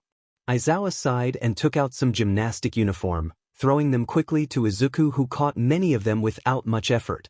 Good reflexes. Now, all of you wear those and come to the field, no exceptions. I don't care how you get there, just be there in 10 minutes or you all get detention for the rest of the year. Aizawa then left, leaving panicked students to run out to the front, fighting over the uniforms that fit them. What kind of teacher is this? Everyone in the classroom thought. Well, all but Hitoshi, of course, who can already guess what his dad has in store for them. You're all here. We will begin a quirk apprehension test shortly. Aizawa said with as much energy as he can muster, not looking at any of his supposed students. Wait, what? No entrance ceremony or orientation for us. Uraraka voiced out her thoughts, and it seems like she wasn't the only one thinking about the same thing. Their teacher's demeanor hasn't exactly said professional from the amount of time that they knew him, considering that he literally rolled into class in a sleeping bag that reeks of something dead inside of it. If you want to be a hero, you simply don't have the time for any of that. UA is known for its unrestricted style, and that applies to the teachers as well, so we can teach our class in whatever way we see fit. Aizawa said simply, listening in for any students that might question him. When he couldn't find any, he turned to face the class and continued with what he was doing. You all have been doing this since your middle school, correct? He pulled out a device with an electronic screen, holding it out for the class to see. It was a list containing some physical activities that they used to do. Physical fitness tests that prohibited the use of any quirk whatsoever. Our country continues to calculate averages based on the uniformed result of superhumans, which should be considered illogical in the first place. The Ministry of Education is just too lazy to do their jobs correctly. Aizawa grumbled irritably, throwing shade like it was nobody's business. He looked towards Izuku and spoke up again. Midoriya, you came in first in the practical portion of the exam, am I correct? He announced suddenly, turning everyone's attention towards the boy. Pointedly ignoring his son's disapproving eyes, friend or not, he had a job to do. Izuku immediately glanced at his two friends. Hitoshi looked impressed, while Katsuki looked rather conflicted. He doesn't know why his friend is conflicted, and he really doesn't like that. Izuku sent him a concerned look, which was when Katsuki returned with a scoff and an eye roll, making it very clear that he shouldn't worry. But something tells Izuku that he still should anyways. Izuku pushed away his worries for a bit and answered his teacher. Why yes, Aizawa-sensei? In the past, what was the best result in you softball throw? Best I did last year was 115 meters. But that was only because my quirk is a passive one and I couldn't really turn it off. I tried my best to hold back, but it's really hard to do that. They didn't let me do any more of the tests when they found out about that. Izuku said shyly, hoping his answer would satisfy his teacher. Murmurs arose from the class, wondering if what they just heard was true. But they were stopped from getting louder pretty quickly by a glare from their teacher. Aizawa raised an eyebrow, but didn't comment on anything specific. Then try and throw it with your quirk this time. And I warn you, absolutely no holding back throughout the whole duration of this test. He said with a voice so stern that Izuku couldn't help but nodded frantically at him. He was terrifying. Izuku stood in the middle of the circle, looking at the ball that Aizawa had given him, doing some basic stretches along the way. Okay, no need to worry, Izuku. You can do this, just believe it yourself. You have a quirk now, heck you have two quirks now. You got this. Izuku hyped himself up as he waited for Aizawa to give him the signal. Wait, how do I even activate one for all? Meh, I'll figure it out later. Now remember, you can do anything inside the circle as long as you don't step a foot outside. Now hurry it up with all your might or whatever. Aizawa tiredly explained, wanting to get this over with as soon as possible. Here goes nothing then.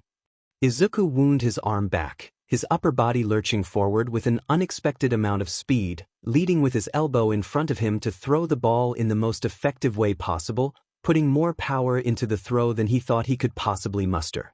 And as he was about to finish his throw, he yelled out a cry to pump himself up even further. Whitey! His words echoed through the air as dust shot back from the air pressure. Multiple massive shockwaves erupted in the area, trailing behind the ball that has just been thrown at significantly high speeds and departed nearby clouds into rings. It continued to rise and rise and rise, until it disappeared completely into the giant clouds, obscuring their view of the ball. After a moment of stunned silence from the whole class, Aizawa's device beeped. The man looking at Izuku's result, displaying only a small smirk and one raised eyebrow. Not bad, kid. That is the reason why you need to know about your maximum limit first. It's the most logical way to form your foundation as a hero and to help you learn how to control your quirks more efficiently. He turned the device towards the class, making them gasp in astonishment from how far the green-haired boy had managed to throw it to. 1,610 meters. Seriously? What the heck kinda OP quirk is that? A blonde-haired boy with a black lightning bolt stripe on his hair asked incredulously, sweating at the sheer power that was Izuku. It is very impressive if this was a strength enhancer quirk. I can see how you landed yourself the first place on the entrance exam, Midoriya. A girl with long black ponytail politely commented, her face displaying a small polite smile. This looks so fun. The pink girl said excitedly. Yeet. Seriously, Izuku? I expected better from you. Hitoshi snapped out of thinking about his friend's choice of a war cry when he realized what the girl just said, wincing as he braced for what was about to happen. If he knew Aizawa well, and he does, then things were about to get a lot more serious. This looks fun, huh? Aizawa chuckled darkly, a dark aura emanating from him, causing the whole class to drop dead silent, the pink girl now realizing that she had effed up big time. You have only 3 years to learn how to become a hero. Do you plan on having that kind of attitude in my class? Aizawa questioned his whole class. His eyes lingered on the person who said it a bit longer. Unnoticeable to everyone else, of course, but the girl in question felt a shiver run along her whole spine as she spotted her teacher's cold, calculating gaze staring directly into her soul. Aizawa smirked. All right then, whoever has the lowest overall result through all of the 8 categories will be considered to have no potential whatsoever and will be immediately expelled. His words earning terrified gasps throughout most of the class. I wasn't lying when I said we teachers can choose to do whatever we want with our class. Aizawa used a hand to lift his lock of hair that was hanging on his face, showing the terrified class slightly manic look and smile that he currently has. Welcome to U.A's hero course. Try not to die while you're here. A silent dread followed after Aizawa's statement. Nobody in the class dared to even speak. Well, almost everyone. How can you expel us? It's only our first day here. And even if it's not our first day, it's totally unfair to all of us who worked hard to get here.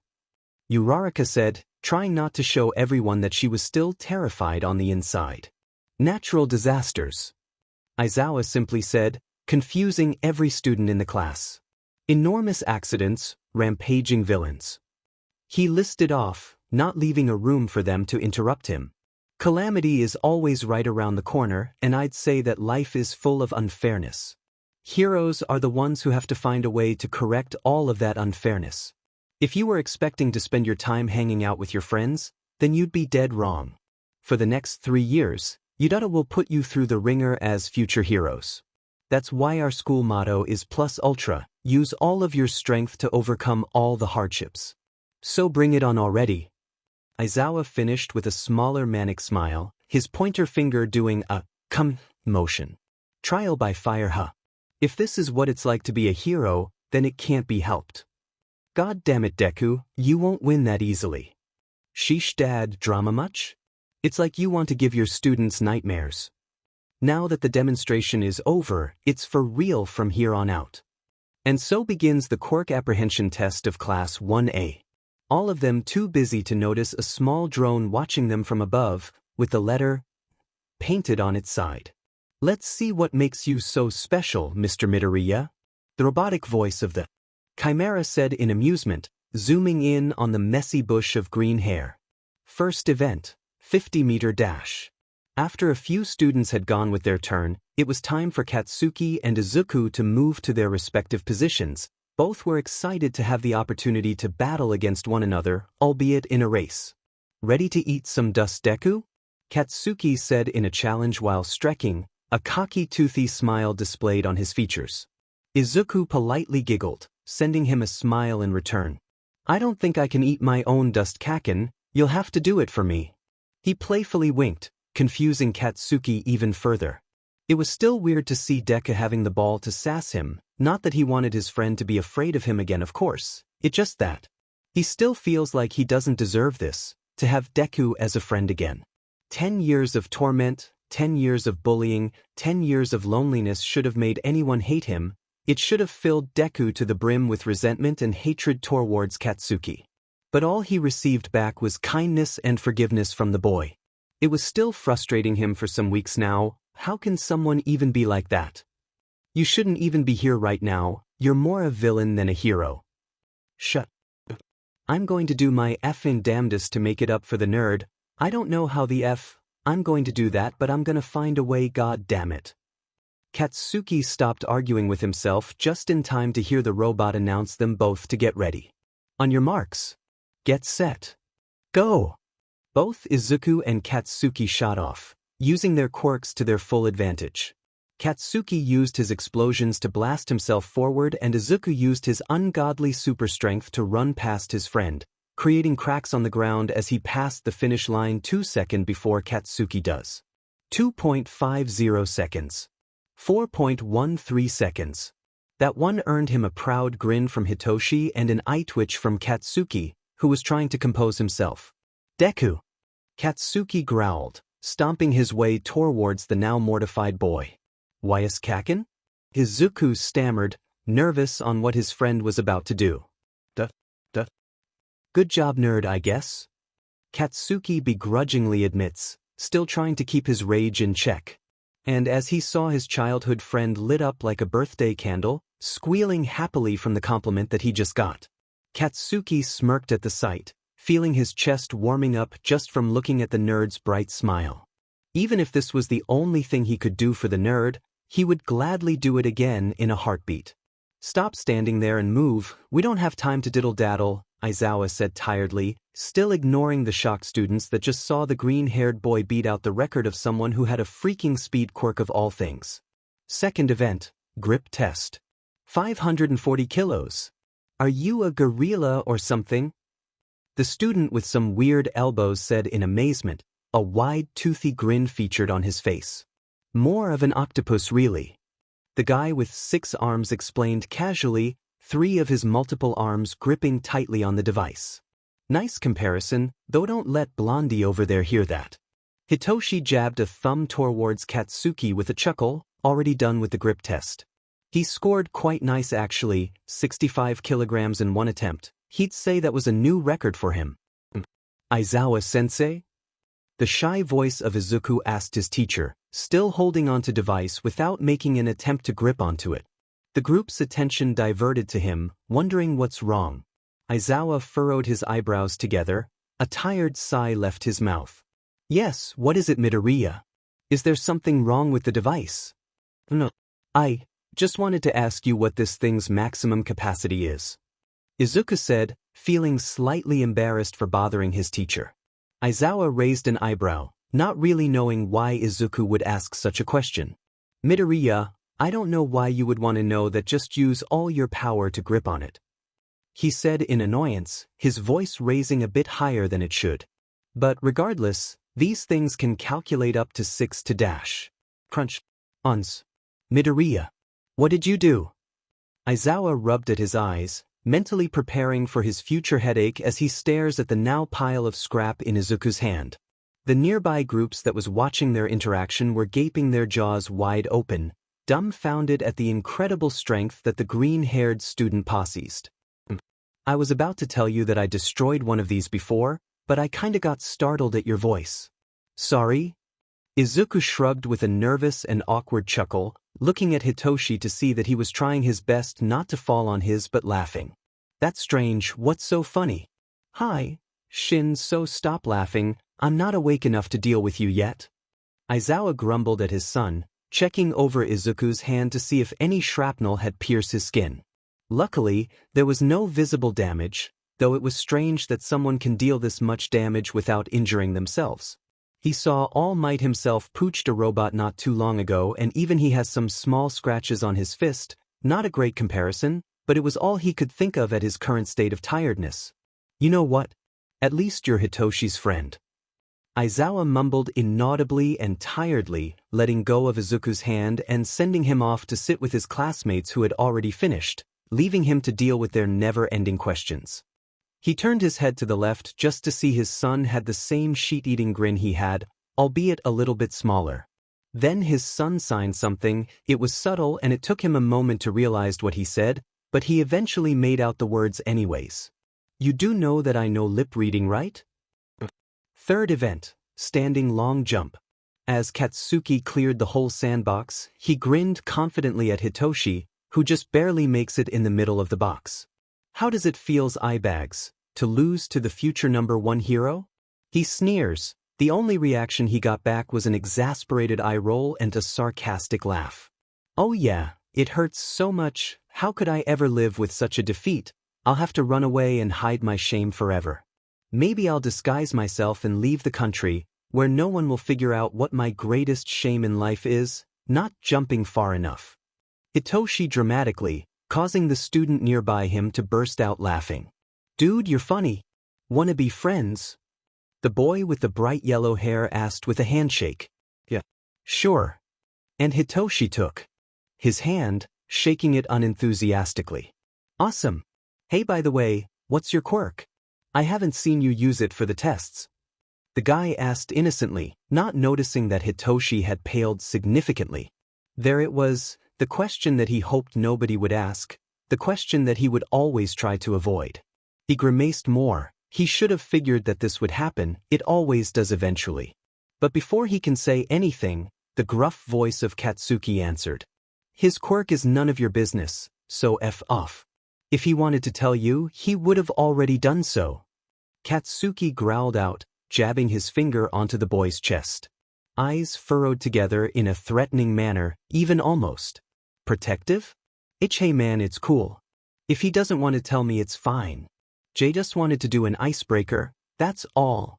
The boy raised his hands in defense, scared for his life. Hey Bakugo, it's fine, don't worry about it. Hitoshi said, unsure if this was even the same guy that he knew. Sure, the scowling, the angry growling, the swears are all the telltale signs, but Bakugo himself would never try to defend him. Right? Tisich, whatever, enjoy wasting your F&G time with the stupid extras eyebags. I'ma go do something actually meaningful.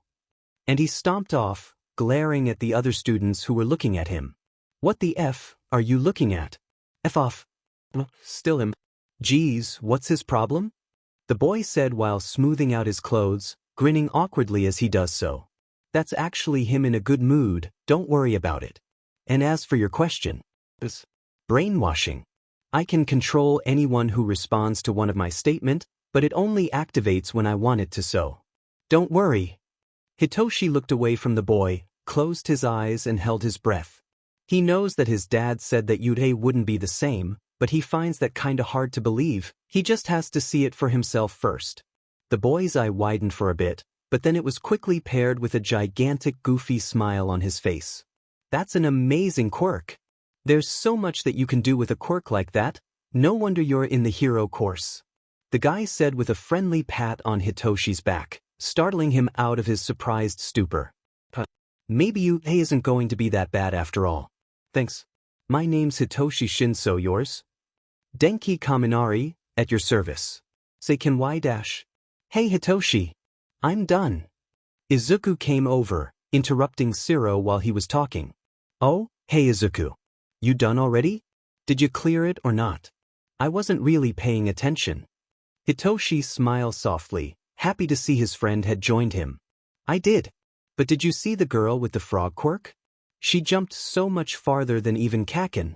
Like 20 meters. I wonder if there's any other thing that she can do. Is her tongue as long as a frog's? Or maybe her skin can absorb oxygen underwater. How fast can she swim? Wait, can she stick on walls to dash? Knock knock. Who's the dash? Izuku's eyes turned blank, stopping his rambling from going any further. Seriously, why do you fall for that every time? Also, sit down and stop rambling. Izuku moved automatically, sitting down next to Hitoshi without even making a sound. He let go of his hold on his friend, already picturing the pouty face that he was going to give him. Kaminari was just staring at the two in amusement, his goofy grin still present on his face. This guy is so cool. Fourth test, side steps. Hey, do you feel like someone here was supposed to be doing this better than us? Kinda? It's probably just anxiety, dude. I mean, I don't think any quirk out there can help with a simple sidestep. Even if there was, kinda useless for the hero course, don't you think? Yeah, you're right. It's probably nothing important. I'm just glad that none of our classmates are major perverts though. Well, that I can agree on. Fifth test, ball throw. Infinity. The whole class yelled after they just witnessed Uraraka sending the ball into the freaking orbit. How do you even calculate that? Doesn't matter. Bakugo, you're up next. Aizawa pointed to the scowling blonde, already kinda miffed that she scored an infinity of all things. How the hell is he supposed to beat that sheet? He shook his head lightly and started moving towards the circle, his thoughts swirling around his head at how he can prove to everyone that's he gonna be the best in this class. You can do it, Kacchan. Izuku yelled encouragingly, cheering his friend on despite the stares he was getting. Katsuki glanced at him before giving the boy a smirk and a thumbs up, not saying anything else. He got into the circle and started stretching his arms, trying to loosen them up to give himself more power to use. I'll add a blast to this pitch then, maybe even a. Then Katsuki's eyes lit up with an idea, his mouth splitting into another feral grin. I'm sure you already know what to do, now get on with it. Aizawa said, eyes still looking at the device in his hand. Sure, teach. He swung his arm around, getting himself into an optimal position. He brought his arm back for a moment and moved his body forward in a quick motion, gaining more momentum in his throwing arm. He released the ball with an explosion, but not a too powerful one, then he gripped his wrist with his other hand and aimed it at the flying ball. Die! He yelled before releasing an explosion that was even bigger than their classroom, sending the ball flying even further into the distance, creating multiple shockwaves. The air pressure around him shooting up more dust in the area, causing the students to block their face. Die! Izuku thought with a stifled chuckle as the dust settled, seeing his friend standing there with a triumphant grin, hunched over holding his twitching arm. Kacchan is so cool. Aizawa rubbed his eyes for a while, regretting standing as close as he did. A beep from the device sounded out in his hand. He looked down and was pretty surprised with what he saw. Impressive. He turned the screen towards the class again, already prepared for the shocked yells that followed. Holy shit. 889. That guy's a monster. Yeah. Did you see his moves? So manly. I must admit, he has very skillful control over his quirk, though his attitude still leaves something to be desired. Katsuki was about to yell to his classmates to mind their dimmin' motherfucking business, but he was interrupted by a smiling Izuku with a proud look in his eyes. You did amazing, Kacchan. I knew you can do it. Izuku hooped again, this time, getting an eye roll from Hitoshi. You don't have to feed his ego, like every 5 minutes, Izuku. Can it eyebags? I don't have effing ego. He growled out, popping miniature explosions to intimidate the purple insomniac, but then, his quirk stopped working. Huh? What the hell? Why can't I use my quirk? Katsuki growled, flexing his hand to create more explosions but to no avail. Bakugo, I won't tolerate you using your quirk to threaten your classmates. Damn it, I was this close to not have to erase anyone's quirk. Aizawa, whose hair floated menacingly and whose eyes glowed a deep red, grumbled a bit louder than he planned, causing murmurs to arise from the class. Great. Izuku practically squealed from excitement as he finally connected the dots.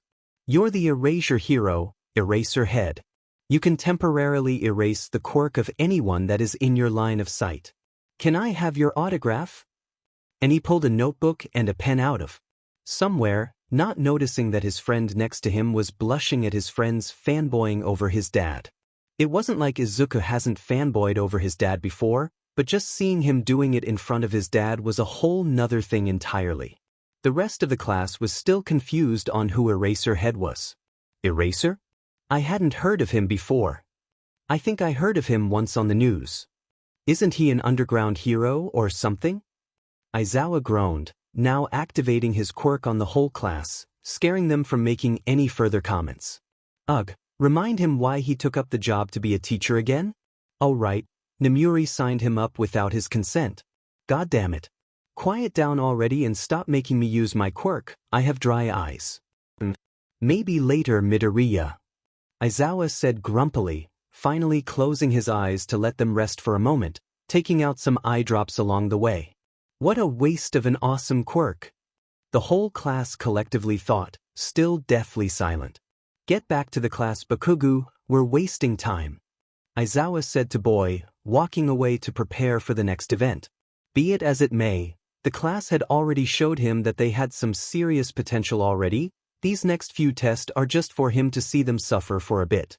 He can't help but let a small sadistic smile appear on his face, scaring the already terrified class even further. Maybe being a teacher wasn't so bad after all. Sensei? Ashido accidentally got her horns stuck in Yaoyorozu's hair. God fing damn it. Sixth test, Fetus. Midoriya.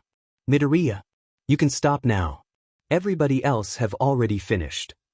Izuku, on his 300th sit-up, snapped out his thoughts. His toned, muscular arms being revealed when his sleeves were scunched up on his shoulders. Oh, oops. Sorry, Sensei, kinda blanked out there. Whatever, just get up already. We got other tests to do. He said, while sending Izuku back to the gawking class, rubbing his temple along the way. Izawa sighed. DMN problem child. Seventh test, seated teach. How are you that flexible?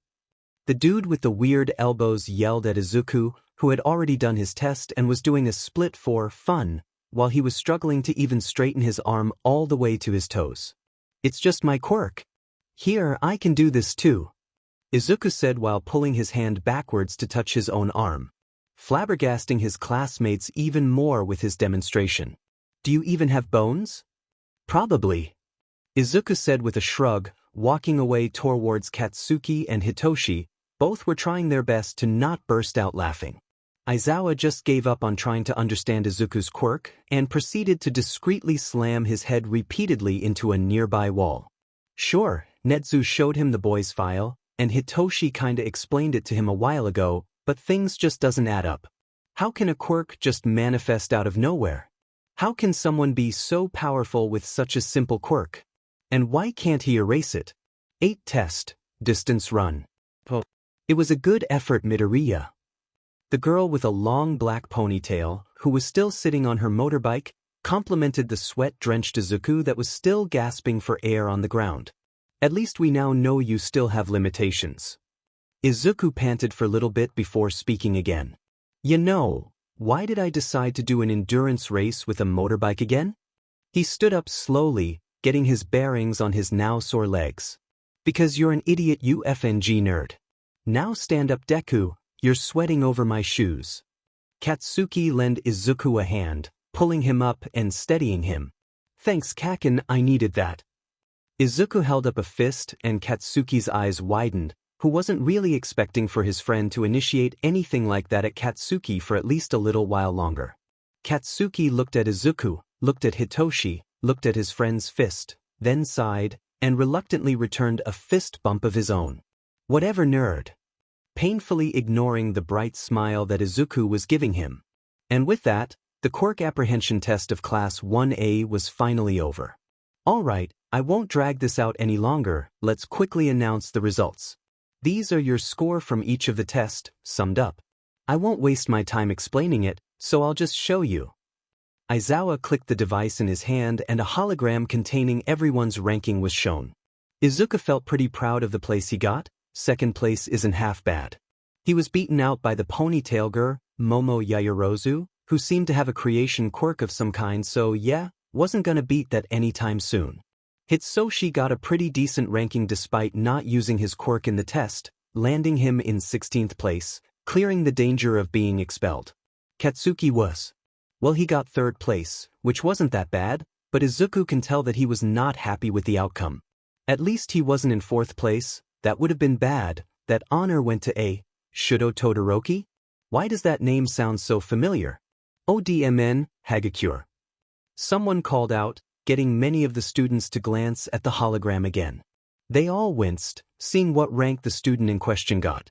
It was the girl who seems to have an invisibility quirk of some sort. She cried out in panic, making sounds that seems like she was crying, though nobody knows if any tears were shed. Oh, and by the way, I was lying about the expulsion thing. Aizawa said casually, silencing the class in an instant with his deadpan rivalry. His mouth then formed into a terrifyingly unsettling grin, mortifying the students even further.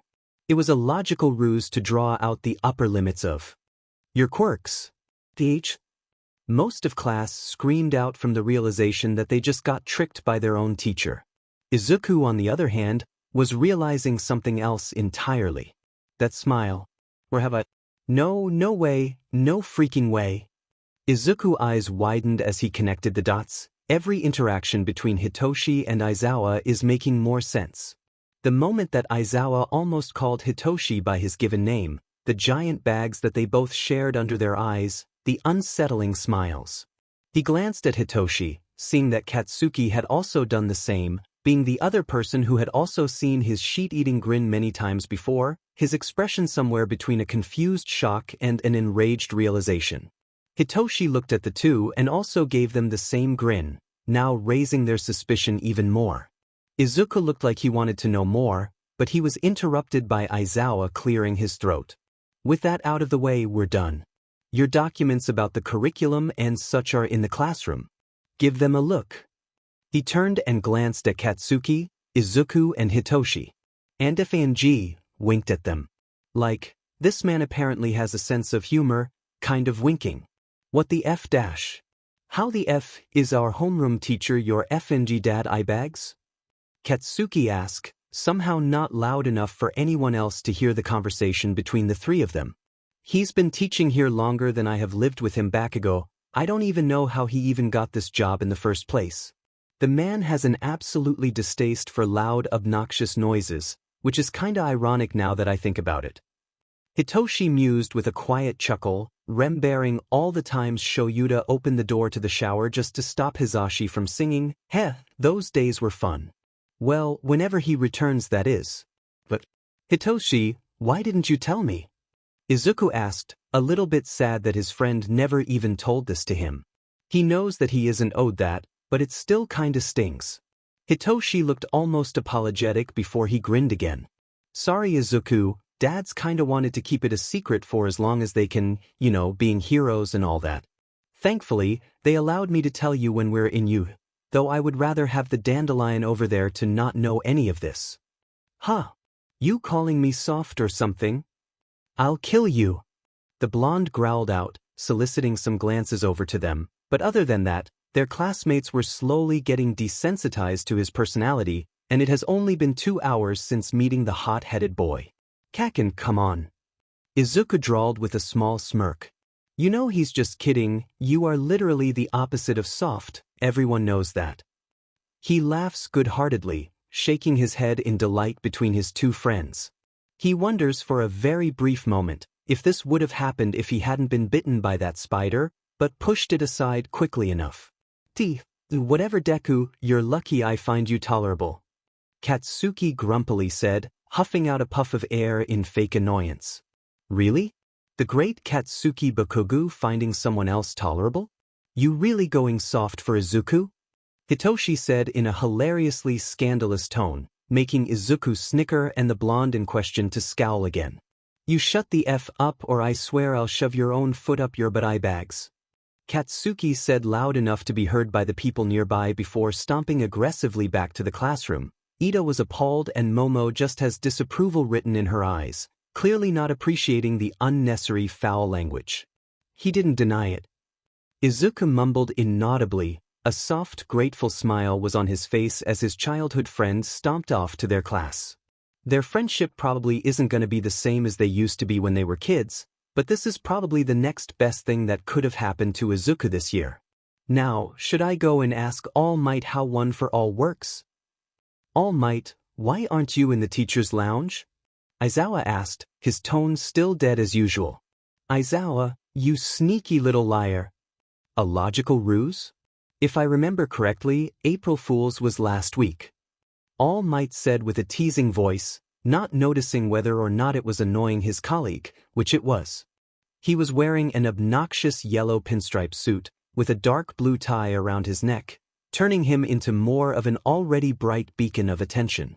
Last year, all the students in your class were expelled. Your reputation of cutting off those that have no potential whatsoever have already preceded you, my dear friend. All Might chuckled, his boisterous voice still as heroic as ever. Aizawa sighed. Their potential isn't zero, I'll give you that. I would have cut off anyone that I deem was hopeless, no use letting them chase the impossible. His voice turned a little colder, hoping to get this conversation over with. Of course. Though I must say, you seem a bit more frustrated about young Midoriya. Care to elaborate on that? All Might said with a grin, though there was a hint of hesitation that didn't went unnoticed by Aizawa. It was strange enough already that the man had went out of his way to watch the students, given the time limit he was on, but to ask about Midoriya specifically without any prompting? Now this was getting suspicious. Aizawa thought for a moment, before he smirked and put his plan into action. No, I'll figure him out myself. Though you seem to have an interest in him, All Might. The hero flinched a little, his grin turned a bit more nervous, a drop of sweat rolled down his forehead. That was easy. I don't have to remind you that as teachers, we're not supposed to have favorites, it's unprofessional. Aizawa said, choosing his words carefully to act as though he was reprimanding the man before he walked off, faking ignorance to the visible sigh of relief that went through the number one hero. Seems like he needs to pay close attention to these two then. Good, he needed something to pass the time anyways. Somewhere in a dusty bar. Is the Numu ready yet, Kurojairi? A man with light gray hair asked impatiently, his face covered by some sort of human hand while his real hand scratched at his dry pale skin harshly, almost breaking it from how hard he was scratching. All in all, he looked like a villain. The doctor informed me that it was coming to its final testing phase. You shall have it in your hands by tomorrow, Tamura Shigaraki. Plenty of time to gather whatever necessary information you might need. A dark purple mist with bright glowing eyes, now identified. As Kurojairi answered patiently, cleaning down the shot glasses that seemingly just appeared in his hand. Ugh, why can't NPCs work faster? I was promised it by today. Shigaraki reached a hand to grab a nearby shot glass, putting all 5 of his fingers on it before leaving nothing else but dust in his hand, angrily slamming it down on the surface of the bar. Although he was feeling grateful enough not to disintegrate part of the bar itself, lifting up his pinky to stop his quirk from activating. Kurojairi sighed, mentally adding what the boy destroyed to the shopping list for later. Sensei said that you'll get it when it was done, Tamura. Be patient and all will go according to plan. Gather whoever or whatever you need for the upcoming attack and we'll plan it on from there. Information is the key to all of this, so focus on that. The man said calmly while dusting away the pile of dust in front of him. Whatever. I only need those side characters to be cannon fodder. They aren't worth it if you ask me. The Numu can kill them all easily, especially All Might. The man grumbled grumpily, now switching to scratching his neck instead. Kurojairi wanted to argue with the boy before him, but elected to stay silent and just nodded. It wasn't worth the amount of money he would have to spend to replace anything the boy might destroy along the line anyways. Very well, Tamura. I'm going to head off for shopping now. Would you like anything while I'm out? The man said while putting down the glass in his hand, moving to put on his coat and scarf. Actually, can you get me some Coke? The drag or the drink? What kind of question is that? Of course, the dash. Knock, knock, knock, knock. The banging coming from the front door interrupted their conversation, causing Shigaraki to growl in irritation and Kurojairi to sigh, pulling off his coat and scarf, smoothing out his uniform and walked towards the door to greet their new visitors. He opened the door slightly, peeking his misty head out to see who was in front. May I ask who's there? A group of various people in different ungodly costumes, seemingly homemade villain outfits, stood in front of the old bar.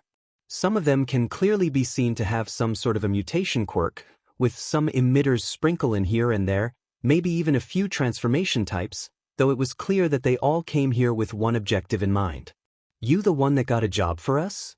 A brutish villain asked, his shark-like teeth bearing a sinister smile, probably as some kind of intimidation attempt. Amateurs was all Kurogyari could think off from the selection of villains before him, not really impressed with what he's seen. It was bad enough that they showed up as a group in broad daylight, but trying to intimidate your potential employer with that pathetic attempt of a grin was such a cliché. Nonetheless, they were here for a job. Who was Kurogyari to deny them of that request? Of course, please come in. There's someone here that you have to meet. He led them into the bar, all of them smirking in some sort of self-satisfaction. And if their numbers somehow lessened by the end of their meeting with Shigaraki, it was just business as usual.